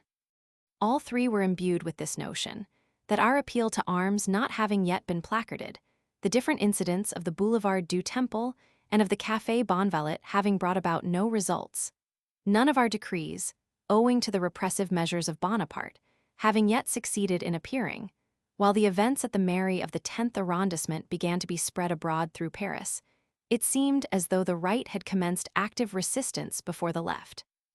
A generous rivalry for the public safety spurred them on. It was delightful to them to know that a regiment ready to attack was close by, within a few steps, and that perhaps in a few moments their blood would flow. Moreover, advice abounded, and with advice, uncertainty. Some illusions were still entertained. A workman, leaning close to me against the fireplace, said in a low voice to one of his comrades that the people must not be reckoned upon, and that if we fought, we should perpetrate a madness. The incidents and events of the day had in some degree modified my opinion as to the course to be followed in this grave crisis. The silence of the crowd at the moment when Arnauld de l'Ariege and I had apostrophized the troops had destroyed the impression which a few hours before the enthusiasm of the people on the Boulevard du Temple had left with me. The hesitation of Auguste had impressed me, the society of cabinet makers appeared to shun us, the torpor of the Faubourg Saint-Antoine was manifest, the inertness of the Faubourg Saint-Marceau was not less so.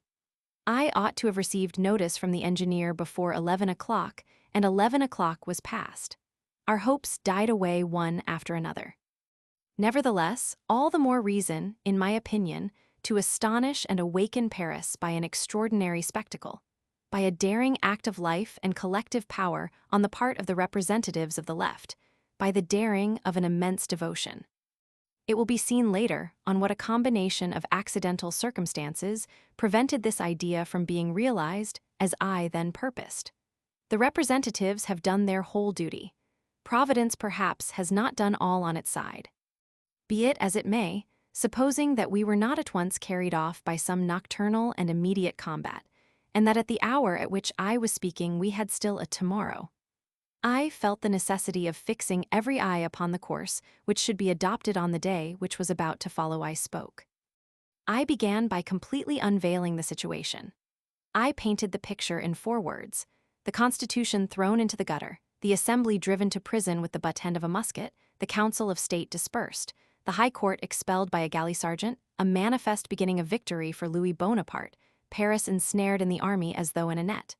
Bewilderment everywhere, all authority overthrown, all compacts annulled. 2 things only remained standing, the coup d'etat and ourselves. Ourselves, and who are we? We are, said I, we are truth and justice. We are the supreme and sovereign power, the people incarnate right. I continued. Louis Bonaparte at every minute which elapses advances a step further in his crime. For him nothing is inviolable, nothing is sacred. This morning he violated the palace of the representatives of the nation. A few hours later he laid violent hands on their persons. Tomorrow, perhaps in a few moments, he will shed their blood. Well then, he marches upon us, let us march upon him. The danger grows greater, let us grow greater with the danger. A movement of assent passed through the assembly. I continued. I repeat and insist, let us show no mercy to this wretched Bonaparte for any of the enormities which his outrage contains. As he has drawn the wine, I should say the blood he must drink it up. We are not individuals, we are the nation. Each of us walks forth clothed with the sovereignty of the people. He cannot strike our persons without rending that. Let us compel his volleys to pierce our sashes as well as our breasts. This man is on a road where logic grasps him and leads him to parricide. What he is killing in this moment is the country. Well, then, when the ball of executive power pierces the sash of legislative power, it is visible parricide. It is this that must be understood. "We are quite ready," they cried out. "What measures would you advise us to adopt?"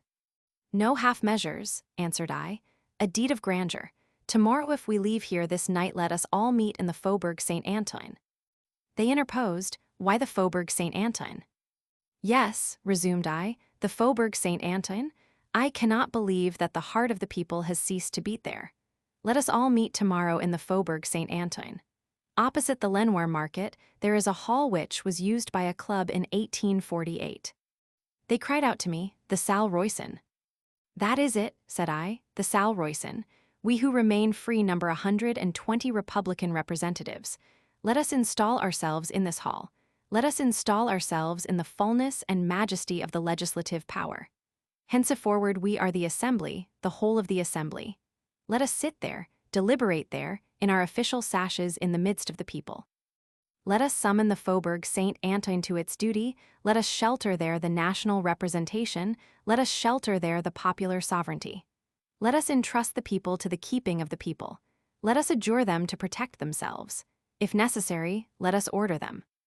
A voice interrupted me. "You cannot give orders to the people." "Yes," I cried, "when it is a question of public safety, of the universal safety, when it is a question of the future of every European nationality, when it is a question of defending the Republic, liberty, civilization, the revolution, we have the right, we, the representatives of the entire nation, to give, in the name of the French people, orders to the people of Paris. Let us, therefore, meet tomorrow at this Salle Royston. But at what time? Not too early in the morning. In broad day. It is necessary that the shops should be open, that people should be coming and going, that the population should be moving about, that there should be plenty of people in the streets, that they should see us, that they should recognize us, that the grandeur of our example should strike every eye and stir every heart. Let us all be there between 9 and 10 o'clock in the morning. If we cannot obtain the Salle Royston, we will take the first church at hand, a stable, a shed, some enclosure where we can deliberate. At need, as Michel de Bourges has said, we will hold our sittings in a square bounded by 4 barricades. But provisionally I suggest the Salle Royston. Do not forget that in such a crisis there must be no vacuum before the nation. That alarms it. There must be a government somewhere, and it must be known. The rebellion at the Élysée, the government at the Faubourg Saint-Antoine, the left the government, the Faubourg Saint-Antoine the citadel. Such are the ideas which from tomorrow we must impress upon the mind of Paris. To the Salle Royston, then. Thence, in the midst of the dauntless throng of workmen of that great district of Paris, enclosed in the Faubourg as in a fortress, being both legislators and generals, multiplying and inventing means of defense and of attack, launching proclamations and unearthing the pavements, employing the women in writing out placards while the men are fighting, we will issue a warrant against Louis Bonaparte. We will issue warrants against his accomplices. We will declare the military chiefs traitors. We will outlaw in a body all the crime and all the criminals. We will summon the citizens to arms. We will recall the army to duty. We will rise up before Louis Bonaparte, terrible as the living republic. We will fight on the one hand with the power of the law, and on the other with the power of the people. We will overwhelm this miserable rebel, and will rise up above his head both as a great lawful power and a great revolutionary power. While speaking, I became intoxicated with my own ideas. My enthusiasm communicated itself to the meeting. They cheered me.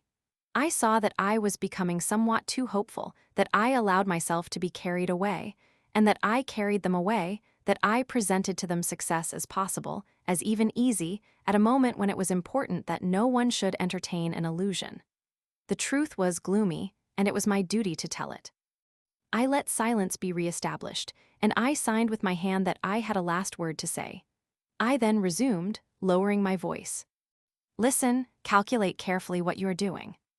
On one side, 100,000 men, 17 harnessed batteries, 6,000 cannon mouths in the forts, magazines, arsenals, ammunition sufficient to carry out a Russian campaign. On the other, 120 representatives, 1,000 or 1,200 patriots, 600 muskets, 2 cartridges per man, not a drum to beat to arms, not a bell to sound the tocsin, not a printing office to print a proclamation. Barely here and there a lithographic press, and a cellar where a handbill can be hurriedly and furtively printed with the brush. The penalty of death against anyone who unearths a paving stone, penalty of death against anyone who would enlist in our ranks, penalty of death against anyone who is found in a secret meeting, penalty of death against anyone who shall post up an appeal to arms. If you are taken during the combat, death. If you are taken after the combat, transportation or exile. On the one side an army and a crime, on the other a handful of men and right. Such is this struggle. Do you accept it? A unanimous shout answered me, yes, yes. This shout did not come from the mouths, it came from the souls. Baudin, still seated next to me, pressed my hand in silence. It was settled, therefore, at once that they should meet again on the next day, Wednesday, between 9 and 10 in the morning, at the Salle Royston, that they should arrive singly or by little separate groups, and that they should let those who were absent know of this rendezvous. This done, there remained nothing more but to separate. It was about midnight. One of Kernit's scouts entered. "Citizen representatives," he said, "the regiment is no longer there. The street is free." The regiment, which had probably come from the Poppingcourt barracks close at hand, had occupied the street opposite the blind alley for more than half an hour, and then had returned to the barracks. Had they judged the attack inopportune or dangerous at night in that narrow blind alley, and in the center of this formidable Poppingcourt district, where the insurrection had so long held its own in June, 1848? It appeared certain that the soldiers had searched several houses in the neighborhood.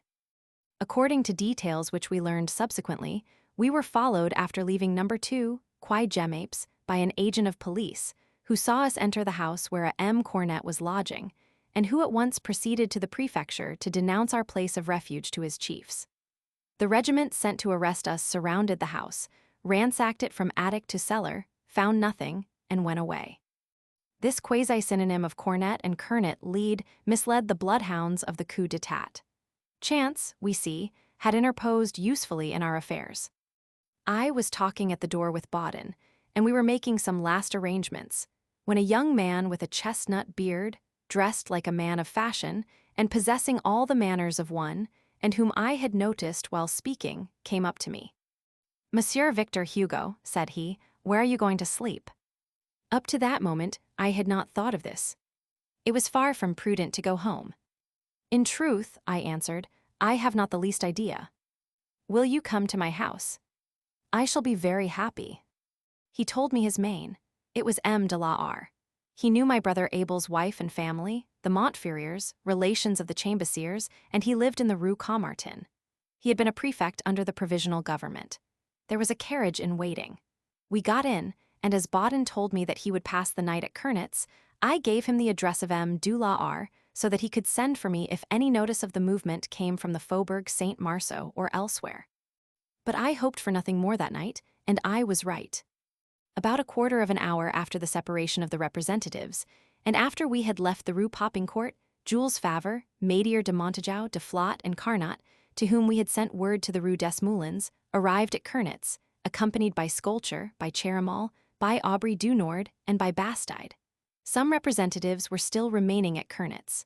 Several, like Baudin, were going to pass the night there.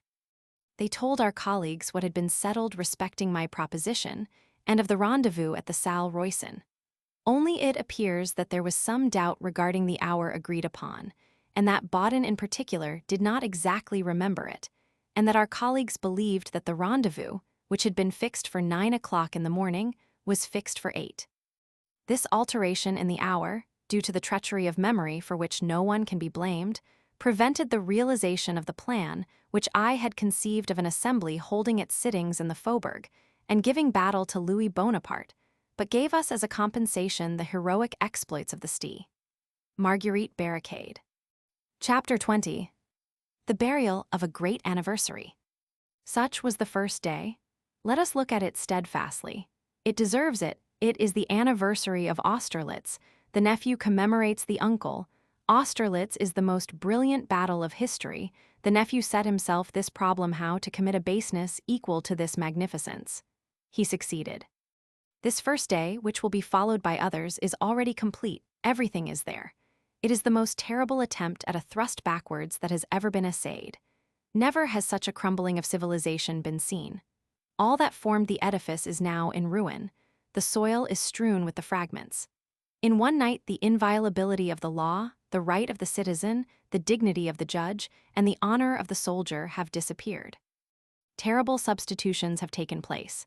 There was the oath, there is purgatory. There was the flag, there is a rag. There was the army, there is a band of brigands. There was justice, there is treason.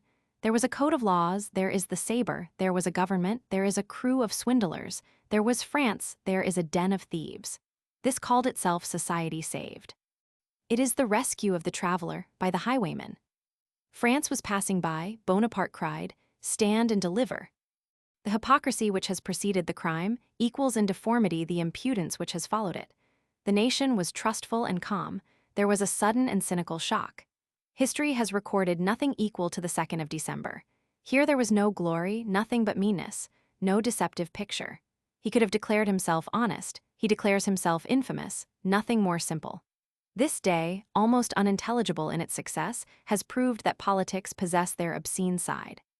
Louis Bonaparte has shown himself unmasked. Yesterday President of the Republic, today a scavenger. He has sworn, he still swears, but the tone has changed. The oath has become an imprecation. Yesterday he called himself a maiden, today he becomes a brazen woman and laughs at his dupes. Picture to yourself Joan of Arc confessing herself to be Messalina. Such is the 2nd of December. Women are mixed up in this treason. It is an outrage which savors both of the boudoir and of the galleys. There wafts across the fetidness of blood an undefined scent of patchouli. The accomplices of this act of brigandage are most agreeable men. Romeo, Morny. Getting into debt leads one to commit crimes. Europe was astounded. It was a thunderbolt from a thief. It must be acknowledged that thunder can fall into bad hands. Palmerston, that traitor, approved of it.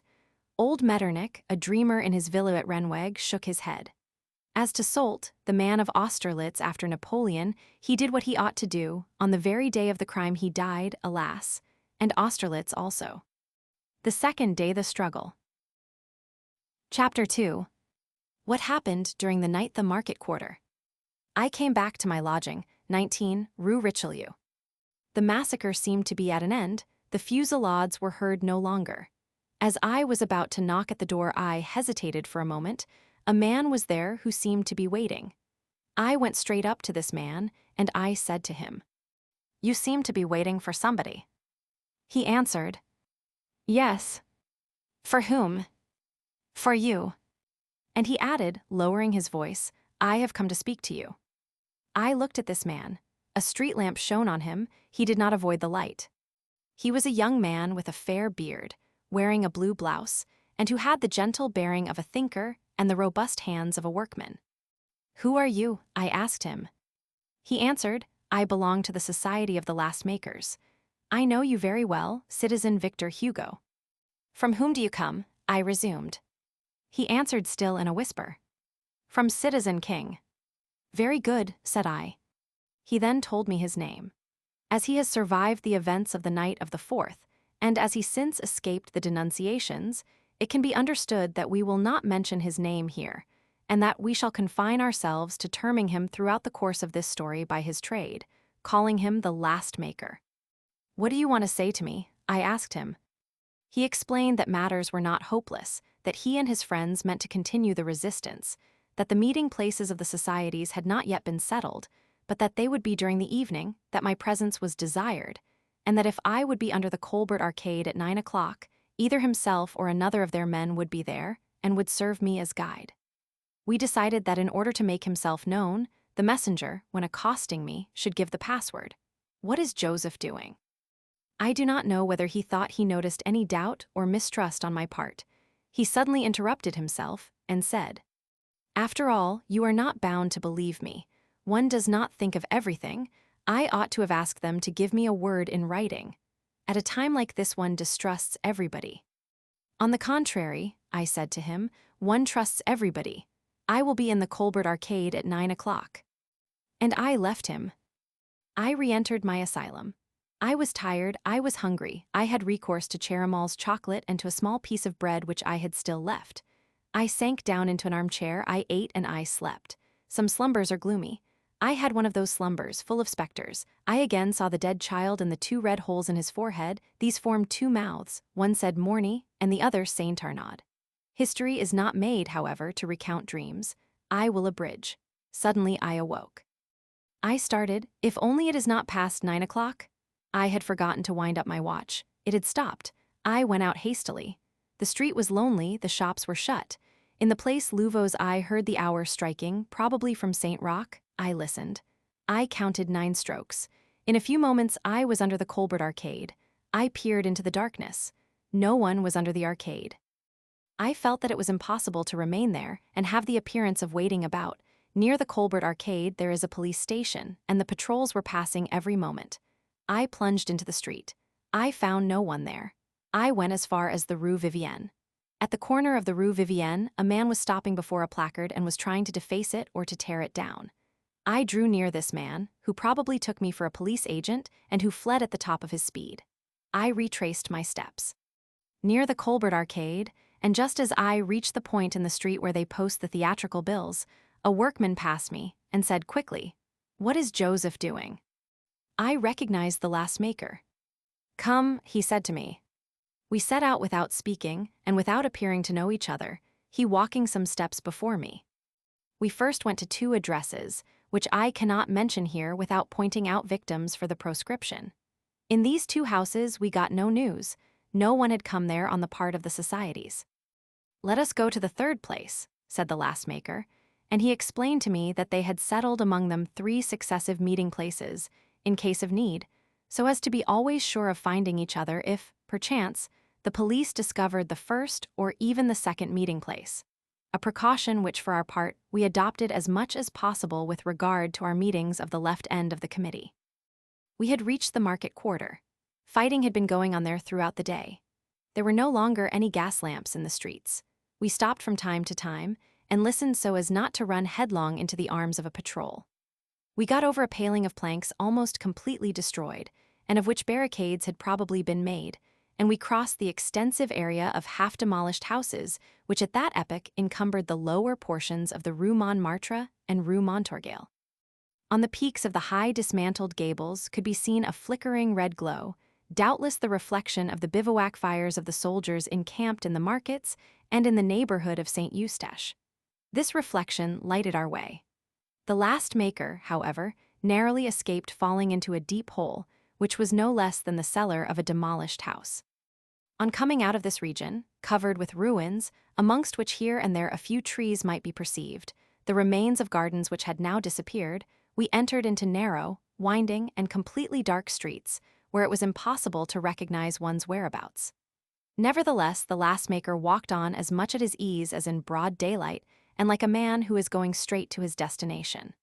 Once he turned round to me and said to me, "The whole of this quarter is barricaded, and if, as I hope, our friends come down, I will answer that they will hold it for a long time."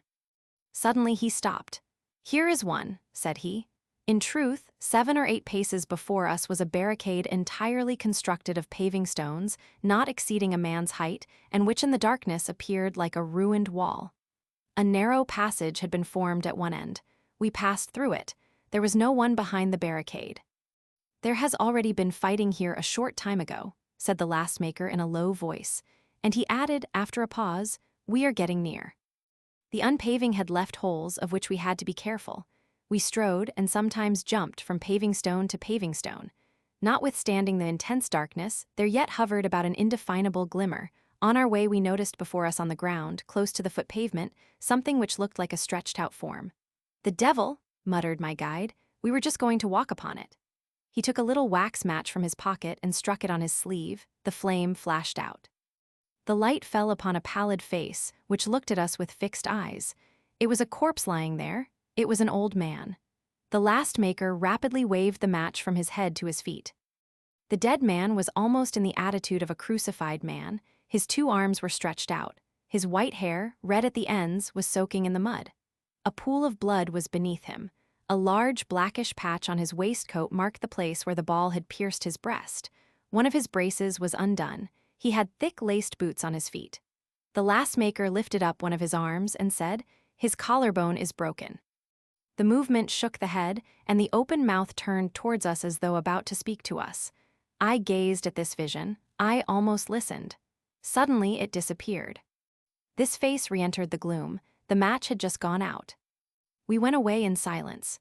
After walking about 20 paces, the last maker, as though talking to himself, said in a whisper, "Don't know him." We still pushed forward. From the cellars to the roofs, from the ground floors to the garrets, there was not a light in the house. We appeared to be groping in an immense tomb. A man's voice, firm and sonorous, suddenly issued out of the darkness and shouted to us, "Who goes there?" "Ah, there they are," said the last maker, and he uttered a peculiar whistle. "Come on," resumed the voice. It was another barricade.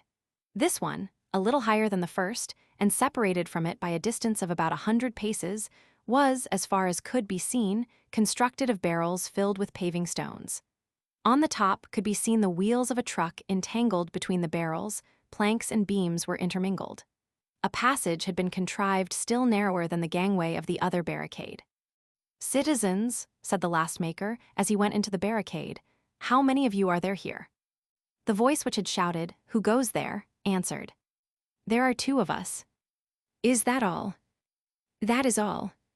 They were in truth two men who alone during that night, in that solitary street, behind that heap of paving stones, awaited the onslaught of a regiment. Both wore blouses. They were 2 workmen, with a few cartridges in their pockets and a musket upon each of their shoulders. "So then," resumed the last maker, in an impatient tone, "our friends have not yet come." "Well then," I said to him, "let us wait for them."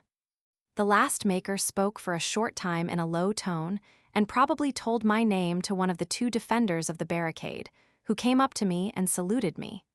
"Citizen representative," said he, "it will be very warm here shortly." "In the meantime," answered I laughingly, "it is cold." It was very cold, in truth. The street, which was completely unpaved behind the barricade, was nothing better than a sewer ankle-deep in water. "I say that it will be warm," resumed the workman, "and that you would do well to go farther off." The last maker put his hand on his shoulder. "Comrade, it is necessary that we should remain here.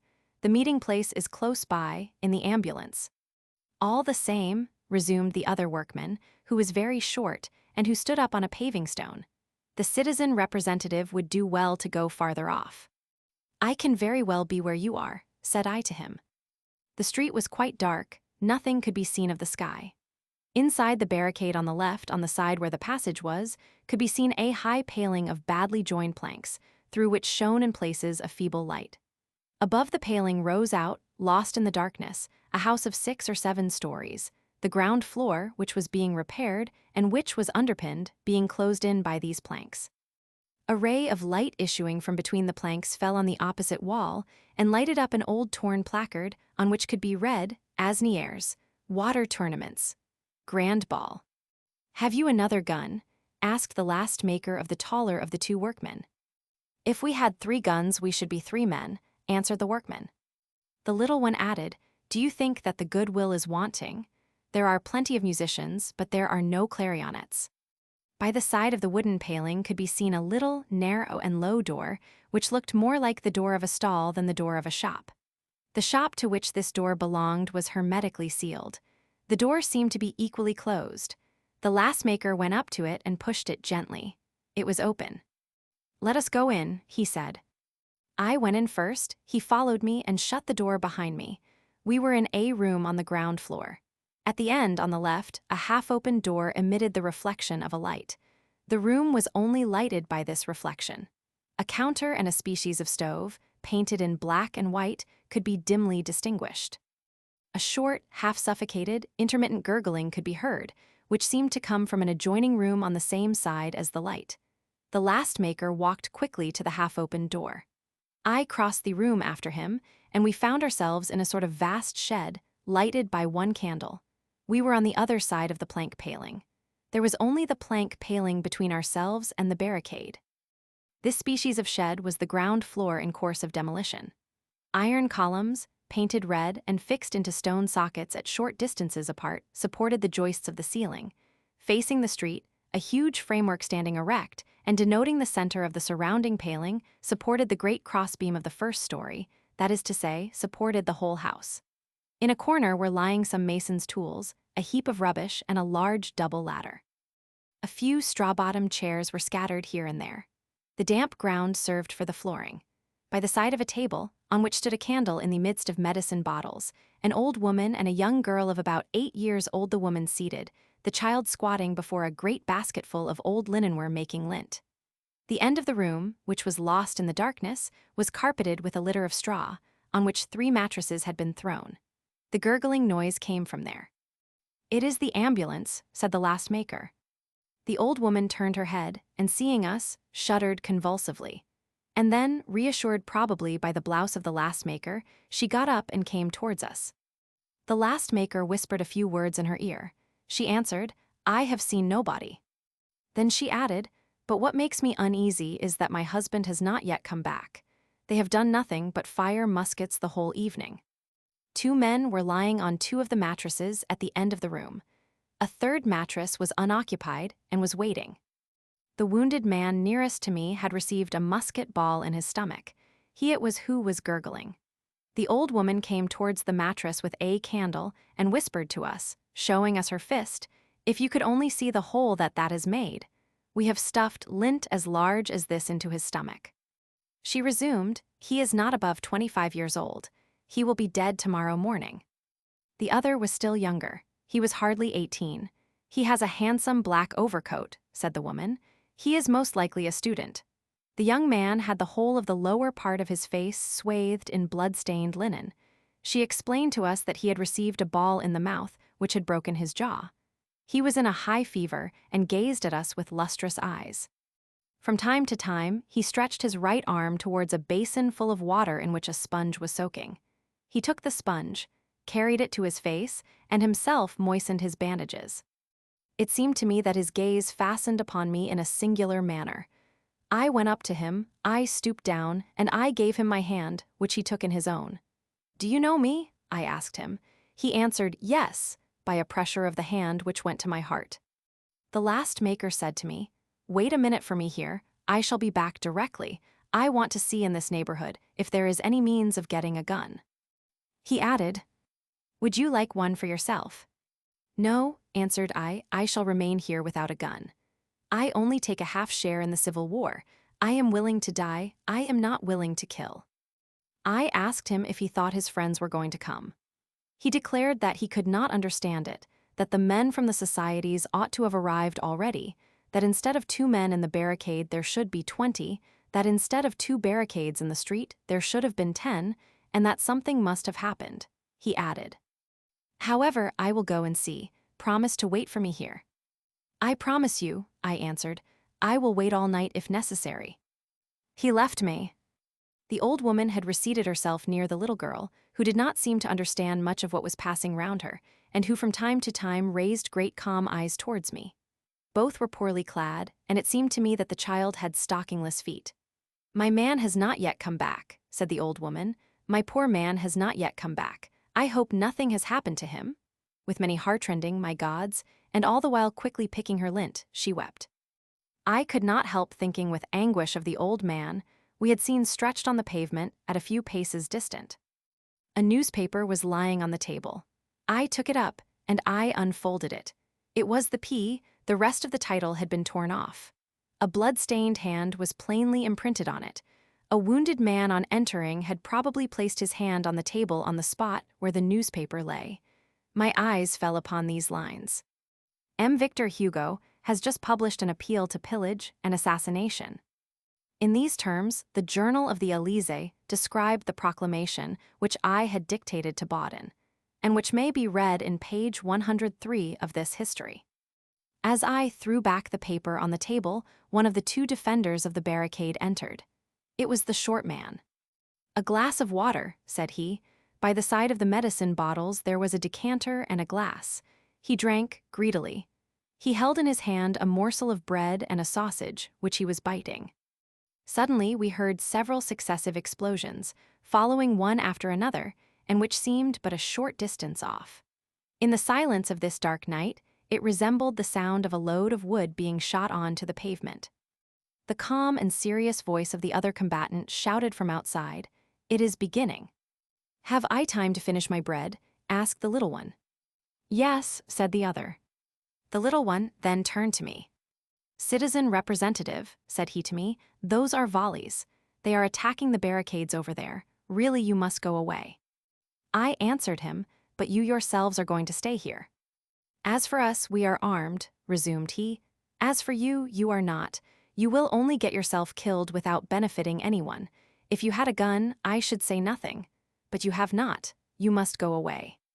"I cannot," I answered him. "I am waiting for someone." He wished to continue and to urge me. I pressed his hand. "Let me do as I like," said I. He understood that my duty was to remain, and no longer persisted. There was a pause. He again began to bite his bread. The gurgling of the dying man alone was audible. At that moment, a sort of deep and hollow booming reached us. The old woman started from her chair, muttering, "It is the cannon." "No," said the little man, "it is the slamming of a street door." Then he resumed, "There now, I have finished my bread," and he dusted one hand against the other and went out. In the meantime, the explosions continued and seemed to come nearer. A noise sounded in the shop. It was the last maker who was coming back. He appeared on the threshold of the ambulance. He was pale. "Here I am," said he. "I have come to fetch you. We must go home. Let us be off at once." I arose from the chair where I had seated myself. "What does this mean? Will they not come?" "No," he answered, "no one will come. All is at an end." Then he hastily explained that he had gone through the whole of the quarter in order to find a gun, that it was labor lost, that he had spoken to 2 or 3, that we must abandon all hope of the societies, that they would not come down, that what had been done during the day had appalled everyone, that the best men were terrified, that the boulevards were full of corpses, that the soldiers had committed horrors, that the barricade was about to be attacked, that on his arrival he had heard the noise of footsteps in the direction of the crossway, that it was the soldiers who were advancing, that we could do nothing further there, that we must be off, that this house was stupidly chosen, that there was no outlet in the rear, that perhaps we should already find it difficult to get out of the street, and that we had only just time. He told this all panting, briefly, jerkily, and interrupted at every moment with this ejaculation, "And to think that they have no arms, and to think that I have no gun." As he finished, we heard from the barricade a shout of attention, and almost immediately a shot was fired. A violent discharge replied to the shot. Several balls struck the paling of the ambulance, but they were too obliquely aimed, and none pierced it. We heard the glass of several broken windows falling noisily into the street. "There is no longer time," said the last maker calmly. "The barricade is attacked." He took a chair and sat down. The 2 workmen were evidently excellent marksmen. 2 volleys assailed the barricade, one after the other. The barricade answered with animation. Then the fire ceased. There was a pause. "Now they are coming at us with the bayonet. They are coming at the double," said a voice in the barricade. The other voice said, "Let us be off." A last musket shot was fired. Then a violent blow which we interpreted as a warning shook our wooden wall. It was in reality one of the workmen who had thrown down his gun when going away. The gun in falling had struck the paling of the ambulance. We heard the rapid steps of the 2 combatants as they ran off. Almost at the same moment, a tumult of voices, and of butt ends of muskets striking the paving stones, filled the barricade. "It is taken," said the last maker, and he blew out the candle. To the silence which enveloped this street, a moment before succeeded a sort of ill-omened tumult.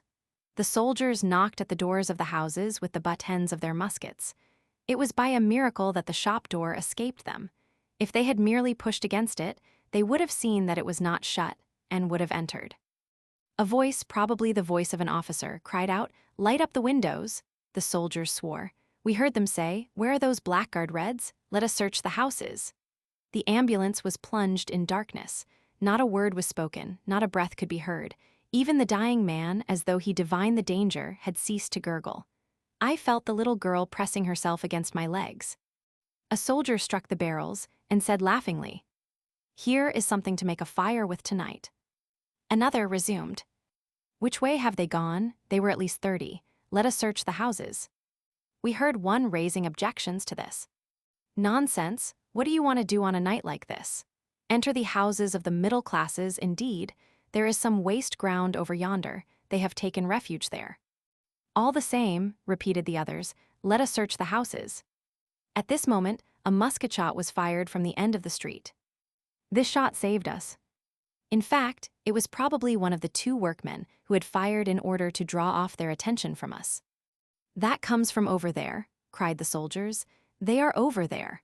And all starting off at once in the direction from which the shot had been fired, they left the barricade and ran down the street at the top of their speed. The last maker and myself got up. They are no longer there, whispered he. Quick, let us be off. But this poor woman, said I, are we going to leave her here? Oh, she said, do not be afraid, I have nothing to fear. As for me, I am an ambulance. I am taking care of the wounded. I shall even relight my candle when you are gone. What troubles me is that my poor husband has not yet come back.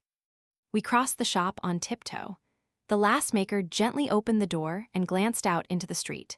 Some inhabitants had obeyed the order to light up their windows, and 4 or 5 lighted candles here and there flickered in the wind upon the sills of the windows. The street was no longer completely dark. There is no one about now, said the last maker, but let us make haste, for they will probably come back. We went out, the old woman closed the door behind us, and we found ourselves in the street. We got over the barricade and hurried away as quickly as possible. We passed by the dead old man. He was still there, lying on the pavement, indistinctly revealed by the flickering glimmer from the windows. He looked as though he was sleeping. As we reached the second barricade, we heard behind us the soldiers, who were returning. We succeeded in regaining the streets in course of demolition. There we were in safety. The sound of musketry still reached us.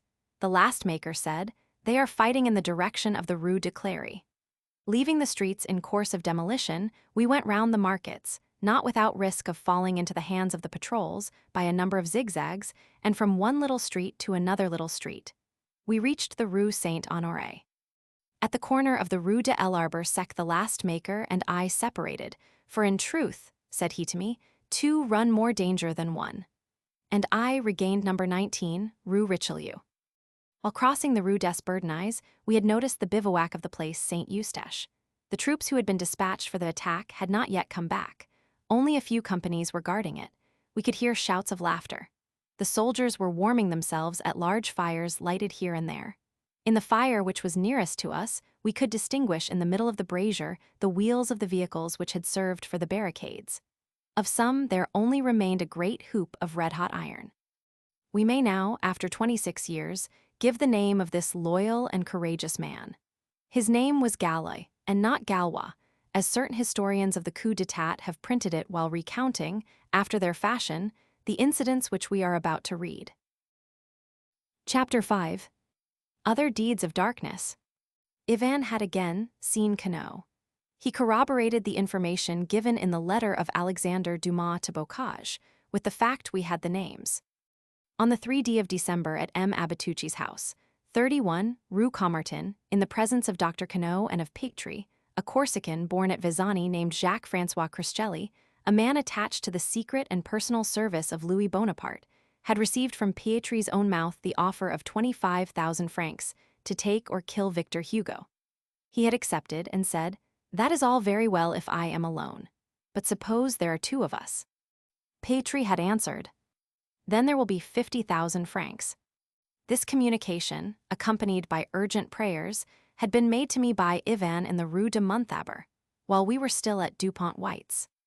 This said, I continue my story. The massacre of the 4th did not produce the whole of its effect until the next day, the 5th. The impulse given by us to the resistance still lasted for some hours, and at nightfall, in the labyrinth of houses ranging from the Rue du Petit Carreau to the Rue du Temple, there was fighting. The Pagevin, Neuve Saint-Eustache, Montorgueil, Rambuteau, Beaubourg, and Transnonain barricades were gallantly defended. There was an impenetrable network of streets and crossways barricaded by the people, surrounded by the army. The assault was merciless and furious. The barricade of the Rue Montorgueil was one of those which held out the longest. A battalion and artillery was needed to carry it. At the last moment, it was only defended by 3 men, 2 shop clerks, and a lemonade seller of an adjoining street. When the assault began, the night was densely dark, and the 3 combatants escaped. But they were surrounded. No outlets, not one door was open. They climbed the grated gateway of the passage Verdo as Ginty Sar and Charpentier had scaled the passage du Saumon, had jumped over, and had fled down the passage. But the other grated gateway was closed, and like Ginty Sar and Charpentier, they had no time to climb it. Besides, they heard the soldiers corning on both sides. In a corner at the entrance of the passage, there were a few planks which had served to close a stall, and which the stall-keeper was in the habit of putting there. They hid themselves beneath these planks. The soldiers who had taken the barricade, after having searched the streets, bethought themselves of searching the passage. They also climbed over the grated gateway, looked about everywhere with lanterns, and found nothing. They were going away, when one of them perceived the foot of one of these 3 unfortunate men which was projecting from beneath the planks. They killed all 3 of them on the spot with bayonet thrusts.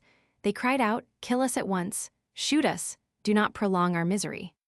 The neighboring shopkeepers heard these cries, but dared not open their doors or their windows, for fear, as one of them said the next day, that they should do the same to them. The execution at an end, the executioners left the 3 victims lying in a pool of blood on the pavement of the passage. One of those unfortunate men did not die until 8 o'clock next morning. No one had dared to ask for mercy, no one had dared to bring any help. They left them to die there. One of the combatants of the Rue Beaubourg was more fortunate. They were pursuing him. He rushed up a staircase, reached a roof, and from there a passage which proved to be the top corridor of an hotel. A key was in the door. He opened it boldly and found himself face to face with a man who was going to bed. It was a tired-out traveler who had arrived at the hotel that very evening. The fugitive said to the traveler, "I am lost, save me," and explained him the situation in 3 words. The traveler said to him, "Undress yourself and get into my bed." And then he lit a cigar and began quietly to smoke. Just as the man of the barricade had got into bed, a knock came at the door. It was the Sodders who were searching the house. To the questions which they asked him, the traveler answered, pointing to the bed, "We are only 2 here. We have just arrived here. I am smoking my cigar and my brother is asleep." The waiter was questioned and confirmed the traveler's statement. The soldiers went away and no one was shot. We will say this, that the victorious soldiers killed less than on the preceding day. They did not massacre in all the captured barricades. The order had been given on that day to make prisoners. It might also be believed that a certain humanity existed. What was this humanity? We shall see. At 11 o'clock at night, all was at an end. They arrested all those whom they found in the streets which had been surrounded, whether combatants or not. They had all the wine shops and the cafes opened. They closely searched the houses. They seized all the men whom they could find, only leaving the women and the children. 2 regiments formed in a square carried away all these prisoners huddled together. They took them to the Tuileries and shut them up in the vast cellar situated beneath the terrace at the waterside. On entering this cellar, the prisoners felt reassured. They called to mind that in June 1848, a great number of insurgents had been shut up there, and later on had been transported. They said to themselves that doubtless they also would be transported or brought before the councils of war, and that they had plenty of time before them. They were thirsty. Many of them had been fighting since that morning, and nothing parches tire mouth so much as biting cartridges. They asked for drink.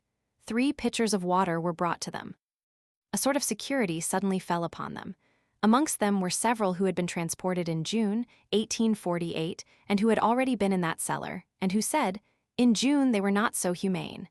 They left us for 3 days without food or drink." Some of them wrapped themselves up in their overcoats or cloaks, lay down, and slept.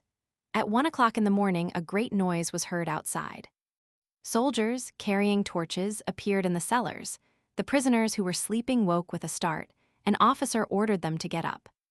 They made them go out anyhow as they had come in. As they went out, they coupled them 2 by 2 at random, and a sergeant counted them in a loud voice.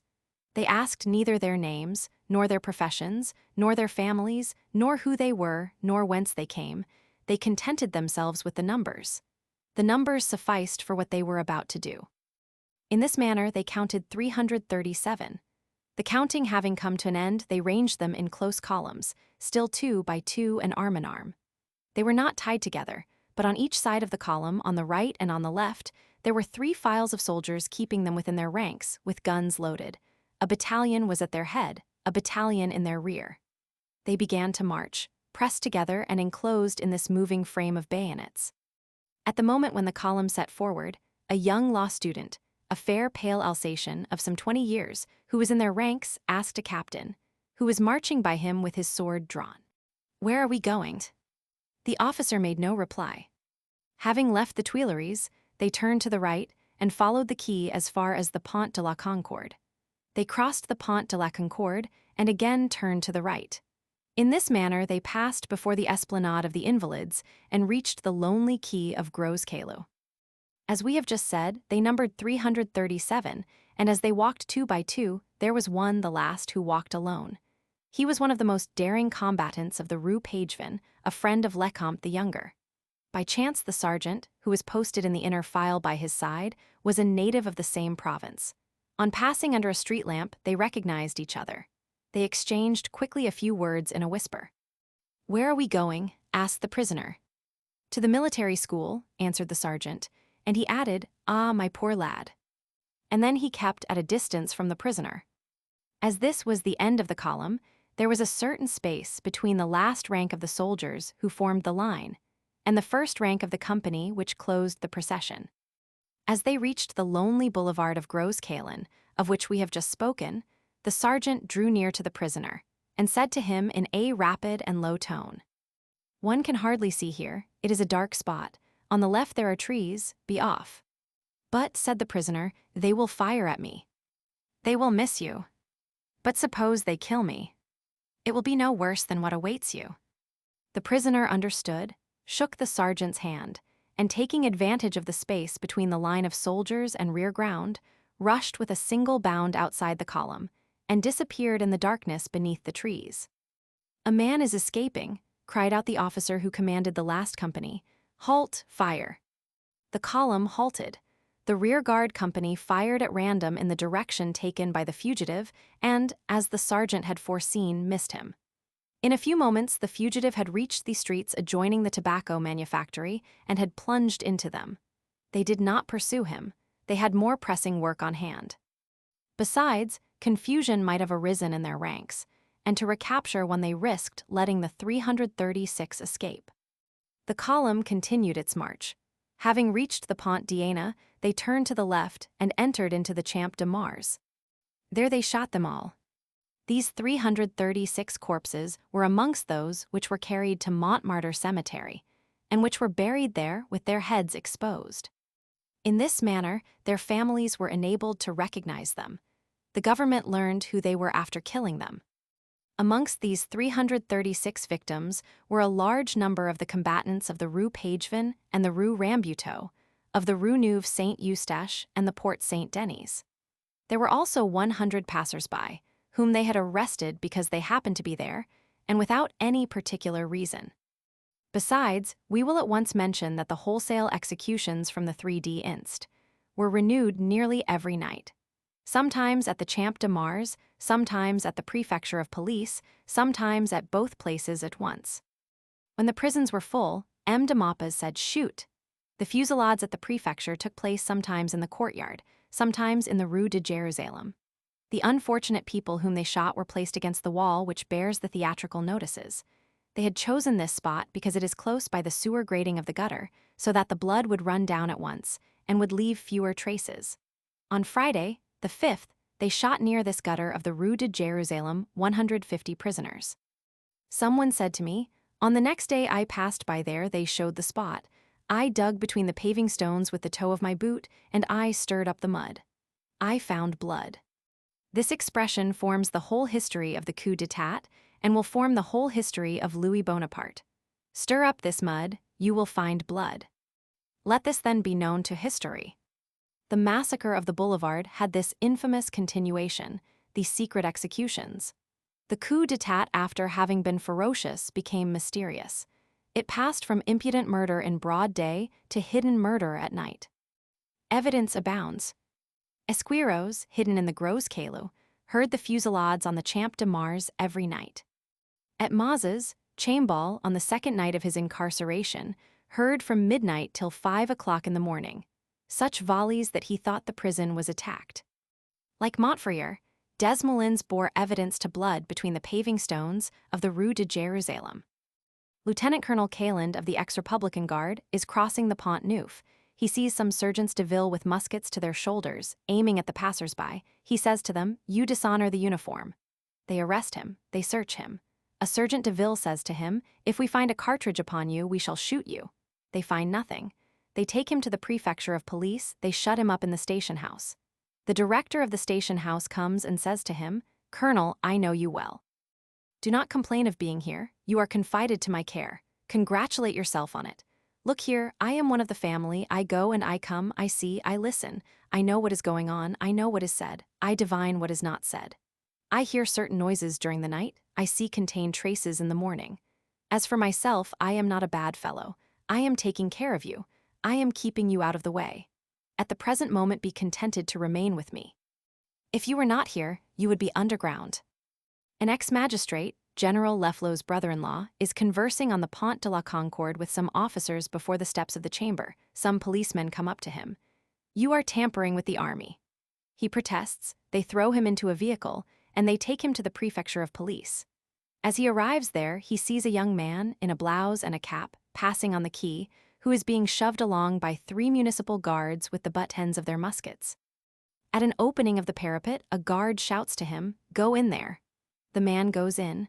2 guards shoot him in the back. He falls. The 3rd guard dispatches him with a shot in his ear. On the 13th, the massacres were not yet at an end.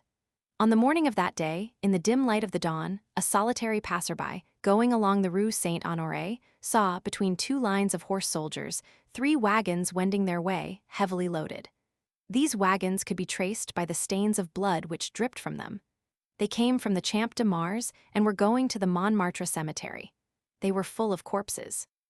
It was this same Criscelli, who later on at Vaugirard in the Rue du Trancy, killed by special order of the prefect of police a man named Ketch, suspected of plotting the assassination of the emperor. The Marquis Sarrazin de Montfrier, a relative of my eldest brother. I can now mention his name. Chapter 10. Duty can have 2 aspects. Had it been in the power of the left at any moment to prevent the coup d'etat? We do not think so. Nevertheless, here is a fact which we believe we ought not to pass by in silence. On the 16th November, 1851, I was in my study at home at 37, Rue de la Tour d'Auvergne. It was about midnight. I was working. My servant opened the door. "Will you see M, sir?" And he mentioned a name. "Yes," I said. Someone came in. I shall only speak reservedly of this eminent and distinguished man. Let it suffice to state that he had the right to say, when mentioning the Bonapartes, my family.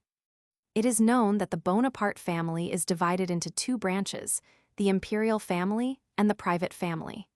The imperial family had the tradition of Napoleon, the private family had the tradition of Lucien, a shade of difference which, however, had no reality about it. My midnight visitor took the other corner of the fireplace. He began by speaking to me of the memoirs of a very high-minded and virtuous woman, the princess, his mother, the manuscript of which he had confided to me, asking my advice as to the utility or the suitability of their publication. This manuscript, besides being full of interest, possessed for me a special charm, because the handwriting of the princess resembled my mother's handwriting.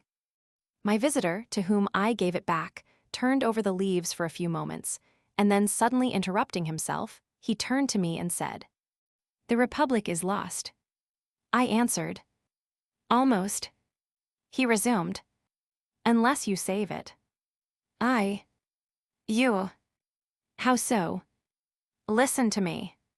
Then he set forth with that clearness, complicated at times with paradoxes, which is one of the resources of his remarkable mind, the situation, at the same time desperate and strong, in which we were placed.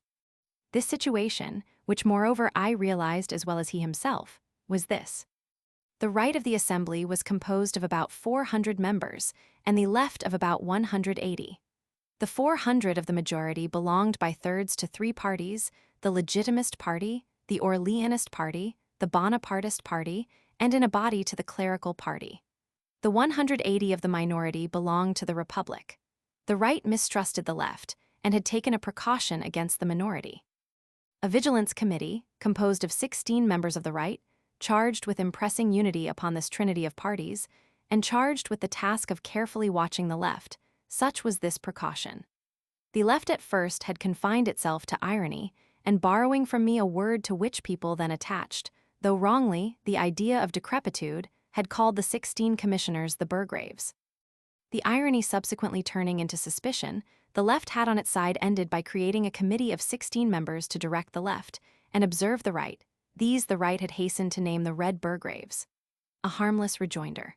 The result was that the right watched the left, and that the left watched the right, but that no one watched Bonaparte. They were two flocks of sheep so distrustful of one another that they forgot the wolf. During that time, in his den at the Élysée, Bonaparte was working. He was busily employing the time which the Assembly, the majority and the minority, was losing in mistrusting itself. As people feel the loosening of the avalanche, so they felt the catastrophe tottering in the gloom.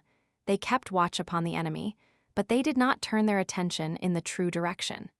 To know where to fix one's mistrust is the secret of a great politician.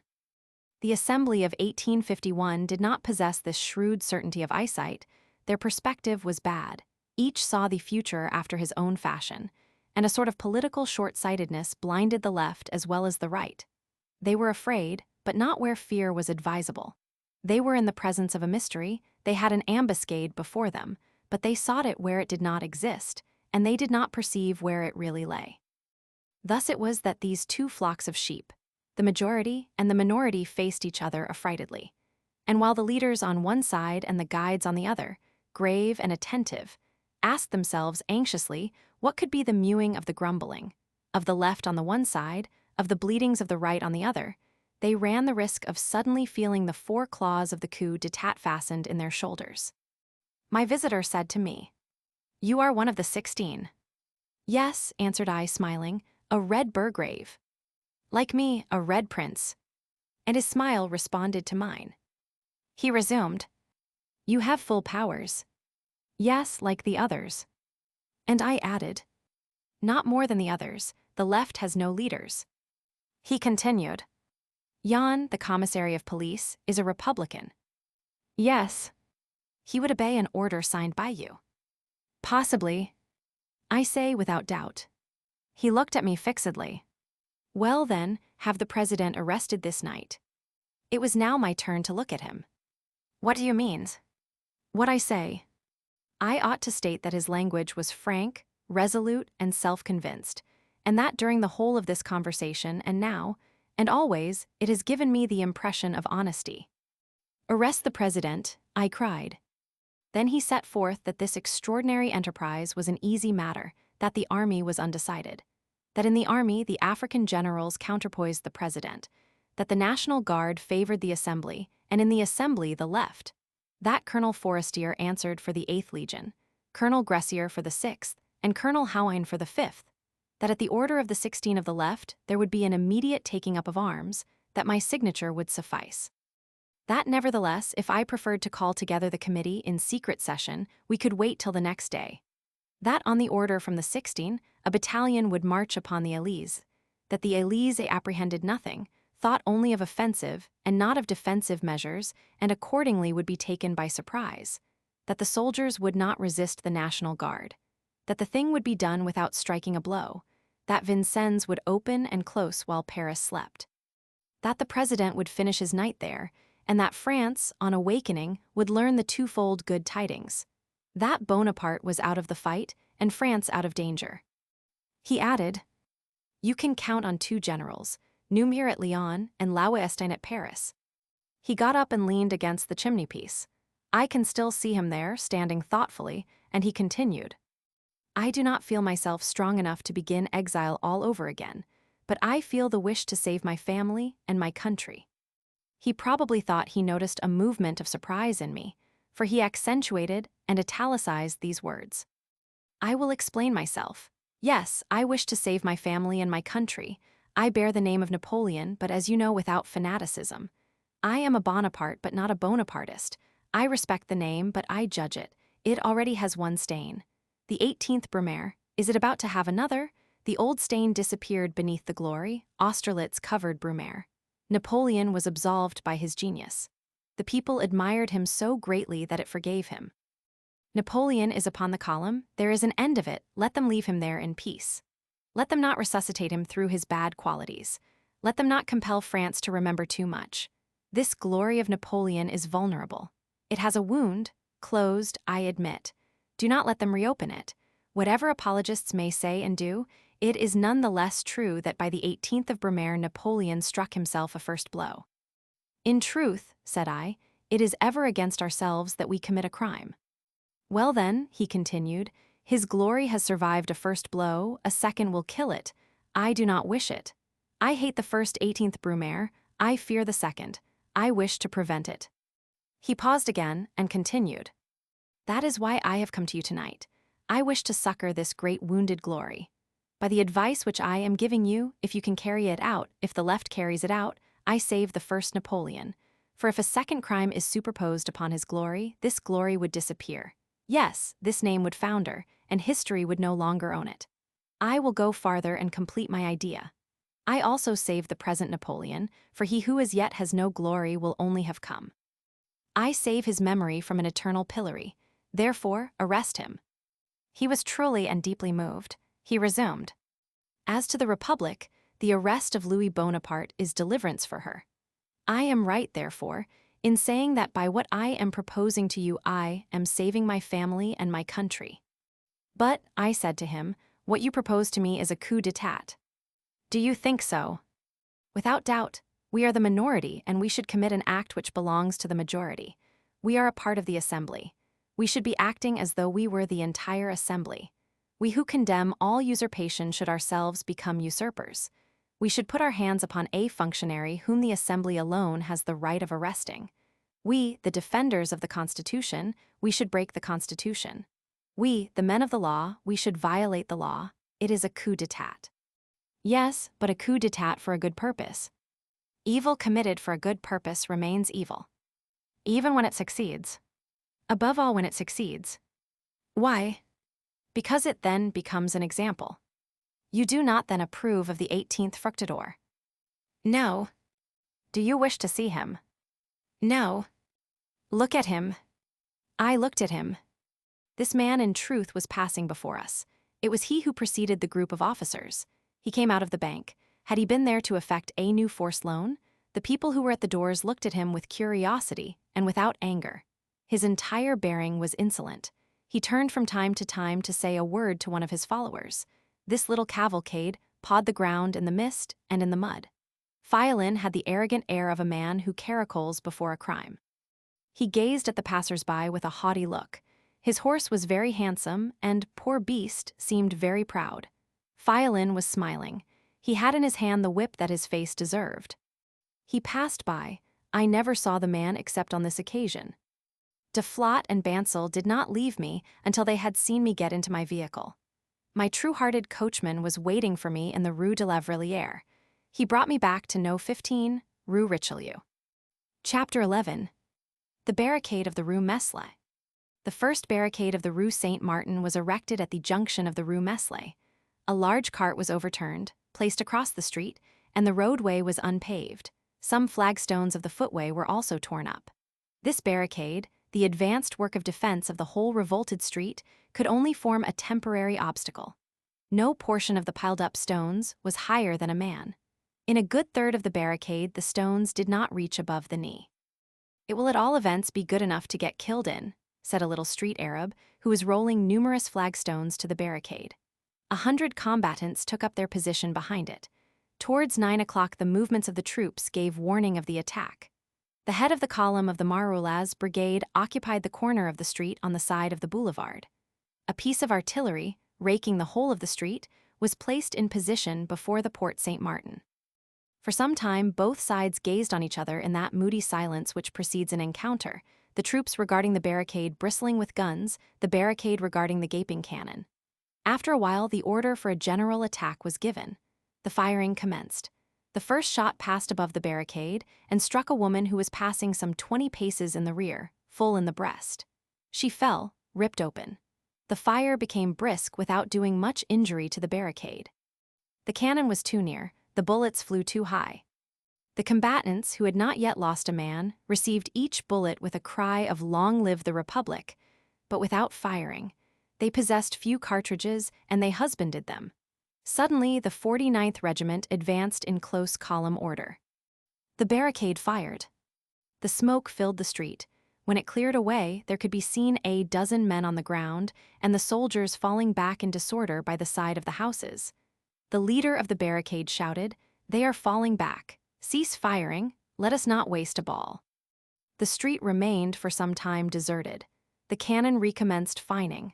A shot came in every 2 minutes, but always badly aimed. A man with a fowling piece came up to the leader of the barricade and said to him, "Let us dismount that cannon. Let us kill the gunners."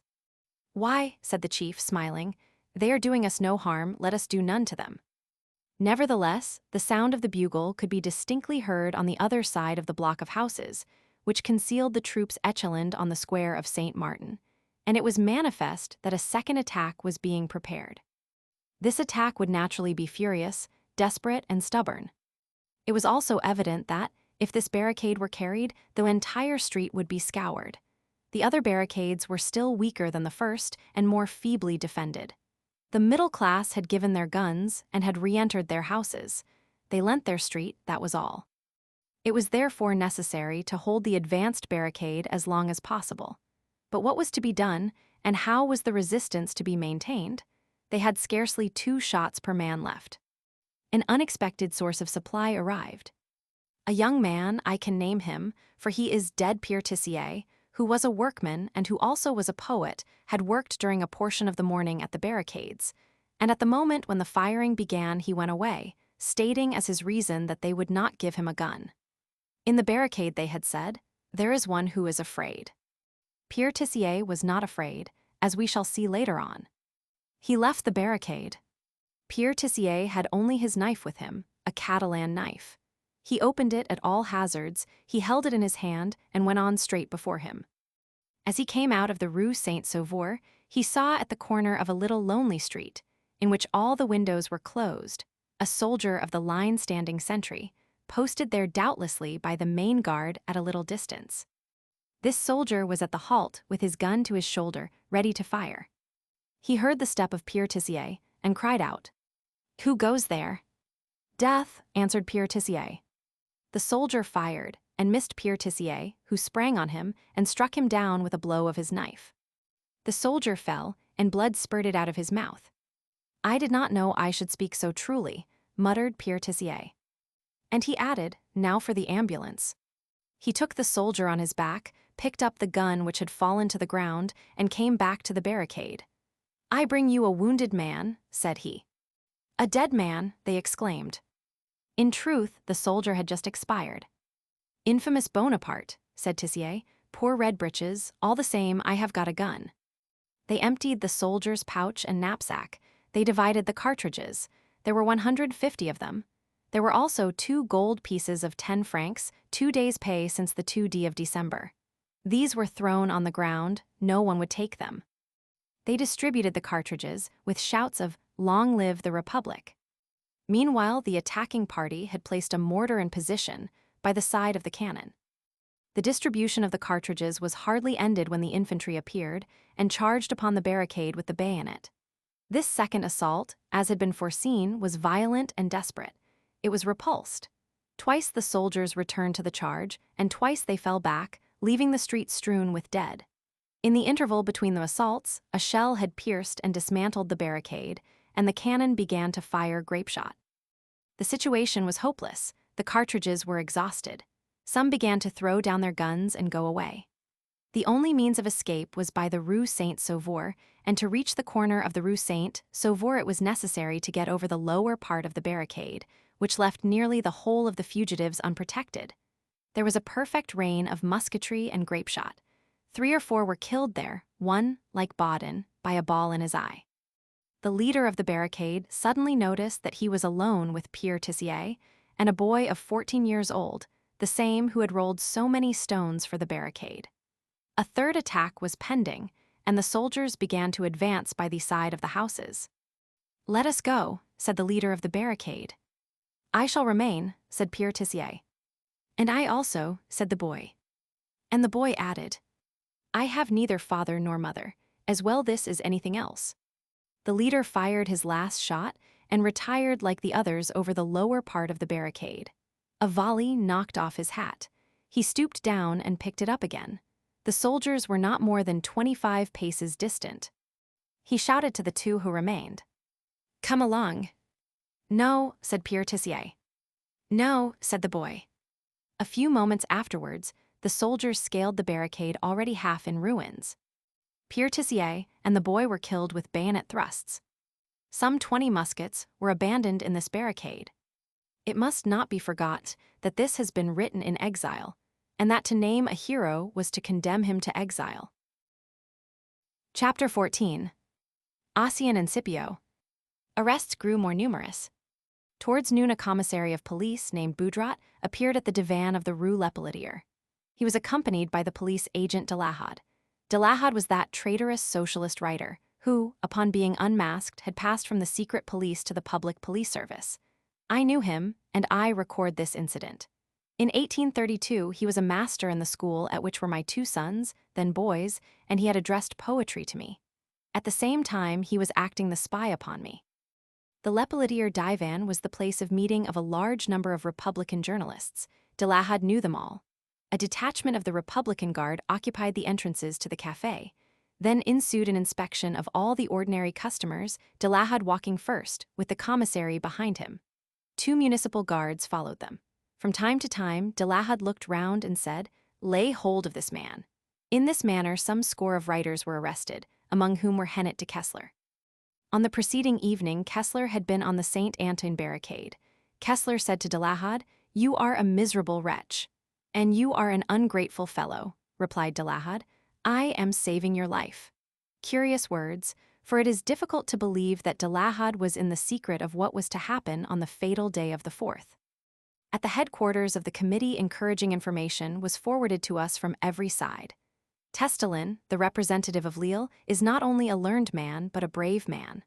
On the morning of the 3D, he had reached, shortly after me, the St. Antoine barricade, where Baudin had just been killed. All was at an end in that direction. Testelin was accompanied by Charles Gambin, another dauntless man. The 2 representatives wandered through the agitated and dark streets. Little followed, in no way understood, seeking a ferment of insurgents, and only finding a swarming of the curious. Testelin, nevertheless, having come to the committee, informed us of the following. At the corner of a street of the Faubourg St. Antoine, Gambin and himself had noticed a crowd. They had gone up to it. This crowd was reading a bill placarded on a wall. It was the appeal to arms signed Victor Hugo. Testelin asked Gambin, "Have you a pencil?"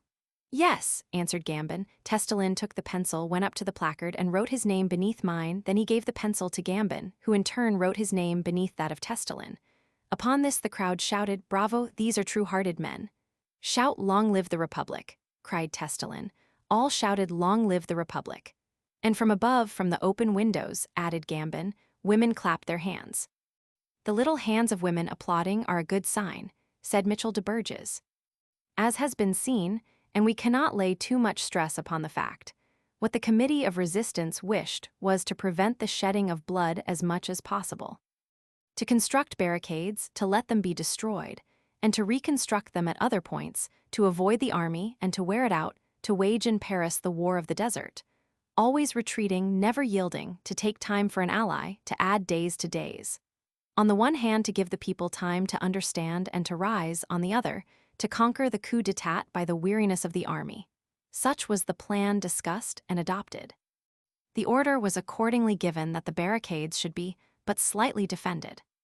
We repeated in every possible form to the combatants: shed as little blood as possible, spare the blood of the soldiers and husband your own. Nevertheless, the struggle once begun, it became impossible in many instances, during certain excited hours of fighting, to moderate their ardor. Several barricades were obstinately defended, particularly those in the Rue Rambuteau, in the Rue Montorgueil, and in the Rue Neuve Saint-Eustache. These barricades were commanded by daring leaders. Here, for the sake of history, we will record a few of these brave men fighting outlines who appeared and disappeared in the smoke of the combat. Radu, an architect, de Luc, Mallarmé, Félix Bony, Luno, an ex-captain of the Republican Guard, Camille Barrou, editor of the Avènement, gay, warm-hearted, and dauntless, and that young Eugene Millalot, who was destined to be condemned at Cayenne to receive 200 lashes, and to expire at the 23rd stroke before the very eyes of his father and brother, proscribed and convicts like himself. The barricade of the Rue Amère was amongst those which were not carried without resistance. Although raised in haste, it was fairly constructed. 15 or 16 resolute men defended it, 2 were killed. The barricade was carried with the bayonet by a battalion of the 16th of the line. This battalion, hurled on the barricade at the double, was received by a brisk fusillade. Several soldiers were wounded. The first who fell in the soldiers' ranks was an officer. He was a young man of 25, lieutenant of the 1st Company, named Auchin Dumas. 2 balls broke both of his legs as though by a single blow. At that time, there were in the army 2 brothers of the name of Dumas, Auchin, and Scipio. Scipio was the elder. They were near relatives of the representative, Maidier de Montchau. These 2 brothers belonged to a poor but honored family. The elder had been educated at the Polytechnic School, the other at the School of St. Cyr. Scipio was 4 years older than his brother. According to that splendid and mysterious law of ascent, which the French Revolution has created, and which, so to speak, has placed a ladder in the center of a society hitherto caste-bound and inaccessible, Scipio Dumas family had imposed upon themselves the most severe privations in order to develop his intellect and secure his future. His relations, with the touching heroism of the poor of the present era, denied themselves bread to afford him knowledge. In this manner, he attained to the Polytechnic School, where he quickly became one of the best pupils. Having concluded his studies, he was appointed an officer in the artillery and sent to Metz. It then became his turn to help the boy who had to mount after him. He held out his hand to his younger brother.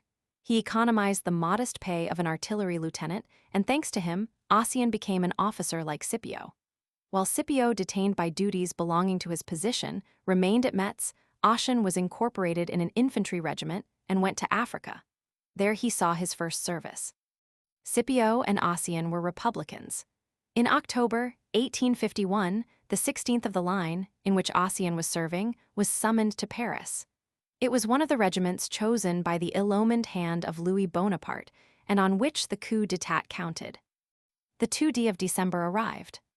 Lieutenant Ossian Dumas obeyed, like nearly all his comrades, the order to take up arms, but everyone round him could notice his gloomy attitude.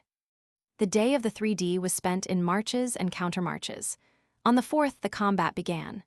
The 16th, which formed part of the Herbelin Brigade, was told off to capture the barricades of the Rues Beaubourg, Trosnanane, and Amère. This battlefield was formidable. A perfect square of barricades had been raised there.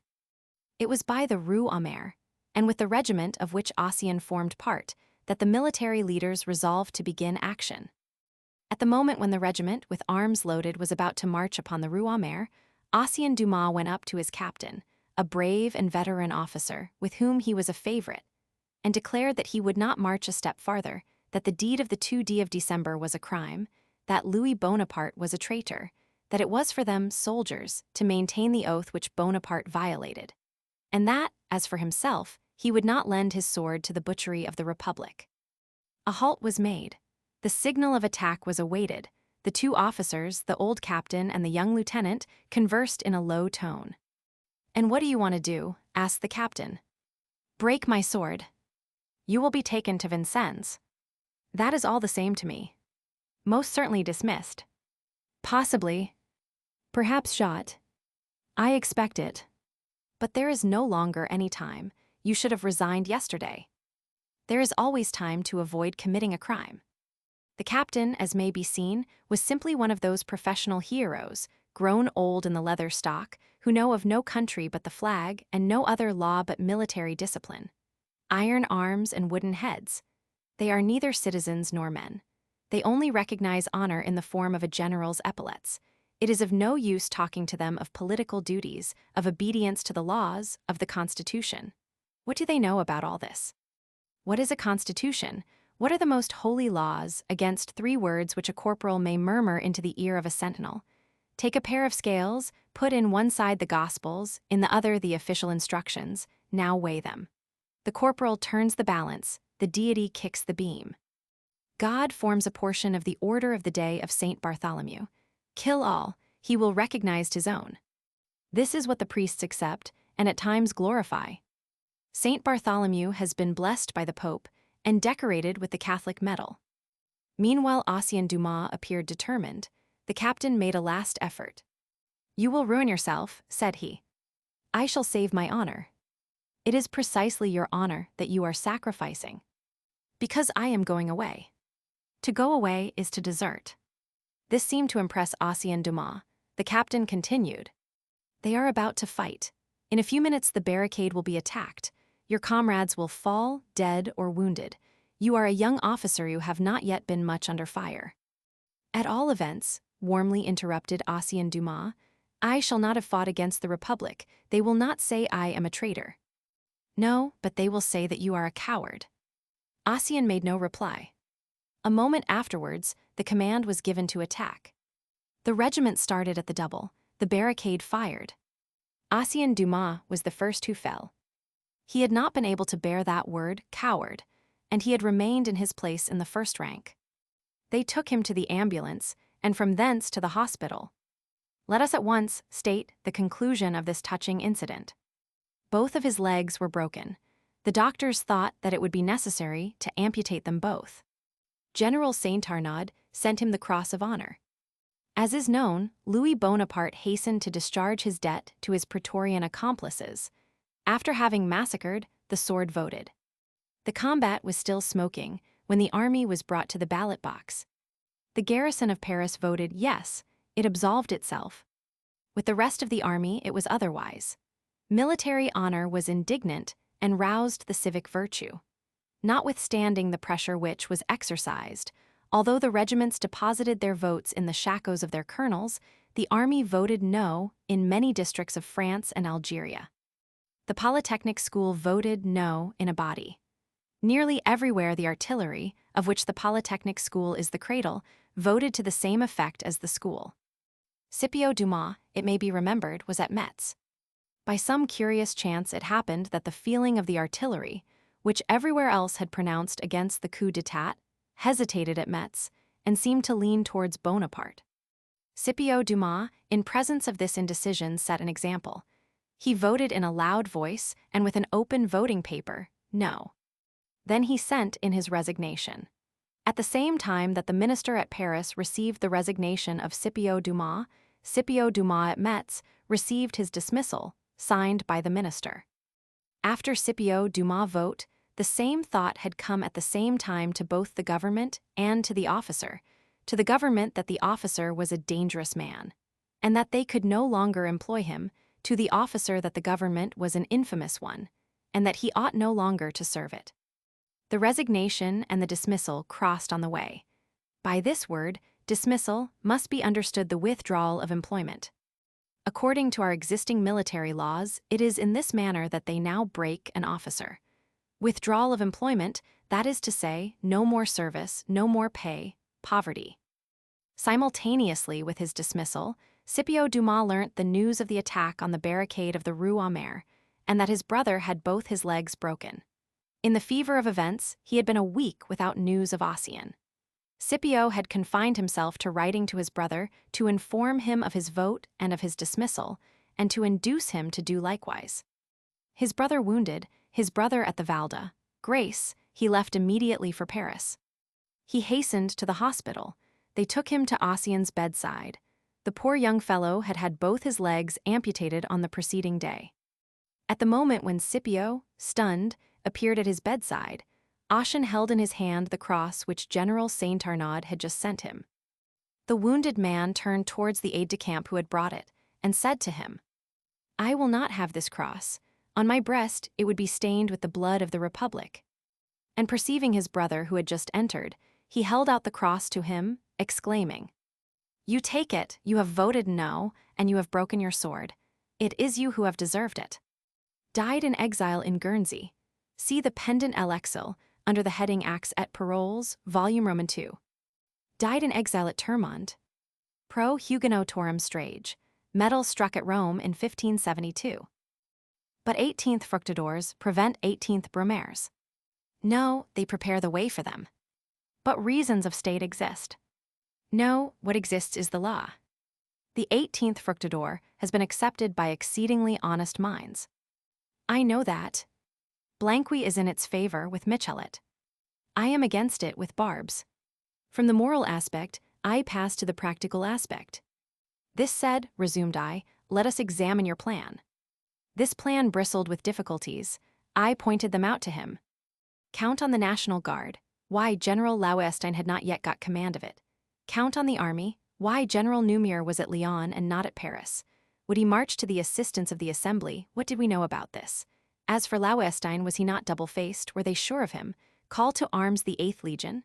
Forestier was no longer colonel. The 5th and 6th. But Gressier and Houin were only lieutenant colonels. Would these legions follow them? Order the commissary Jan. But would he obey the left alone? He was the agent of the assembly, and consequently of the majority, but not of the minority. These were so many questions. But these questions, supposing them answered, and answered in the sense of success, was success itself the question? The question is never success, it is always right. But here, even if we had obtained success, we should not have right. In order to arrest the president, an order of the assembly was necessary. We should replace the order of the assembly by an act of violence of the left. A scaling and a burglary, an assault by scaling ladders on the constituted authority, a burglary on the law. Now let us suppose resistance. We should shed blood. The law violated leads to the shedding of blood. What is all this? It is a crime. No, indeed, he exclaimed, it is the salus populi. And he added, Suprema lex. Not for me, I said. I continued. I would not kill a child to save a people. Cato did so. Jesus did not do so. And I added, you have on your side all ancient history. You are acting according to the uprightness of the Greeks, and according to the uprightness of the Romans.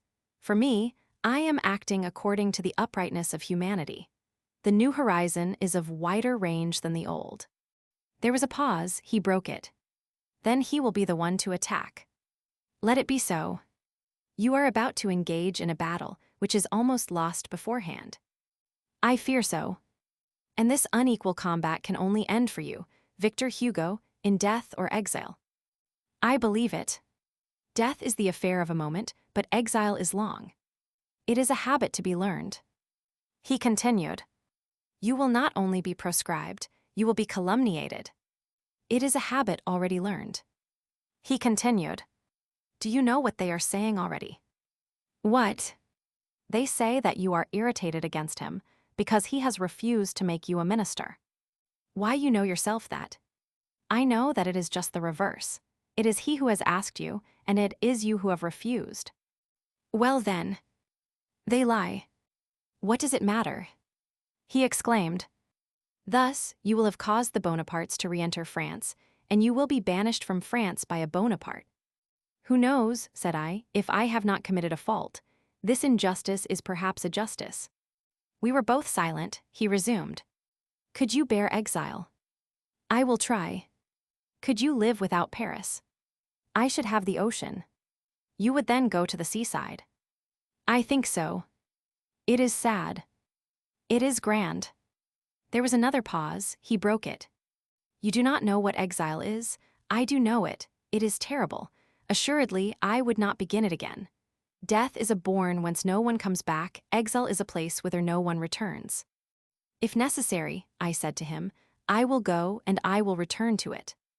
Better die. To quit life is nothing, but to quit one's country. Alas, said I, that is everything. Well then, why accept exile when it is in your power to avoid it? What do you place above your country? Conscience. This answer made him thoughtful. However, he resumed. But on reflection, your conscience will approve of what you will have done. No. Why? I have told you, because my conscience is so constituted that it puts nothing above itself. I feel it upon me as the headland can feel the lighthouse which is upon it. All life is an abyss, and conscience illuminates it around me. And I also, he exclaimed, and I affirm that nothing could be more sincere or more loyal than his tone, and I also feel and see my conscience. It approves of what I am doing. I appear to be betraying Louis, but I am really doing him a service. To save him from a crime is to save him. I have tried every means. There only remains this one, to arrest him. In coming to you, in acting as I do, I conspire at the same time against him and for him against his power and for his honor. What I am doing is right. It is true, I said to him, you have a generous and a lofty aim. And I resumed, but our two duties are different. I could not hinder Louis Bonaparte from committing a crime unless I committed one myself. I wish neither for an 18th Brumaire for him, nor for an 18th Fructidor for myself. I would rather be proscribed than be a prescriber. I have the choice between two crimes, my crime and the crime of Louis Bonaparte. I will not choose my crime. But then you will have to endure his. I would rather endure a crime than commit one. He remained thoughtful and said to me, let it be so. And he added, perhaps we are both in the right. I think so, I said. And I pressed his hand. He took his mother's manuscript and went away. It was 3 o'clock in the morning. The conversation had lasted more than 2 hours. I did not go to bed until I had written it out, th of June, 1847, Chamber of Peers. See the work, avant l'exile. You have been a smuggler. I am one still. Do you know the roads? No, I have nothing to do with the roads. What do you know then? I know the passes. There are 2 custom house lines. I know that well. Will you pass me across them? Without doubt. Then you are not afraid of the custom house officers. I'm afraid of the dogs. In that case, said Kernet, we will take sticks. They accordingly armed themselves with big sticks. Kernet gave 50 francs to Henry and promised him 50 more when they should have crossed the 2nd custom house line. That is to say, at 4 o'clock in the morning, said Henry. It was midnight. They set out on their way. What Henry called the passes, another would have called the hindrances. They were a succession of pitfalls and quagmires. It had been raining, and all the holes were pools of water. An indescribable footpath wound through an inextricable labyrinth, sometimes as thorny as a heath, sometimes as miry as a marsh. The night was very dark. From time to time, far away in the darkness, they could hear a dog bark. The smuggler then made bends or zigzags, turned sharply to the right or to the left, and sometimes retraced his steps. Kernet, jumping hedges, striding over ditches, stumbling at every moment, slipping into sloughs, laying hold of briars with his clothes in rags, his hands bleeding, dying with hunger, battered about, wearied, worn out, almost exhausted, followed his guide gaily. At every minute he made a false step, he fell into every bog and got up covered with mud. At length he fell into a pond. It was several feet deep. This washed him. Bravo, he said. I am very clean, but I am very cold. At 4 o'clock in the morning, as Henry had promised him, they reached Messines, a Belgian village. The 2 custom house lines had been cleared. Kernet had nothing more to fear, either from the custom house nor from the coup d'etat, neither from men nor from dogs. He gave Henry the second 50 francs and continued his journey on foot, trusting somewhat to chance. It was not until towards evening that he reached a railway station. He got into a train, and at nightfall he arrived at the southern railway station at Brussels. He had left Paris on the preceding morning, had not slept an hour, had been walking all night, and had eaten nothing. On searching in his pocket, he missed his pocketbook, but found a crust of bread. He was more delighted at the discovery of the crust than grieved at the loss of his pocketbook. He carried his money in a waistband. The pocketbook, which had probably disappeared in the pond, contained his letters, and amongst others an exceedingly useful letter of introduction from his friend M. Ernest Coechlin to the representatives Gilgit and Carlos Forel, who at that moment were refugees at Brussels and lodged at the Hôtel de Brabant. On leaving the railway station, he threw himself into a cab and said to the coachman, "Hôtel de Brabant." He heard a voice repeat, "Hôtel de Brabant." He put out his head and saw a man writing something in a notebook with a pencil by the light of a street lamp. It was probably some police agent. Without a passport, without letters, without papers, he was afraid of being arrested in the night, and he was longing for a good sleep. A good bed tonight, he thought, and tomorrow the deluge. At the Hotel de Brabant he paid the coachman, but did not go into the hotel. Moreover, he would have asked in vain for the representatives Forel and Gilgit. Both were there under false names. He took to wandering about the streets. It was 11 o'clock at night, and for a long time he had begun to feel utterly worn out. At length he saw a lighted lamp with the inscription, Hotel de la Mania. He walked in. The landlord came up and looked at him somewhat askance. He then thought of looking at himself. His unshaven beard, his disordered hair, his cap soiled with mud, his blood-stained hands, his clothes in rags, he looked horrible. He took a double louis out of his waistband and put it on the table of the parlor, which he had entered, and said to the landlord, "In truth, sir, I am not a thief, I am a proscript. Money is now my only passport. I have just come from Paris, I wish to eat first and sleep afterwards." The landlord was touched, took the double louis, and gave him bed and supper. Next day, while he was still sleeping, the landlord came into his room, woke him gently, and said to him, "Now, sir, if I were you, I should go and see Baron Hody." "Who and what is Baron Hody?" asked Kernet half asleep. The landlord explained to him who Baron Hody was. When I had occasion to ask the same question as Kernet, I received from 3 inhabitants of Brussels the 3 answers as follows. He is a dog. He is a polecat. He is a hyena. There is probably some exaggeration in these 3 answers.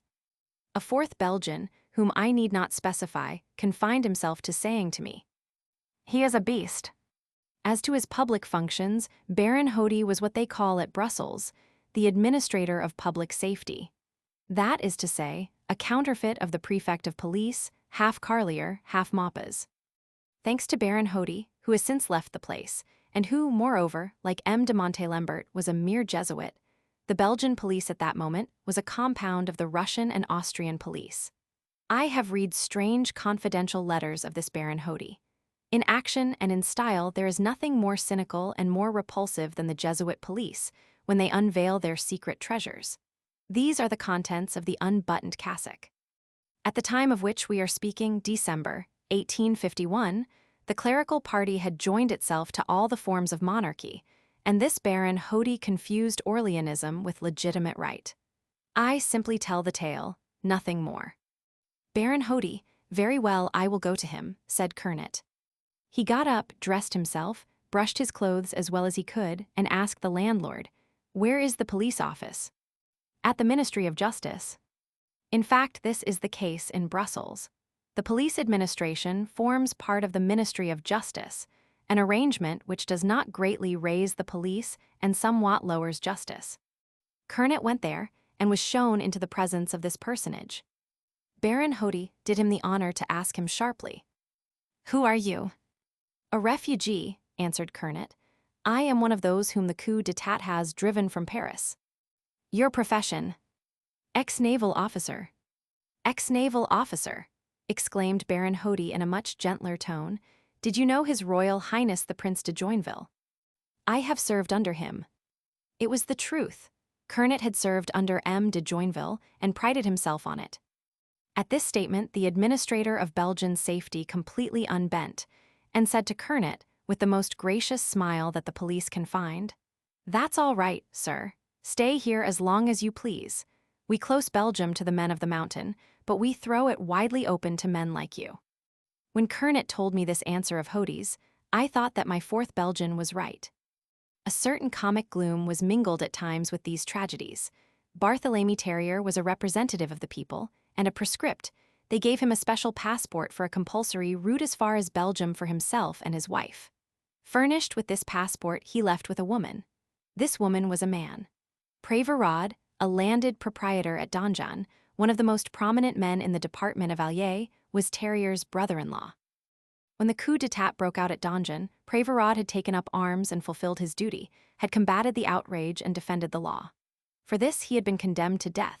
The justice of that time, as we know, justice executed justice. For this crime of being an honest man, they had guillotined Charlotte, guillotined Cuisinier, guillotined Sures. The guillotine was an instrument of the reign. Assassination by the guillotine was one of the means of order of that time.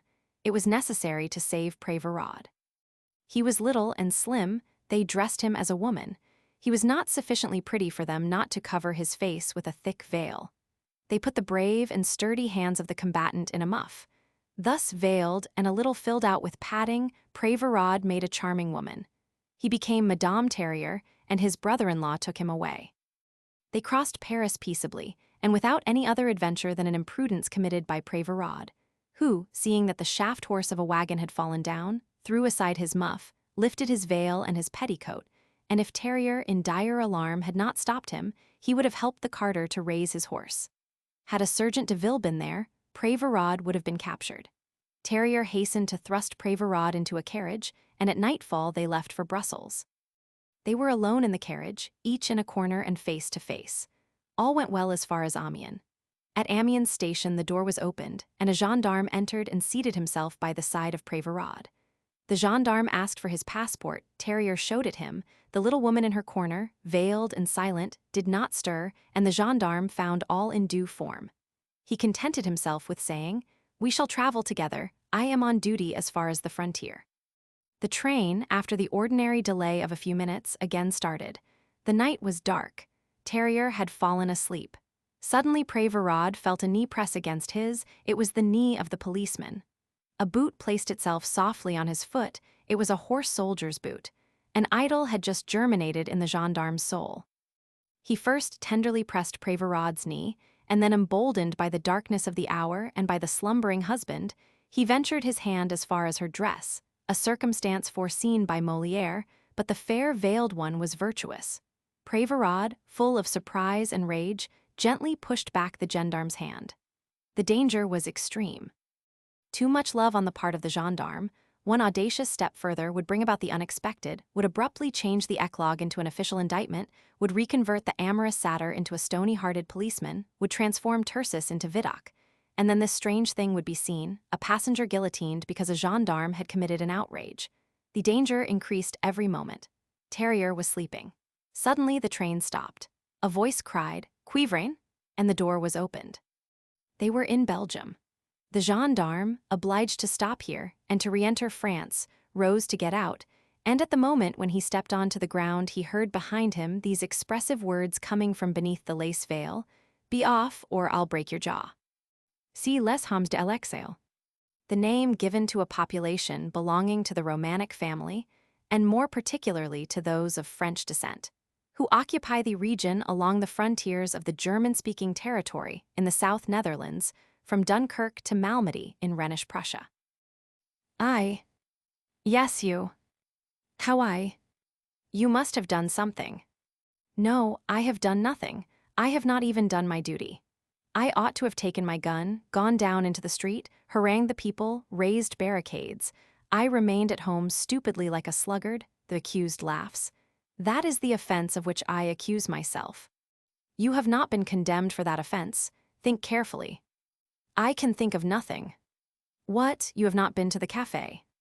Yes, I have breakfasted there. Have you not chatted there? Yes, perhaps. Have you not laughed? Perhaps I have laughed. At whom, at what? At what is going on. It is true I was wrong to laugh. At the same time you talked.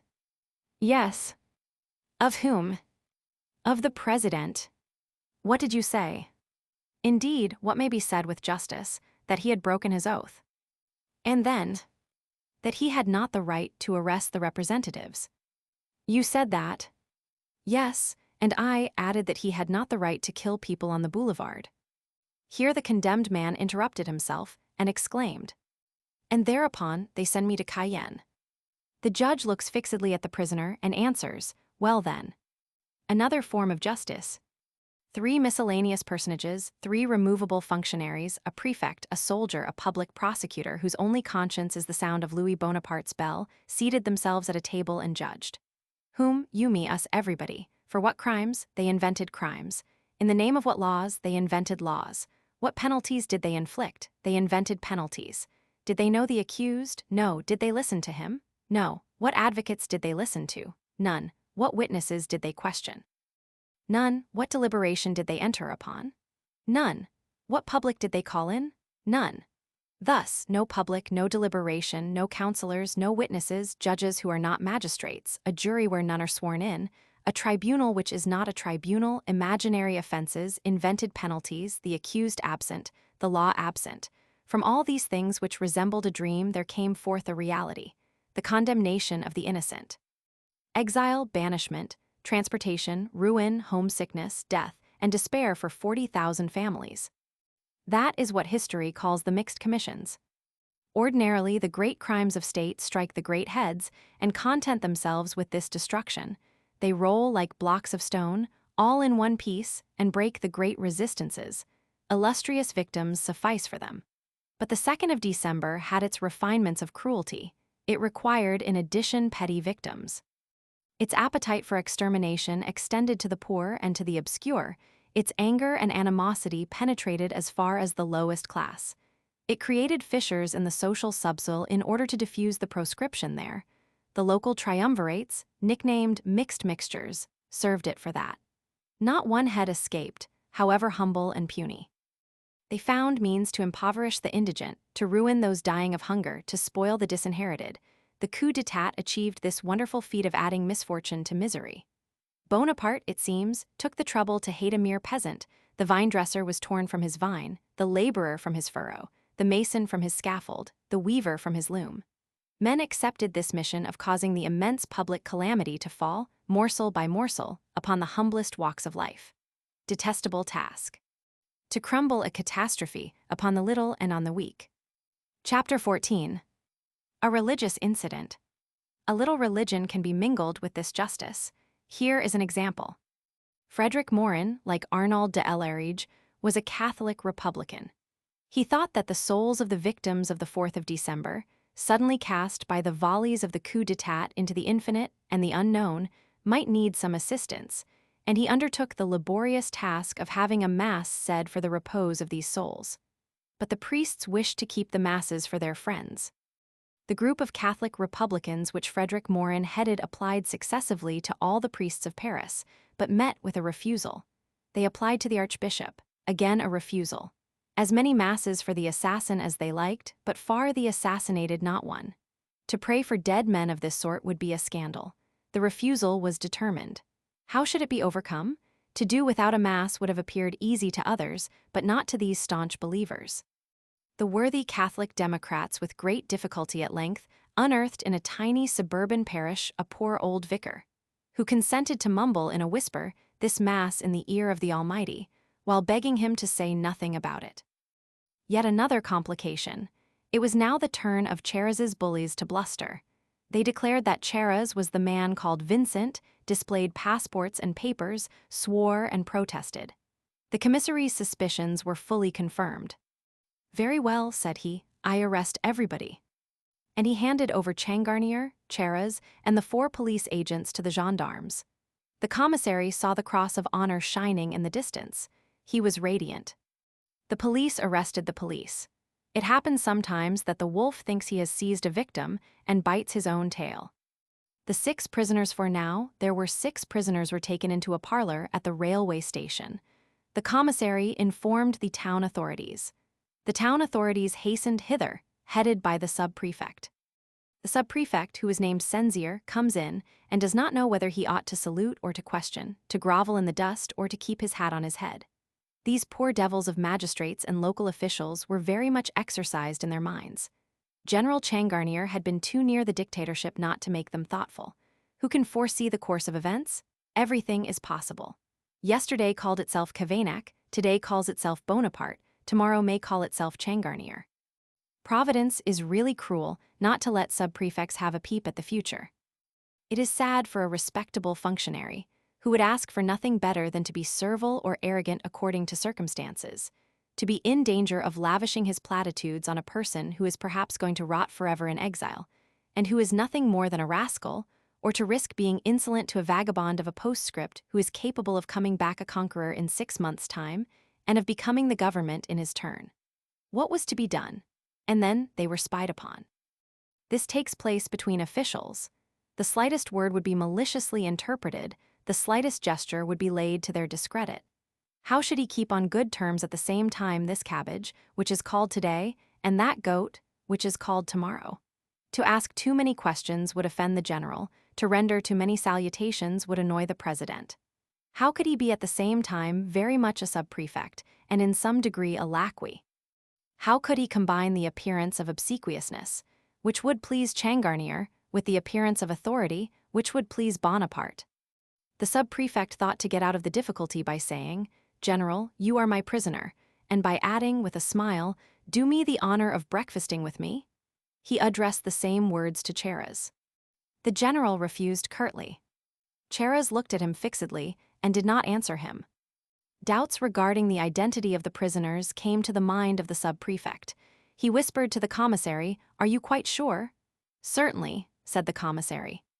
The sub-prefect decided to address himself to Cheras, and dissatisfied with the manner in which his advances had been received, asked him somewhat sharply, "But, in short, who are you?" Cheras answered, "We are packages." And turning to his keepers, who were now in their turn in keeping, "Apply to our exporters, ask our custom house officers, it is a mere matter of goods traffic." They set the electric telegraph to work. Valenciennes, alarmed, questioned Paris.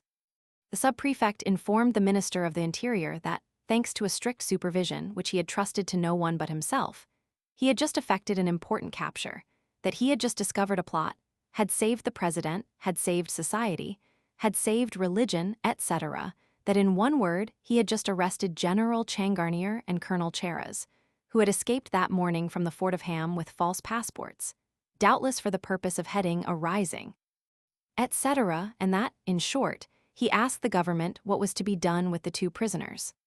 At the end of an hour the answer arrived, "Let them go on their way." The police perceived that in a burst of zeal they had pushed profundity to the point of stupidity. That sometimes happens. The next train carried away the prisoners, restored not to liberty but to their keepers. They passed Quievrain. They got down from the carriage and got in again. When the train again started, Cheras heaved the deep, joyous sigh of a freed man and said, "At last." He raised his eyes and perceived his two jailers by his side. They had got up behind him into the carriage. "Ah, indeed," he said to them, "you there." Of these two men there was only one who spoke. That one answered, "Yes, Colonel." "What are you doing here?" "We are keeping watch over you." "But we are in Belgium." "Possibly." "Belgium is not France." "Ah, that may be." "But suppose I put my head out of the carriage, suppose I call out, suppose I had you arrested, suppose I reclaimed my liberty." "You will not do all that, Colonel." "How will you prevent me?" The police agent showed the butt end of his pistol and said thus. Cheras burst out laughing and asked them, "Where then are you going to leave me?" "At Brussels." "That is to say, that at Brussels you will salute me with your cap, but that at Mons you will salute me with your pistol." "As you say, Colonel." "In truth," said Cheras, "it does not matter to me, it is King Leopold's business. The Bonaparte treats countries as he has treated the representatives. He has violated the Assembly, he violates Belgium. But all the same, you are a medley of strange rascals.